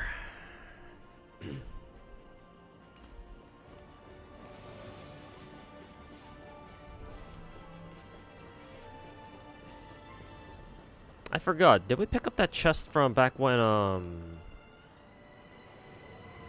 back at Adventure's room? I actually don't know. Yeah, whatever. I can always go back to grab it, I guess.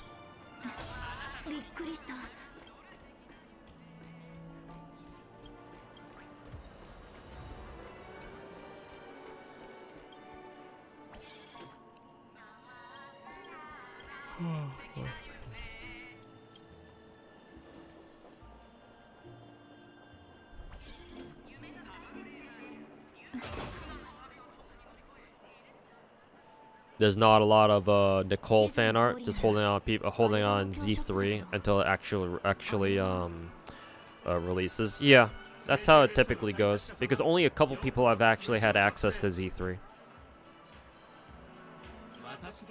So you're not gonna have a lot of artists out there drawing fan art for a game that's not even out yet. It's kind of how it goes.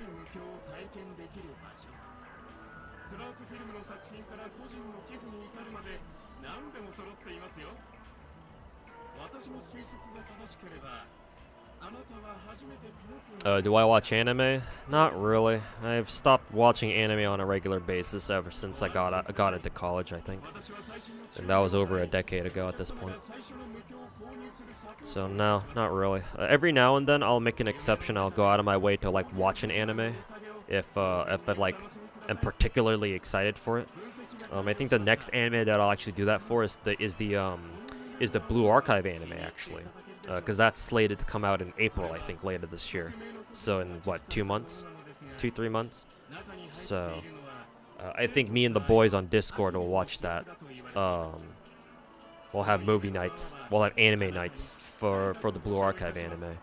But other than that, not really, no. I don't really keep up with the anime much.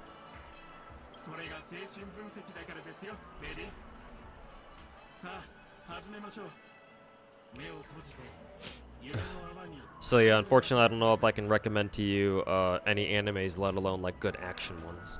I mean, I assume you're already keeping up with Jujutsu Kaisen, which I believe that seems to be the flavor of the season these days.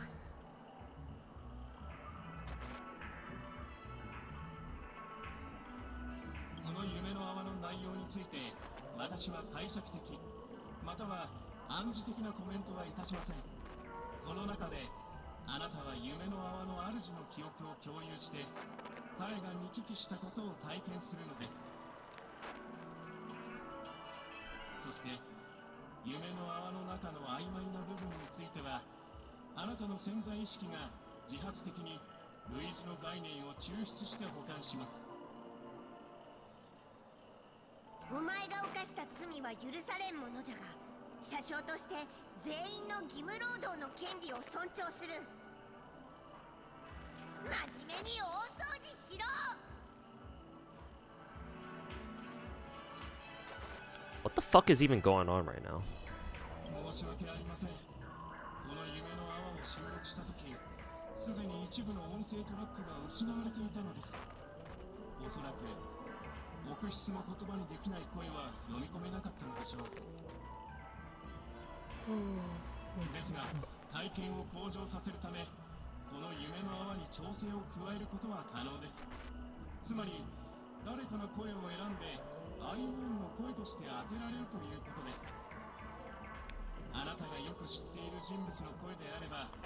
私が潜在意識を完璧に復元して差し上げましょう。いいえ、よく知っている人物でなければなりません。声の再現度に要求がない場合は別ですが。さあ、お選びください。できる限りあなたのご要望にお答えいたします。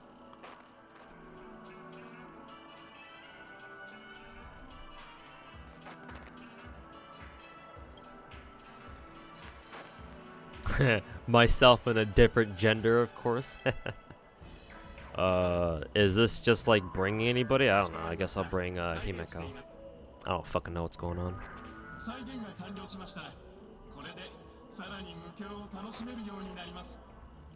Free rent is amazing. Oh, I've heard that one, yeah.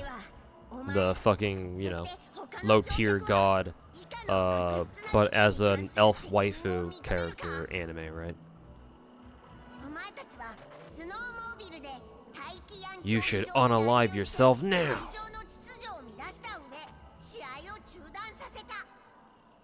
そして20名の開拓者がお前たちと一緒に3ヶ月の無償労働を行い、スタジアム外壁の激しい損傷を修理することになった。罪を認めるか？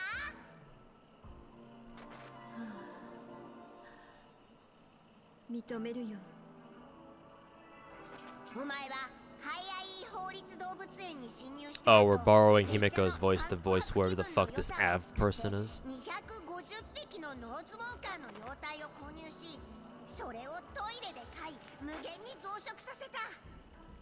その結果、他の車両を大量の汚水でいっぱいにするという事態を招いた。罪を認めるか？認めるよ。お前たちは食堂車のキッチンに侵入すると、そこを消毒する必要があると主張した。その後、42個の甘々パリパリサクサクパムパムパイの消失が確認された。さらに冷蔵庫上段にあった最後の列車鍋を持ち去り。 What the fuck is Blood even talking about, bro?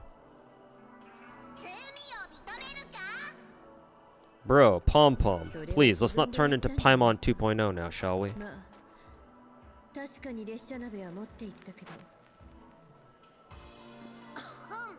偉そうにするな。まだ言い終わっとらんぞ。それだけではない。列車のアーカイブ一括消失事件。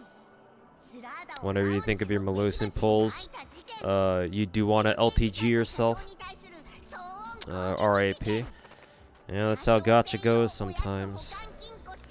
You think back on some of your Gacha pulls and you fucking cringe uncontrollably because of how bad it was.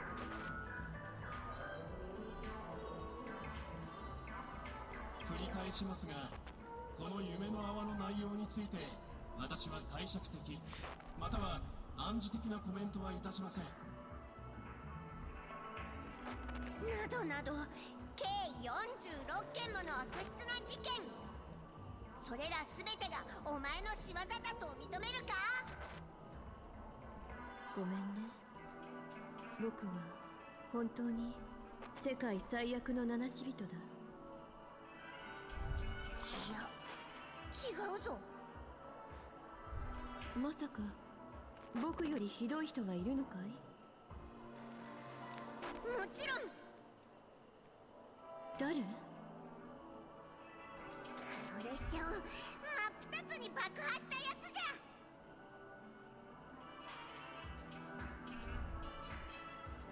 この夢の泡の内容は以上となります。何か感想はありますか？ Alright, that was a fucking experience. これはあなたの潜在意識にある願望に最もマッチした夢の泡。繰り返し鑑賞したければ信用ポイントで購入することもできますよ。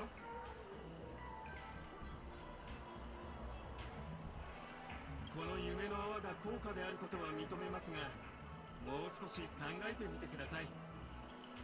いかがですか？お買い求めになりますか？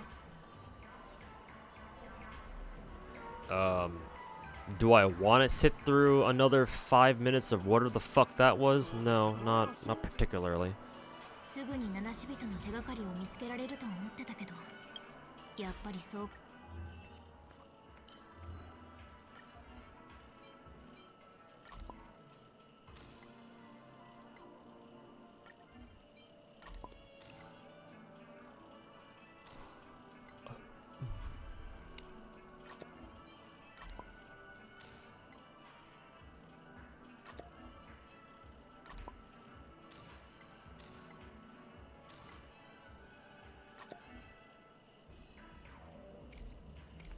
簡単にはいかないか。あっちに逃げたぞ。捕まえろ。何？ New character. 逃がすか、この密航者め。 I think this is the girl in that one car, I think. ごめんなさい。手を貸して。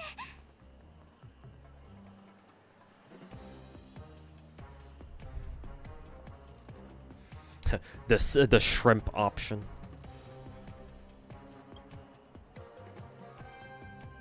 お前ら、奴には共犯者がいるぞ。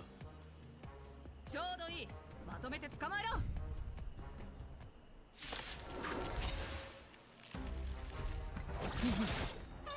いずれ風に吹き落とされる。もうじゃ大輪。 Swimsuit Anis is pretty good. Yep. It's one of the hottest characters in the game.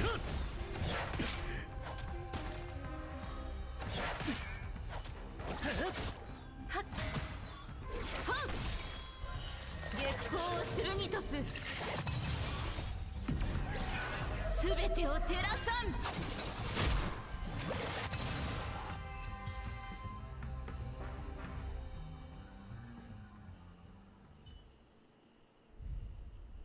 もういい、お前ら。 Which game do you think has the best story? FGO. Oh, there's Gallagher. 召喚。たく、お前ら何やってんだ。目を大きく開けて見てみろ。このお嬢さんは。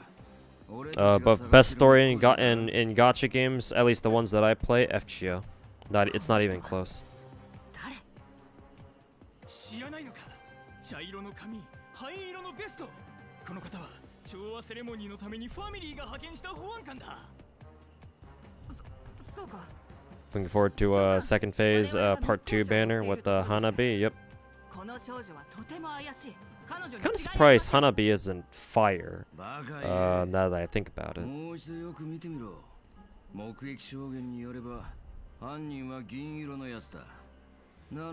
Still wish Stell talked more, and Hoyo needs to get out of this self-insert phase. They're making self-inserts in Honkai 3rd. So talking MC is no more for Hoyo. The Chinese players love self-inserting as the pro tags, so that makes sense.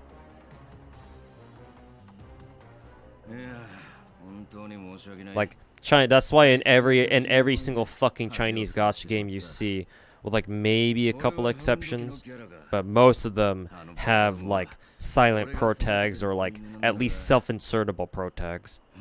Like in Girls Frontline 1, you have a generic commander. Azure Lane, generic ass commander. You don't even know what he looks like. At least I'm pretty sure. Arc Knights, you're the Doctor, right? You don't even show your fucking face. So, like, there is some lore and backstory to the Doctor, but like, it's more or less he's designed to just be self-insertable, pretty much. Like, he's not his own like unique character or anything. Not to the extent, not to the same extent as the operators themselves, obviously. Honestly, Genshin and Star Rail at least take it a step further because they actually give the pro tags like their own unique identity. But yeah, like even still, like they don't talk much because the whole point is that they're meant to be self-inserts. So like, yeah, sure, technically they have their own name, but like that almost doesn't even matter because that's not where the intent is. it's just awkward for games like Star Rail and Genshin to not give their protag some sort of identity, so that way, you know, like you can actually run around with them in the overworld at least. So like they do take it a step further, but still, like they're meant to be self-insertable.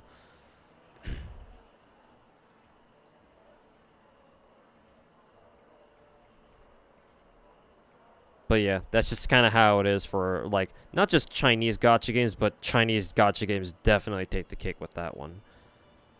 Just most gacha games in general have super self-insertable characters, or main protags. So, MiHoYo is just, you know, pandering to the audiences with that one. Anyways, Gallagher, how you doing, man? ハウンド家は無教の番人で、ここで密航者の取り締まりをはじめとする治安維持活動をしている。先日、無法者が宴にかこつけて、How good is maid per body? I do not know. I wonder if Nikkei.gg's put up a tier rating for her yet. While Gallagher's yapping, I might as well look it up. 安心してくれよお嬢さん。これはきっと誤解だ。こんな可愛らしいお嬢さんが密航者のはずがない。ありがとう。ギャラガーさんが助けてくれなかったらどうすればいいかわからなかった。なに、大したことじゃないさ。俺は他の用があるから先に行くが、何か困ったことがあったら近くにいる子犬を通して連絡してくれ。それじゃこの夢を楽しんでいってくれよな。さっきは君のおかげで助かったよ。Looks like early analysis rates maid per body as not that good. Like she's okay, but like from a purely gameplay perspective, nothing special. Certainly not what we would call meta. That being said, she is still, because she's still Elysian, she's still gonna be one of your better Elysian DPSs actually. So if you do roll her, at the very least you like give her some gear, at the very least she should be able to help out your Elysian teams climb Elysian tower, tribe tower. So there's that at least. But other than that, nah, maid per body is gonna be more of a waifu role, it seems. 本当にありがとう。今気づいたんだけど、君って七死人だよね。Self-insert is pretty good as it lets you feel better about your sorry self. I mean, I consider myself a pretty pathetic person, all things considered, but despite how much I fucking hate myself, I would still like to see some actual unique, some actual character, like fully fleshed characters as protagonists, main protagonists in gacha games. Still waiting for one to come out. That's kind of like that. That aren't like just like complete memes, I guess.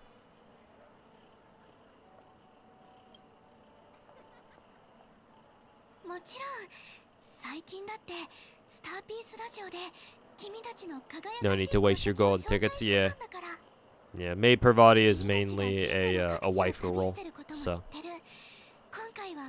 like I like OG per body, so I'll be rolling for maid per body later this stream, right before I'm either when I'm just fed up with Panakani's story or when I feel like it, or before I leave for today. アイリス家の役者でホタルっていうんだ。まあただのエキストラなんだけどね。公演がない時はクラークス通りの近くでガイドの仕事も引き受けてるの。もしよかったらいろんな面白いところに連れて行ってあげる。ちゃんと仕事をしてれば取り締まられることもないだろうし。気にしないで。君には助けてもらったからね。こっちこっち。この機会にここのことを知るのも悪くないかも。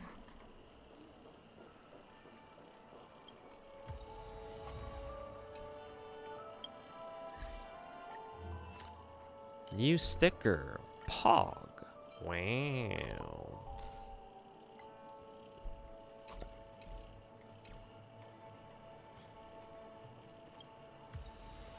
Another new sticker. Pog. Wow. Oh, it's one of Gallagher this time. I guess that makes sense because this is where we met him.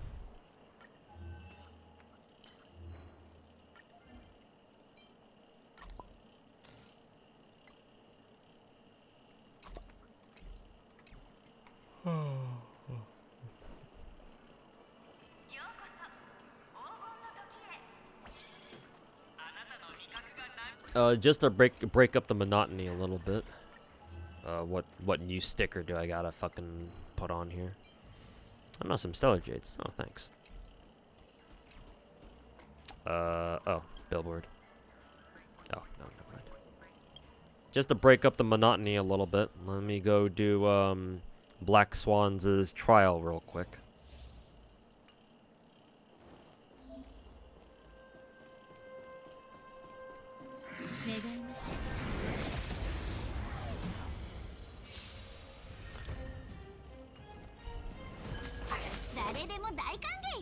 Ah, there are the Arcana stacks. How did my Blue Archive freebies go? I didn't get Hinata yet, so I'm expecting her to be a full ass pity roll, or 200 pity. The free rolls have given me a couple more 3 stars. I think after I did my stream where I rolled like 10 multis on Blue Archive on stream, yeah, I did roll Mina. Yeah, I rolled Mina, and she was one of the characters that I didn't have yet, so at least she was new.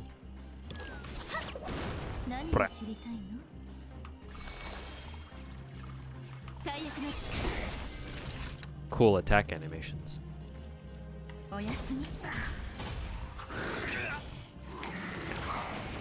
僕は友情を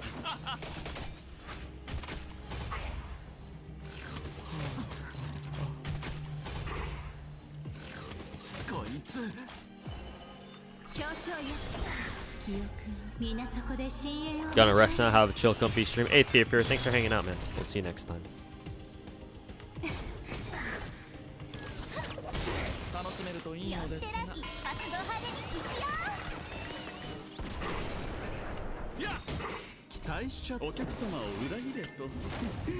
Do we have an expected launch date for Z3? I am not sure. I have not heard of one yet myself. 最悪の近くお注射の時間よおやすみ こ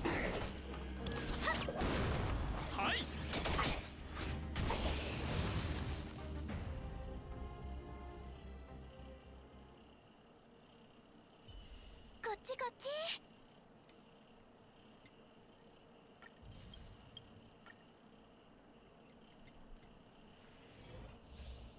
But yeah, hopefully Z3 officially comes out later this year.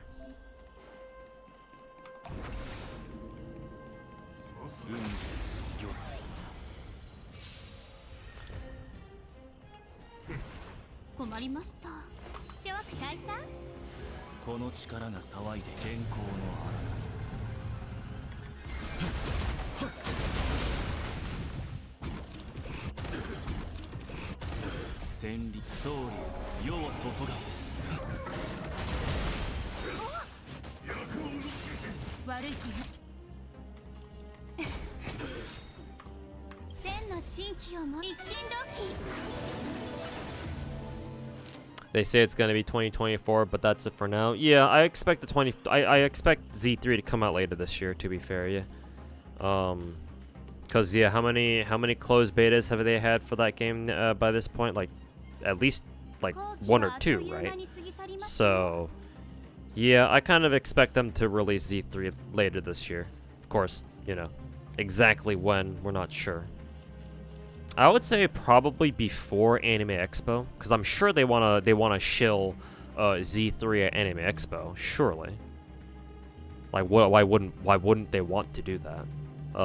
Then again, though, I'd have to see if they are gonna get another booth at Anime Expo, because I think last year last year I remember hearing something about how MiHoYo wasn't allowed a booth in the main dealers hall, just because Anime Expo knows that booth is gonna be fucking crowded as hell, because it always has been. It was like that for, I think, the 2022 Anime Expo or whatever, so yeah, I think they kicked them over to the entertainment hall. Either way, though, like, they surely wouldn't want to pass up a chance to fucking shill Z3 at Anime Expo, so I would expect Z3 to come up before, like, June or July or some shit. Would be my guess, but we'll see if they decide to do that or not. RMRF, thanks so much for the 46 months, man. Greatly appreciate it. Thanks for being an OG. Thanks for the almost 4 years of support. Greatly appreciate it, man. Am I planning to MP5 Archetype Earth? I would like to MP6 her for the 120, but all I can say is I hope I have the money to do that by the time she rolls around. Or at the very least, the amount of, enough Saint Quartz to do that. At the very least. Anyways.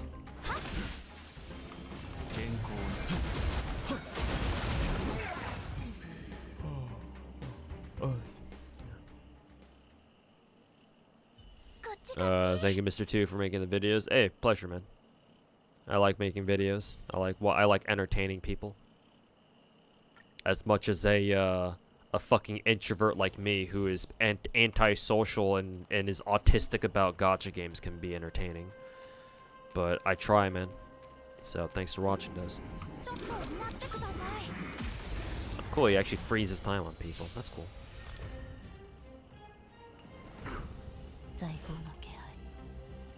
Oh, and we even have Hanya here with him.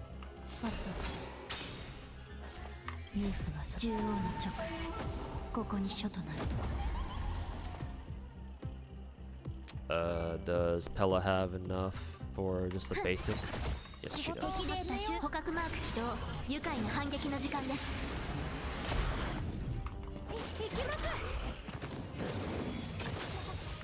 Does he use his mop to fucking smack people?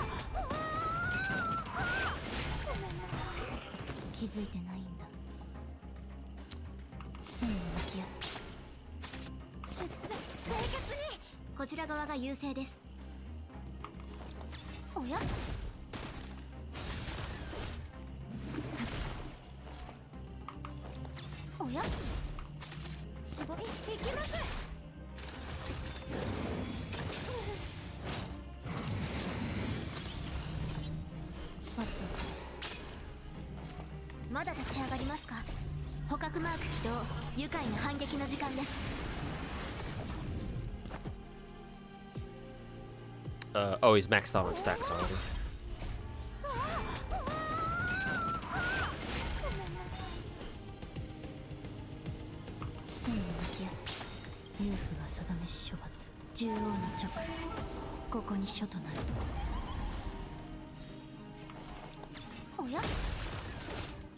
Nice, very good break.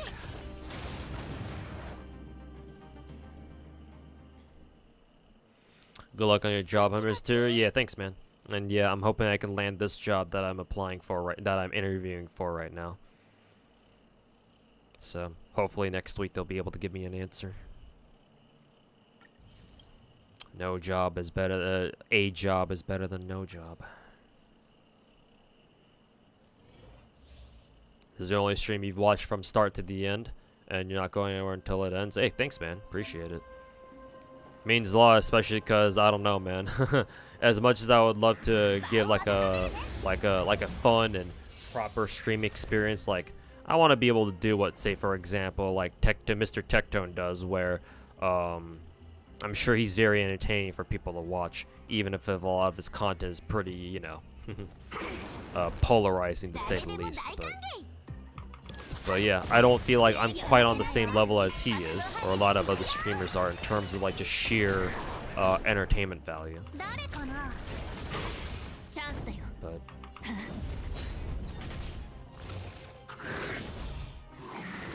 I do what I can, basically. And hopefully that'll be enough. ダンス戦闘準備。 Oh, she didn't have stacks yet. すべては星々よ。開拓者たちに真なる祝福を。 But I believe you of Infinite Wealth has gacha. I mean, some gacha, some AAA, like some normal games do have gacha. Like I know Resident Evil RE4 remake, I believe, has like a little gacha machine. Like yeah, an actual gachapon machine that you can play by doing that one like that shooting gallery mini game where you shoot the pirates or whatever. So yeah, I can believe it. Hopefully it's not an actual like monetized gacha though. That'd be kind of weird. Not really sure what to think about that if that's the case. But.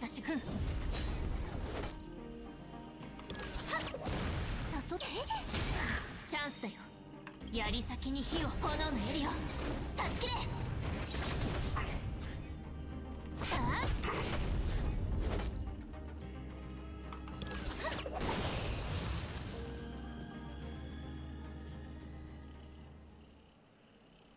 It's not monetized. Yeah, that's what I figured. Yeah, that's fine then. A lot of regular games have done like mini little gacha stuff. I mean, hell, even that one Kirby game for the Switch, that the most recent like Kirby game had a little bit of gacha in it, right? 涼しいですね。涼しいですね。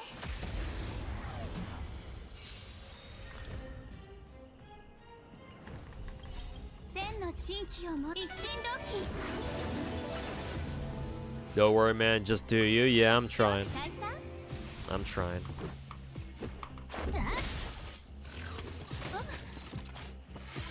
痛くも痒くもない。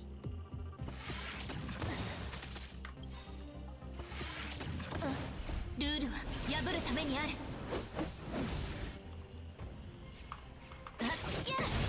一気に片付けましょう。この機会を逃さないで。一気に片付けましょう。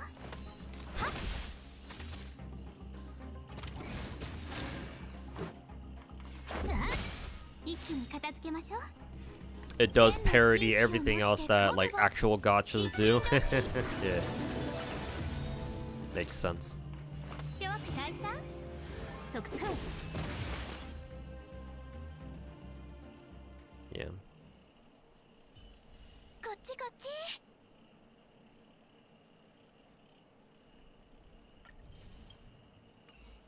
It's unacceptable that Nikkei hasn't given Volume a skin. Yeah, that's kind of weird, considering Volume was one of the most infamous, or perhaps it still is, one of the most infamous Nikkeis, or one of the most infamous characters in the game, right? Yeah, kind of odd that they haven't given Volume a skin yet at all. I know that in-game, like her in-game personality is pretty shitty, so yeah. I know that they haven't really given skins to characters that are kind of like jackasses in-game. Because, like, that's supposed to be their whole character or whatever, so. Because, like, for example, like, a ton of people really like Crow, right? Crow's design, because, you know, Crow is supposed to be this, like, she has that whole goth girl, like, punk goth girl aesthetic to her, right? But then when you actually get to know her and, like, you see her lore and shit, like she's actually kind of a bitch. She's like legit not a good person, because you know we wake up, oh, let's do a little bit of terrorism. So yeah, I would imagine that's probably a similar case for Volume perhaps, but yeah, I mean we'll see. What's your thoughts on the new patch for Star Rail? I mean, I'm glad we have a new world, but I do not give a fuck about the story whatsoever. So, I'm just going through the story so far.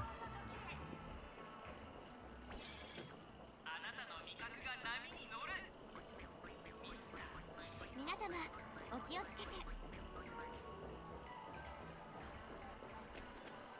ほとんどの人が夢に入って最初に行く場所といえばオーディショッピングセンター。 Hey T-Dubs, how's it going, man? Did you give your thoughts about the upcoming talk with Nasu and Star Rail producers? I have. I just don't know what to talk about. Because, like, I don't know if anything's gonna happen out of this. So, like, sure, I could probably make, like, a react video and be like, oh my god, this is gonna be huge, guys, and pull a tech tone here. But, to be honest with you, I don't know if I want to do that. Because, like, I don't know if anything substantial is even gonna come out of this. Because, like, Chinese developers talk with Japanese devs all the time. In order to, like, gain inspiration and, like, just ideas and shit like that. So... like, it's like, it's coincidental, sure, yeah, because you guys know me, I like to meme Star Rail as basically FGO 2.0. But I don't know if this new meeting between Nasu and, you know, the Star Rail producer, whoever he is really gonna lead to anything. So, like, I don't know, maybe it'd make for a good clickbait video, but like, I'll wait until, like, something actually substantial comes out of it. Like, oh my god, Star Rail is gonna have, like, for example, an FGO collaboration or some shit like that. Which will not happen, but, you know.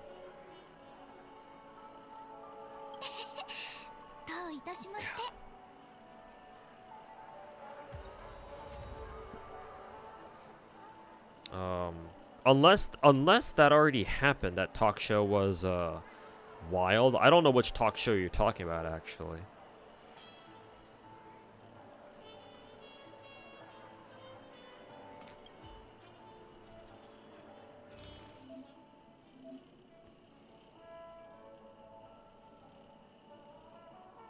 How very American. Why is the ice cream more expensive than everything else?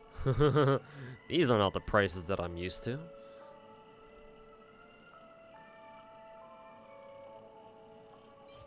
I'm feeling pizza. Let's go pizza. Actually, we can just buy everything? Sure. Oh, I just realized we have like a set amount of credits, actually. So might as well just buy everything.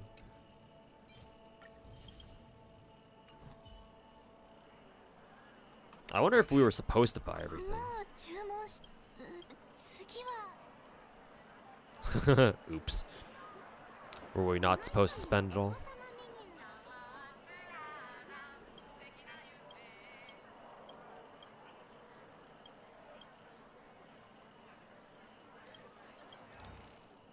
Let's see. I don't know what the fuck these are. The fuck is this? Synthesis material? The fuck? Or other enemies. Oh, does this look like a drop? Sure, I'll just fucking buy them, because why not? Tier 3 synthesis material. Oh yeah, these are probably drops, so I'll just buy some of these, I guess. Sure, fuck it. Might need them later.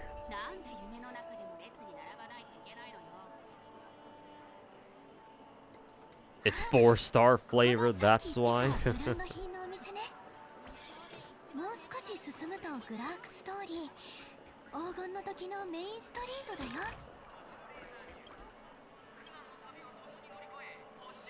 My head. Baseball bat.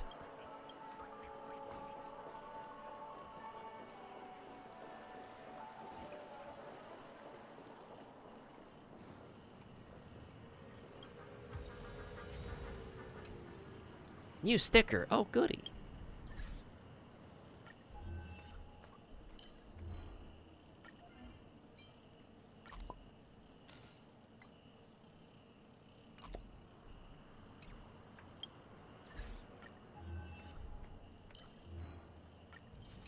Huh, we already 100% of that. Cool, I guess.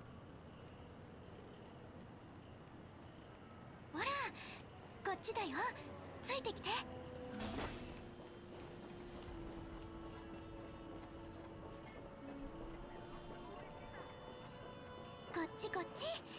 面白いもの見せてあげる。 Why does Firefly like sometimes just run back to you randomly? 見て、この像はピノコニーの有名なキャラクター、クロックボーイ。 Shift up taking their time cooking volumes of skin. Yeah, no, right? Ain't no way they don't have something planned for volume. I'm surprised they like Noise so much. What, Noise having like 2 costumes now at this point?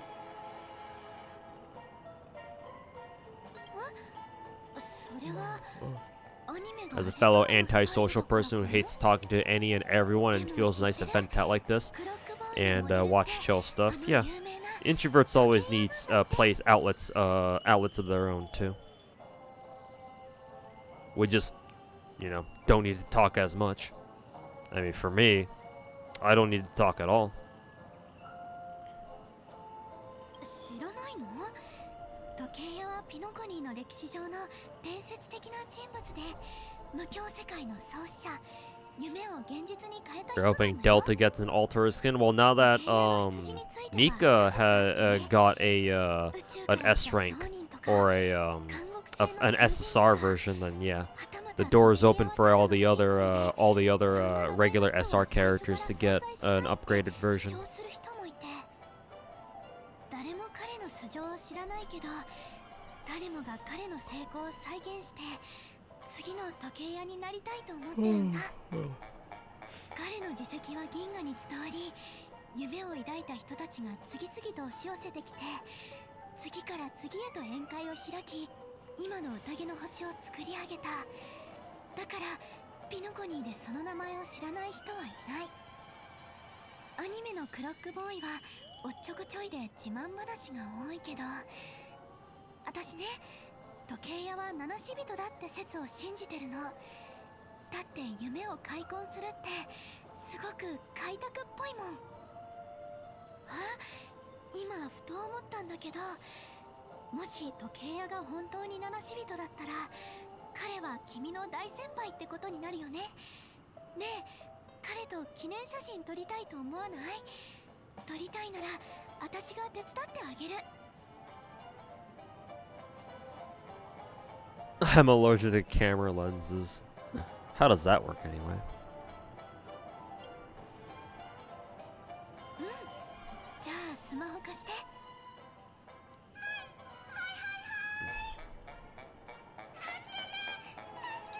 You also hope D gets a skin too? Yeah, she's cool. あれ、どうしたの？クロックボーイの顔に何かついてる？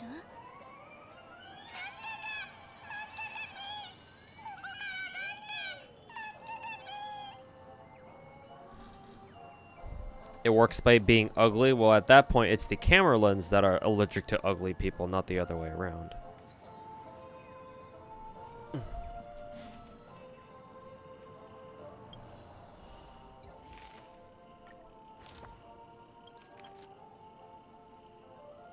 Burbs.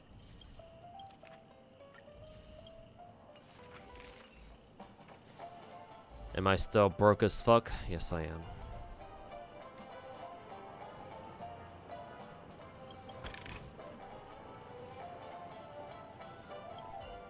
記念写真を撮り。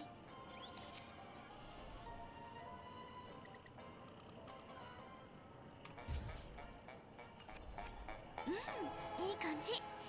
君って You're very photogenic. Oh, sorry, Firefly. I didn't know your name was Luke. Luke from Streets.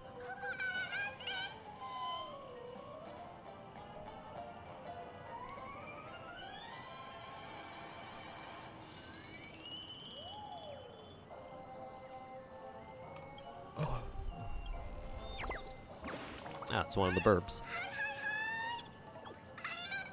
Still broke as fuck. I thought I was too. Still am, but also broke as fuck.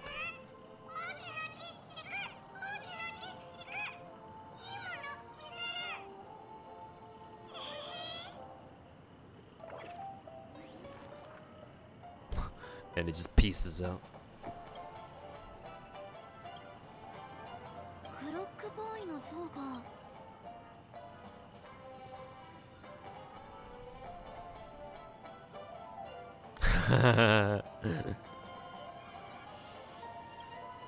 Gotta go for a meme answer here. うんさっきジャンプしてたよしかも急にね I like how Japanese doesn't have a word for the word jump. Maybe they do, but I guess they just use the use English for that.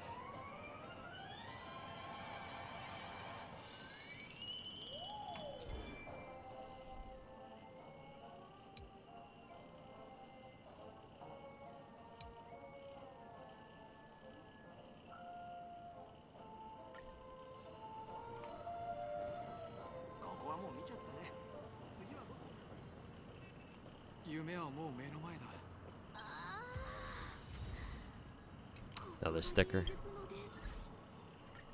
Empyrean something.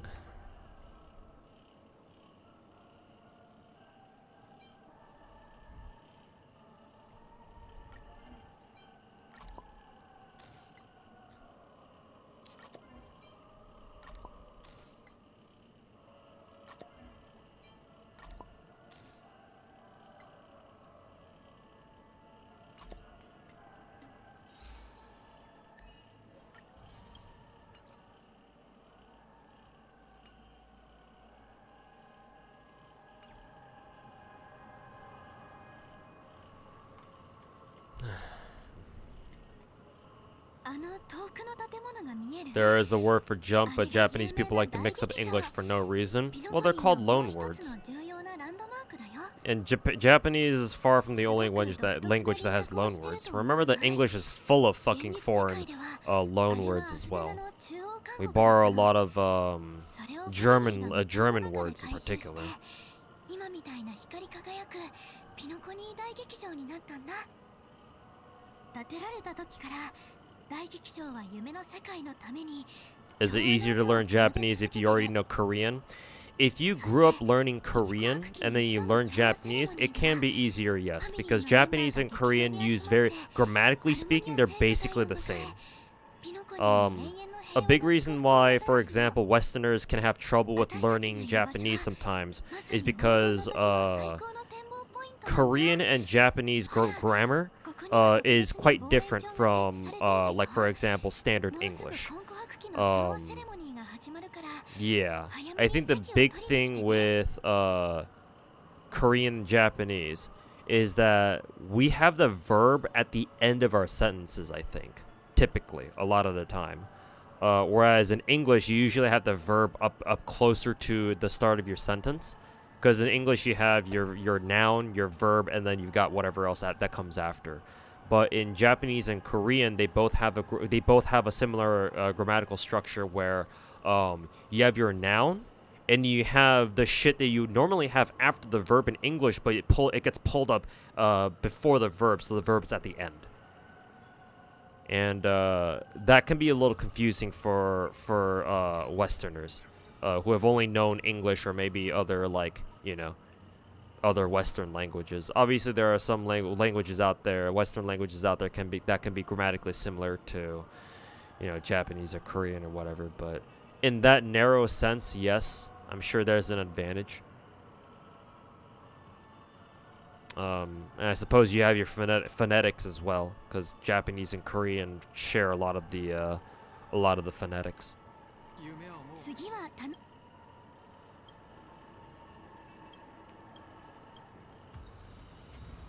Random ass sticker.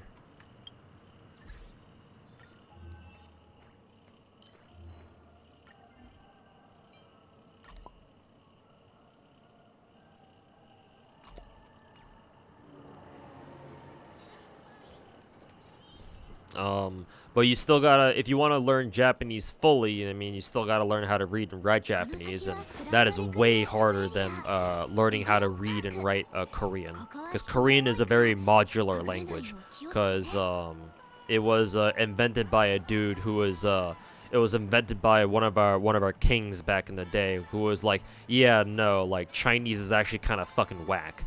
And it takes forever for, like, the common person to fucking learn how to read that shit.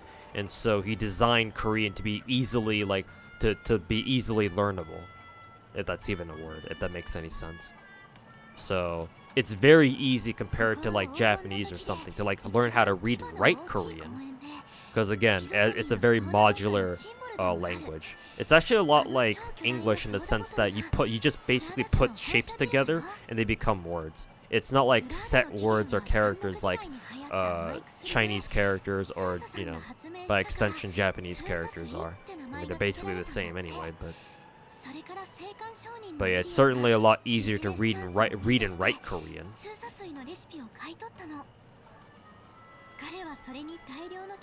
Unlike Japanese, where you gotta learn 3 different fucking ways of writing that shit. Hiragana, katakana, and kanji.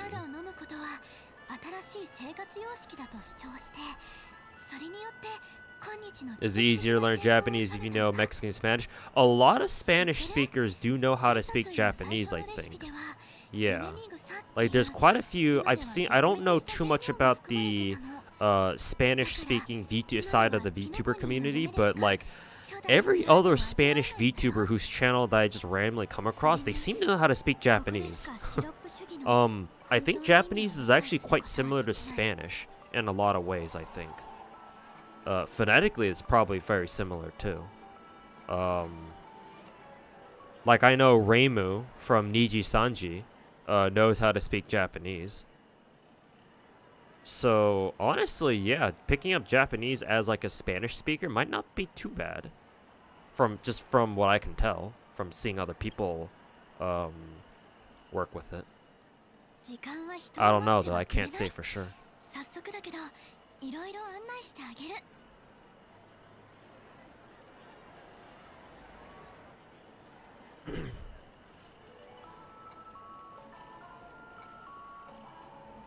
Yeah, the phonetics are really similar. Yeah, makes sense.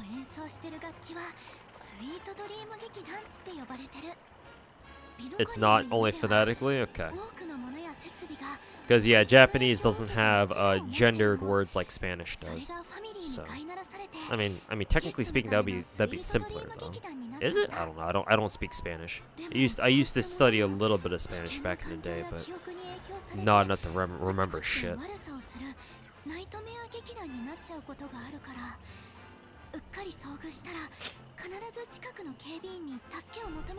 You remember hearing you could learn the Korean alphabet in like 20 minutes something? Technically, yeah, it's very easy to learn the Korean language, like the written form, yeah. Because Korean is basically 2 sets of characters. If you want to equate it to English, Korean also has its like vowels and consonant characters, pretty much. Like you can actually think of it that way. So once you memorize your vowels and your consonants, and you can basically just put them together to create different sounds. And yeah,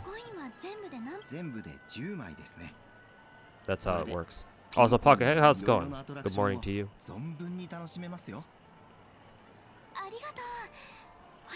I also heard, oh yeah, I probably should mention that. But yeah, how's it going? Good morning.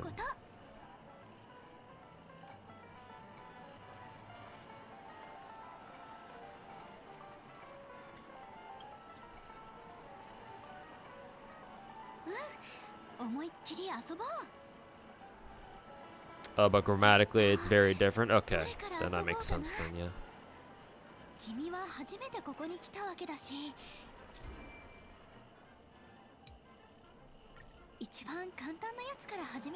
Amusement facility? I mean, just call it for what it is. This is a fucking casino.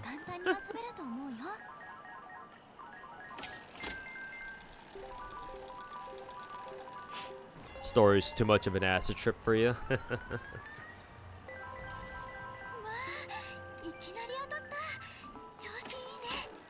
What is the bottom 3rd game? From where? From left or right?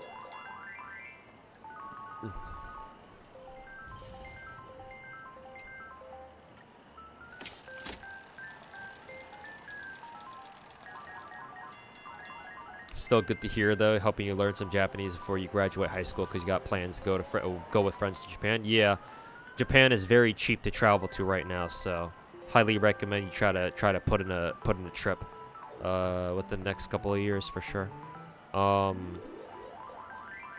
if you just want to learn like conversational Japanese, that should be pretty easy. Like just watching like VTubers, like listening to VTubers talk, like people have been able to learn how to speak Japanese quite easily, I think.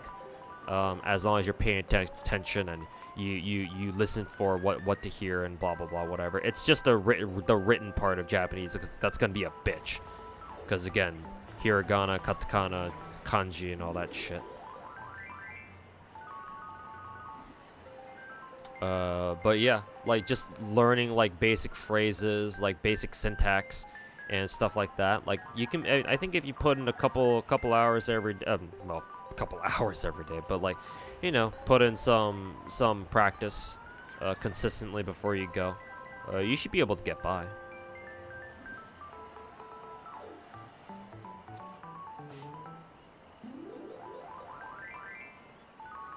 Serbian's about the same. But there's 2 alphabets to learn in Serbian. Oh boy. multiple alphabets is always fun.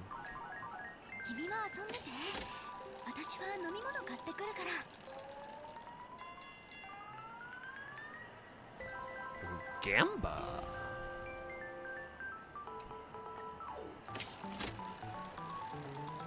A gacha making a region based on a casino. Oh, the irony. I'm sure it's been done before, but yeah, it's kind of funny to think about. From the left. Oh, that is called Blue Archive. If you're talking about the game with the blonde fox girl looking girl, with the enormous side titty, then yeah, that game is called Blue Archive. Great casual game. Don't play that shit hardcore though.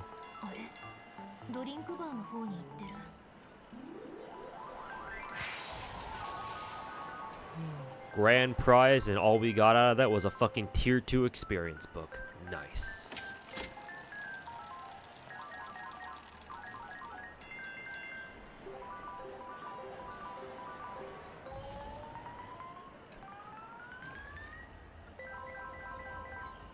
I heard me say before that I was an exchange student in Japan at one point. How was the experience there? Yeah, so back in 2015, as a part of my requirement for my Japanese minor, back when I was in college, yeah, I studied abroad for a semester in Japan. My fall semester, or not fall semester, my spring semester of 2015. Yeah. So yeah, I was there from like around January 24th to like the beginning of June, I think. So about a little over 4 months, I would say. Yeah. So yeah, I studied there for a semester. Part of a, I guess you could say exchange program. It was more like a study abroad program, though, not necessarily an exchange program per se. But yeah, I enjoyed it there. Yeah.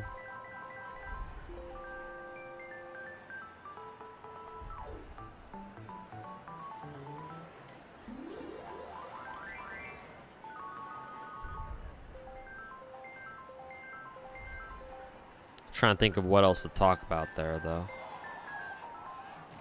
But yeah, I would like to go back. Originally, I was, me and my buddies were planning on doing a Japan trip, but then the pandemic happened, so we had to postpone those plans by a couple years. My friends actually went on their own like a couple months ago. I was supposed to go with them, but unfortunately, you know, I lost my job earlier last year, so I couldn't go because, you know, I was committing most of my money to both content creation and just keeping myself afloat, because they were my savings from my old job. So, yeah, couldn't go with them, unfortunately. I'm hoping the next time they go, I'm able to go with them then, but yeah. Now, what part of Japan was I in? More down towards the south. I went to basically Osaka, specifically Hirokata City. If you want to look up where that was, or where that is, because the university that I signed up to go to study there was located there, Hirokata City. So I was more towards like the south, I want to say, or south / more towards the west.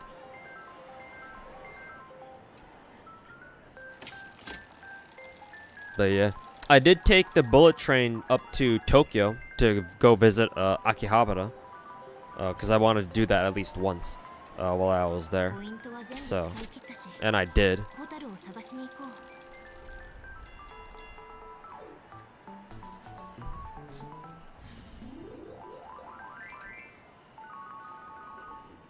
Oh, we're out.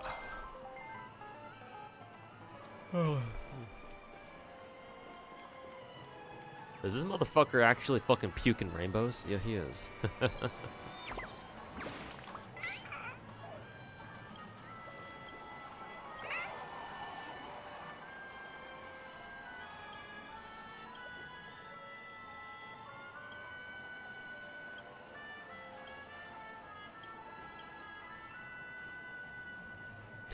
Thanks, I hate it.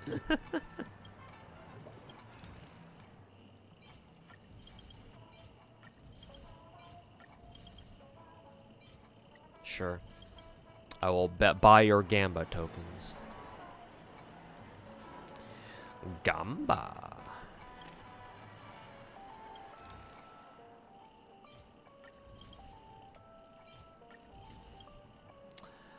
Gamba.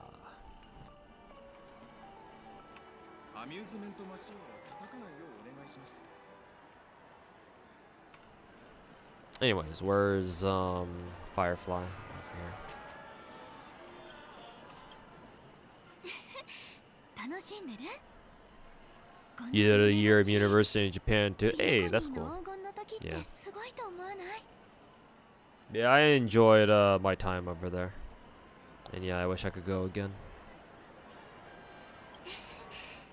だよね慈愛に満ちた寛容な夢 I mean, it's for me personally, it's gonna go on like a decade since I last went. 広大で So 深くて I'd like to go back there and まるで visit. 大海原のように名もなき小さな人もその中では安心して眠ることができる君が助けてくれたこと本当に感謝してるのそのおかげで私はこの楽園を紹介することができるから私はここに属さないけどここは私を受け入れてくれた私もここを愛しているから他の人と共有したかったんだ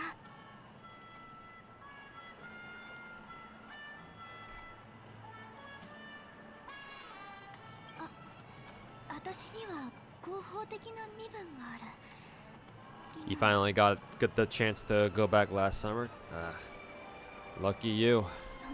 その I was supposed to go with my friends, like I said earlier last year, back in like, もっと I want to 近 say づいて like September or October, but 君に聞きたい didn't have こ the とがあ money る for it. ねえ君はピノコニーに一人で来たの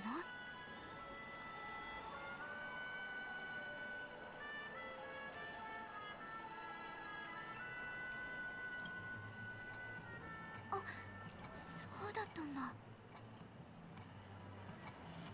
気づいてるかどうかわからないけど私さっきから君を連れて遠回りしながらいろんな場所を案内してるのそれは誰かが君の後をつけてるから振り返らないで彼のターゲットが君なのは間違いない私たちがギャラガーさんと別れた時からずっとついてきてる君の友達かなとも Oh, 思ったんだけ somebody ど sussy? なんとなく違う気がしてその人の身長は180センチ前後 Does NAFGO still have the 2-year gap to JP? Yes, sir, it still does. 明らかに鍛えてる Doesn't look to be changed anytime soon. 歩幅は大きいけど足音は聞こえないとても軽快でこういう歩き方は足跡が Hopefully a 残らない chance comes one day soon. Yeah. 彼は戦闘に I wouldn't be 長けてる against just going out and visiting on my own too. 手のひらは大きいけど指は細長くて柔軟多分刃物の扱いに慣れてるんだと思う New character? 探検とかナイフとかそういう人知り合いにいるワインレッドのコートグリーンの瞳 Nah, ダーク it's ブル just ーの Sampo. 髪来たおや、僕僕の大のお得意様、開拓者のお姉さんじゃありませんか。本当に久しぶりですね。まさかここであなたにお会いできるとは思いませんでした。いやはや本当 Your に friends and you and your friends plan to visit Japan to see the sakura trees in late March 2020. Yeah, we were planning to go in 2020 as well. Though a little later, I think, around like August or September area or time frame. ご冗談を。ここはピノコニーですよ。まさに夢を見ている最中ではありませんか。僕に会ったことがそんなに意外ですか。これもすべてあなたのおかげ。ヤリーロ6の門戸が開かれたんですから。この人は。おや、美月さん、僕のことを忘れてしまったんですか。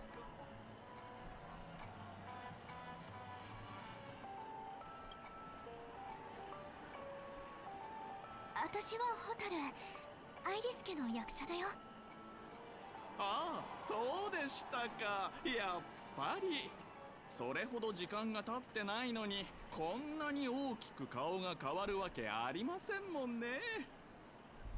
I mean, this is the future. I would imagine future technology would allow you to be able to just change your appearance super fast.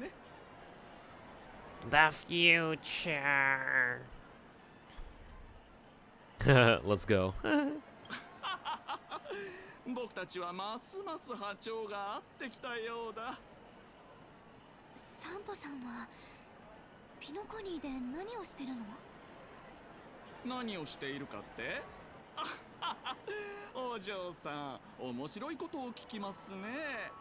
あちこち歩き回って白チュームを見て休暇を過ご Am I in the している top 100 of any of these わけですよ。 games?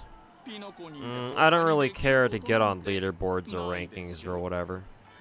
あ、And そうそう besides, what would ち you ょ even うど define よ as か top った。 100 anyway? せっ Top か 100 く in ピノ what? コニーで会えたんですから、 Like よけれ in ば僕 PvP? この Cause like 近くを not 案 like 内 only させて 2 or もらえ 3 of ま these せん games even か。 have any PvP. あなたたちのことはずーっと観察していました。ホタルさんは本当にピノコニーのことをよく知っているようですが、 Thought they were trying to close the 大 gap? 人の Nah. 遊びについては FGONA's never tried 僕 closing の the 方 gap. が一枚上手かと。大人の遊び？どうやら 40 調子のよう rolls で in, す 40 ね。 more. Same thing with me and Black Swan right now.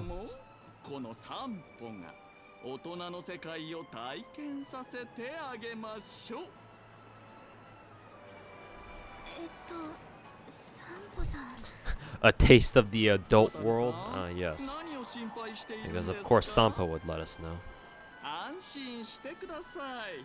誓って公序良俗に反することではありませんから。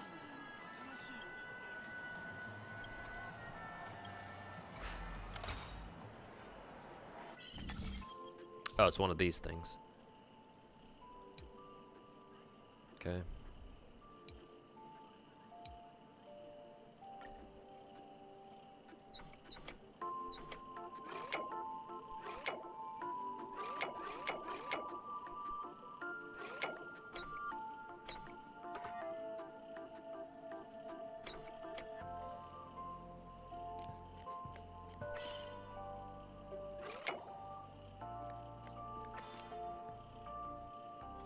Is that it? I have no idea what the fuck I just did. But sure, whatever.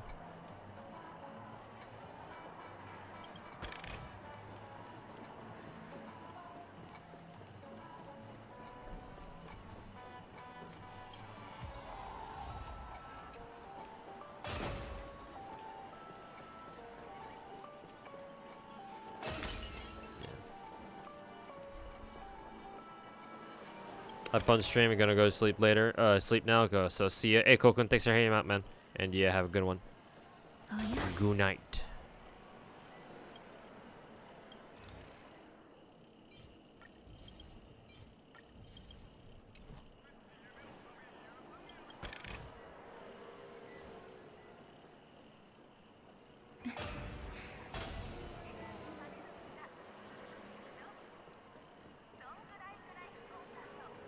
遊び回るのって疲れるわね。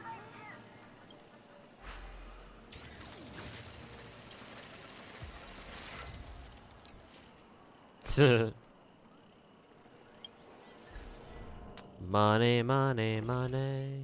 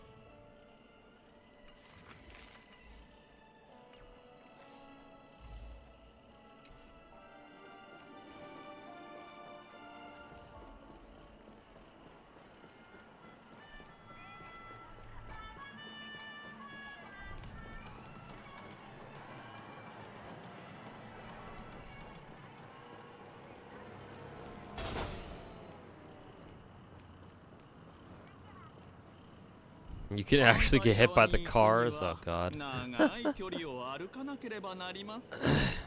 二人ともピンボールマシンで対岸までジャンプしましょう。ピンボールマシン？ The gap between FGO, NA, and JP isn't that bad, or at least for you. Yeah, it's not, but I would like to see the gap lowered down to only 1 year instead of 2 years. Like I think a year-long gap is fine. I do think that having it be 2 years is a little much, though.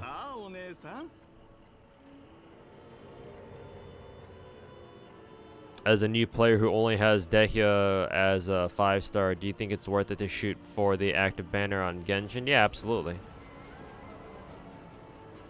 Yeah. You should probably roll for Nahida first, though. Because Shenyun... I'm not sure how good she is, actually. Like, she like, lets anybody, play, like, a plunge attack, play style, but, eh.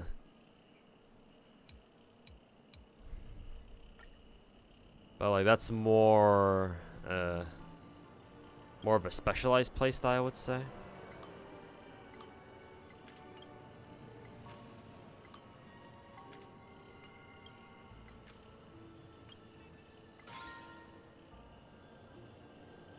But Nahida is way more useful.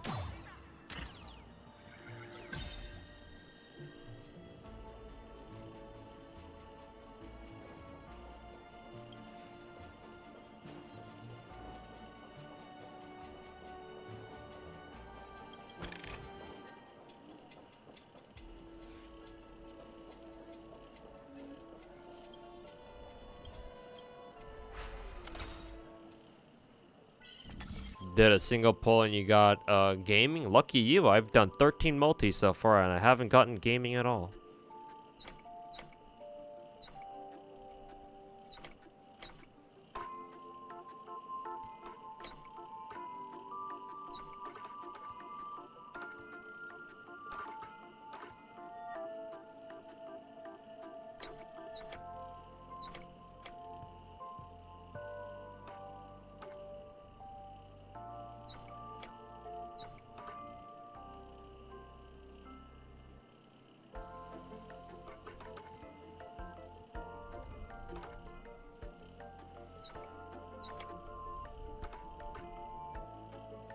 The fuck am I even supposed to do here?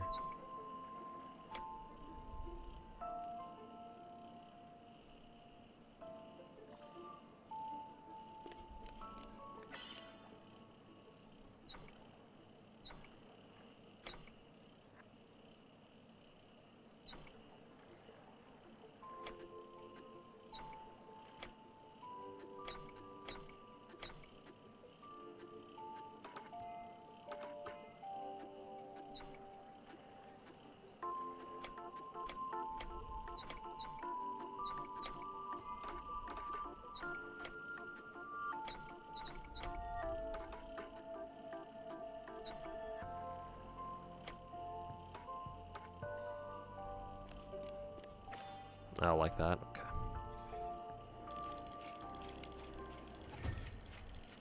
Yeah, everyone becomes Zhao.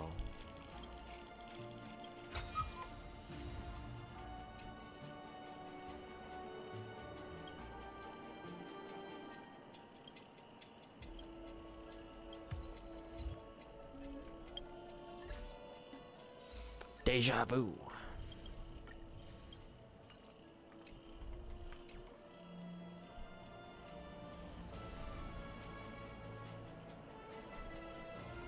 In my opinion, who's better, Morgan or God Juna? In most circumstances, God Juna.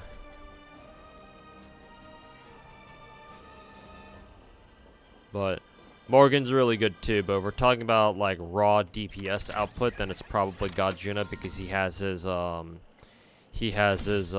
is it? His anti-debuff power mod.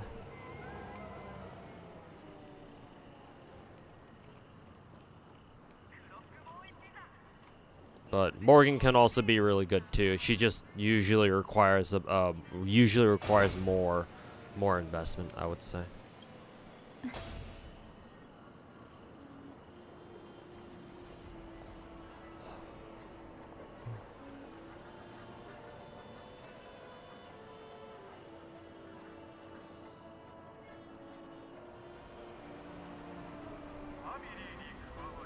Oof. Now I'm really feeling the exhaustion now because I wasn't able to go to sleep earlier. Thoughts on Maid Pravati? You got her because you don't know if she's good because your only good supports are Noir and Blanc. Unfortunately, Maid Pravati is more of a trophy waifu. She's not that good, but if you need like an extra Elysian character for Elysian Tribe Tower, then she's honestly one of your better ones. Because, I mean, we don't really have a lot of great Elysian characters yet anyway, so.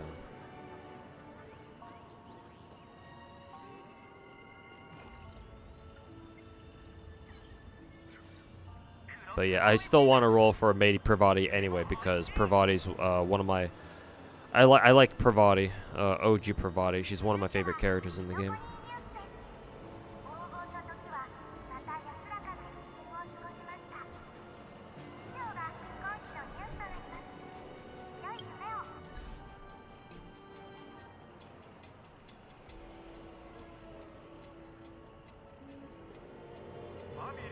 Did I pull for Black Swan yet? I pulled everything that I had. I had like 17 tickets and like 4,600 gems, but yeah, still haven't gotten Black Swan yet.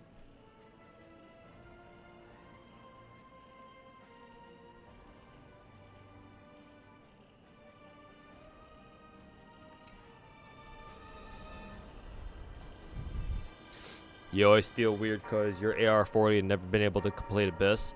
You don't feel like you've got enough characters to complete, be able to complete anything above like the 5th level. Yeah, no, Abyss is meant to be endgame stuff.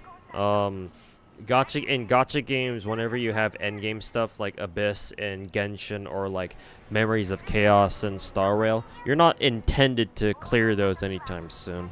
Like, they're more game modes where you kind of like grind for a long time in order to be able to beat. So they're more long-term investments.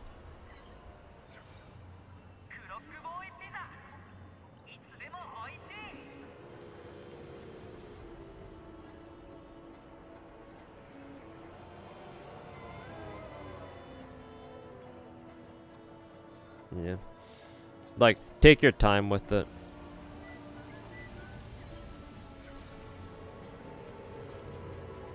Yeah, there are plenty of people who play Genshin, plenty of casual players who play Genshin and just don't bother with Abyss at all because they don't feel like doing it. So.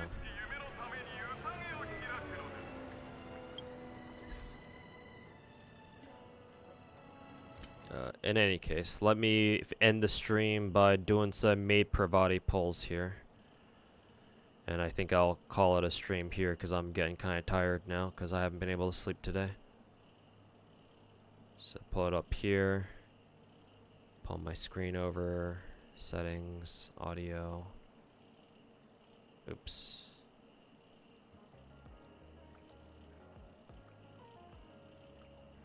I should probably pull the audio up a little bit more. マイクテストこれくらいでいいですか？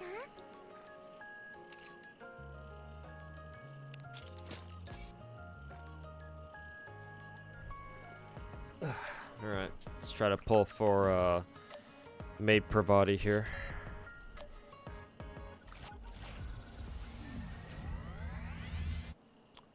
Really hoping for a new endgame for Genshin. Would be sad without new endgame. I think eventually we'll get new endgame. I just can't tell you exactly when we're gonna get it though. It'll likely take a very long time for us to see any meaningful expansion to Abyss or anything like that. おじさん、美味しいもの食べに。 Tetra, so not Elysian. So this is a spook. Another Exia spook.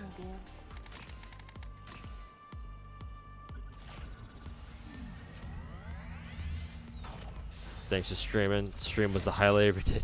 If it was the highlight of your day, then Jesus, I don't want to know how uneventful your uneventful shit is for you.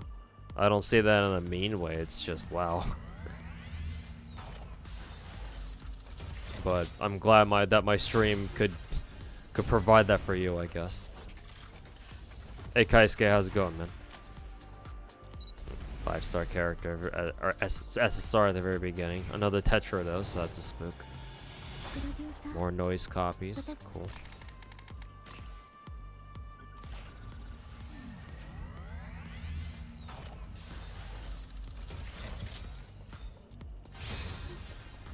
Purple.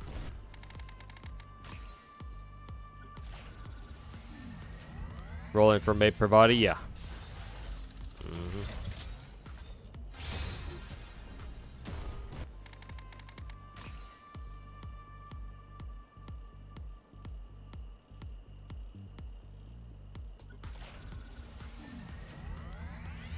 Tetra ruin everything. I mean, we had the most amount of Tetra girls out of the 3 manufacturers, so yeah, it makes sense. How many rolls in so far? I think this is our 5th or 6th multi, pretty much. I can check how many regular tickets, how many Gacha tickets that I have now. Oh, I used them all. So yeah, 7 multis in now. So now I get to use up my actual gems because my tickets didn't get me shit. So this is always exciting.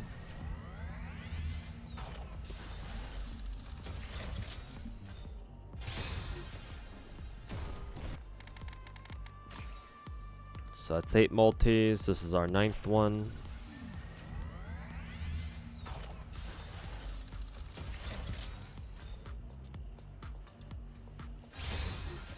More purples. So this is now be our 10th multi here.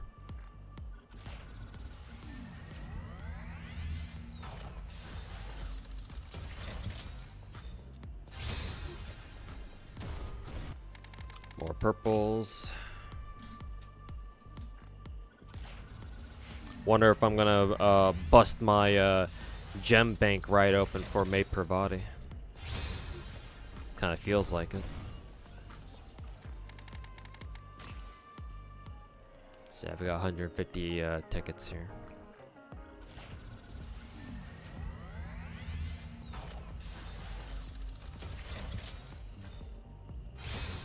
More purples.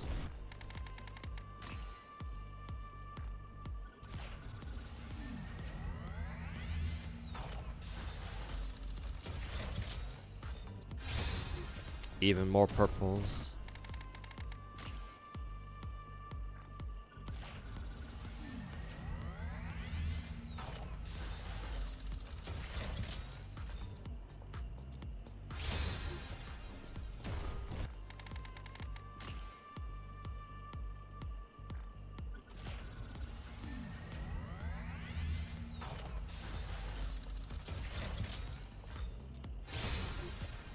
After finally, God knows how long that took.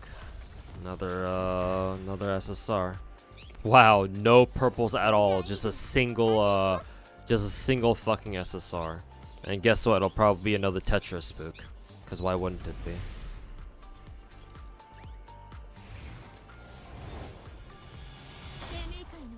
I don't think I have Sakura at triple limit break, so I'll take that at least. But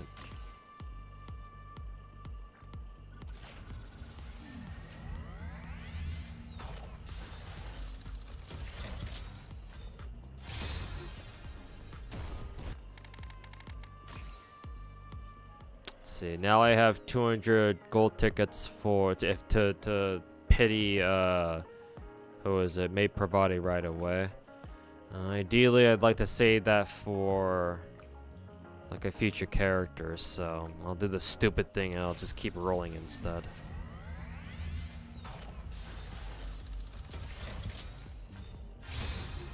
And that's a skip.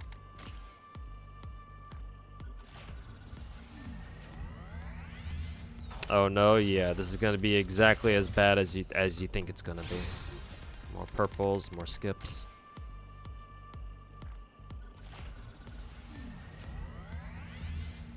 This is sad? No, this is just a gacha for me. It's not sad, it's business as usual.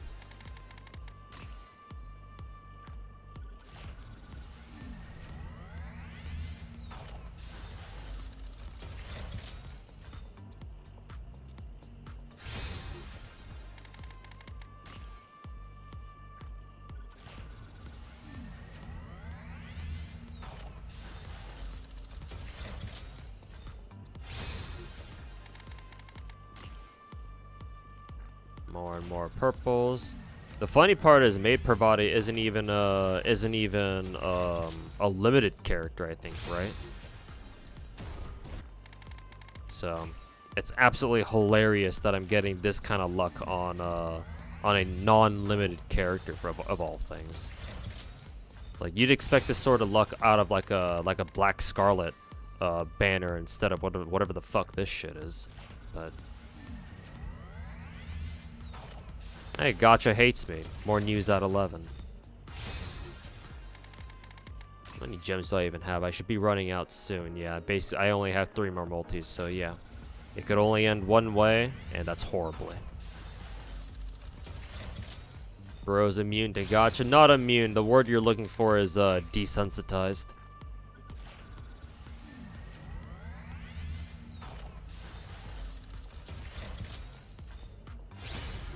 Okay, another gold after God knows how many fucking purple rolls. Let's see if it's yet another Tetra spook.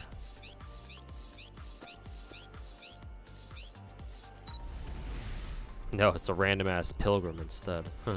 There's another Isabel or some shit. No, it's Noah, the worst one.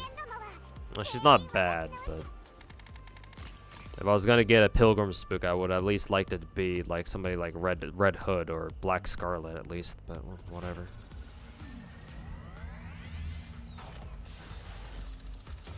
I believe this is my last one too, and it's a purple. Cool. Alright, cool.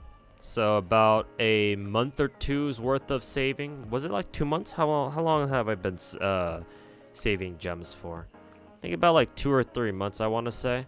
All that just to not get Maid Pravati. Cool, great game.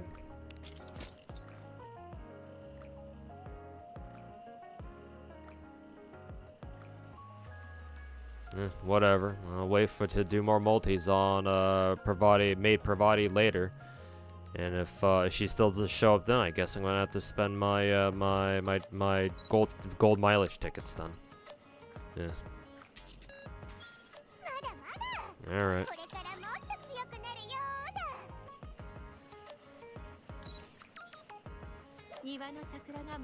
Oh, my Sakura's already fully limit broken. It's a core one for her, I guess.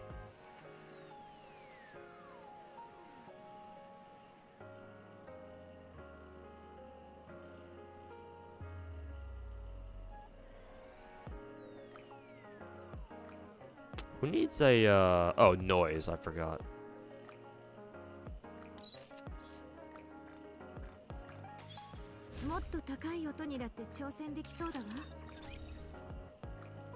You guys reckon if I start screaming my fucking ass off like your typical React streamer like Tectone, you think Gacha will be more kind to me then?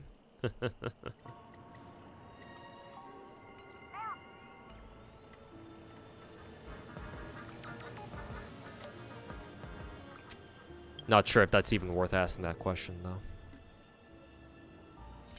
Anyways, I'm out of here. Thanks for watching, boys. I'm not going to raid anybody. I'm just going to end the stream. So, yeah. Thanks for hanging out, boys.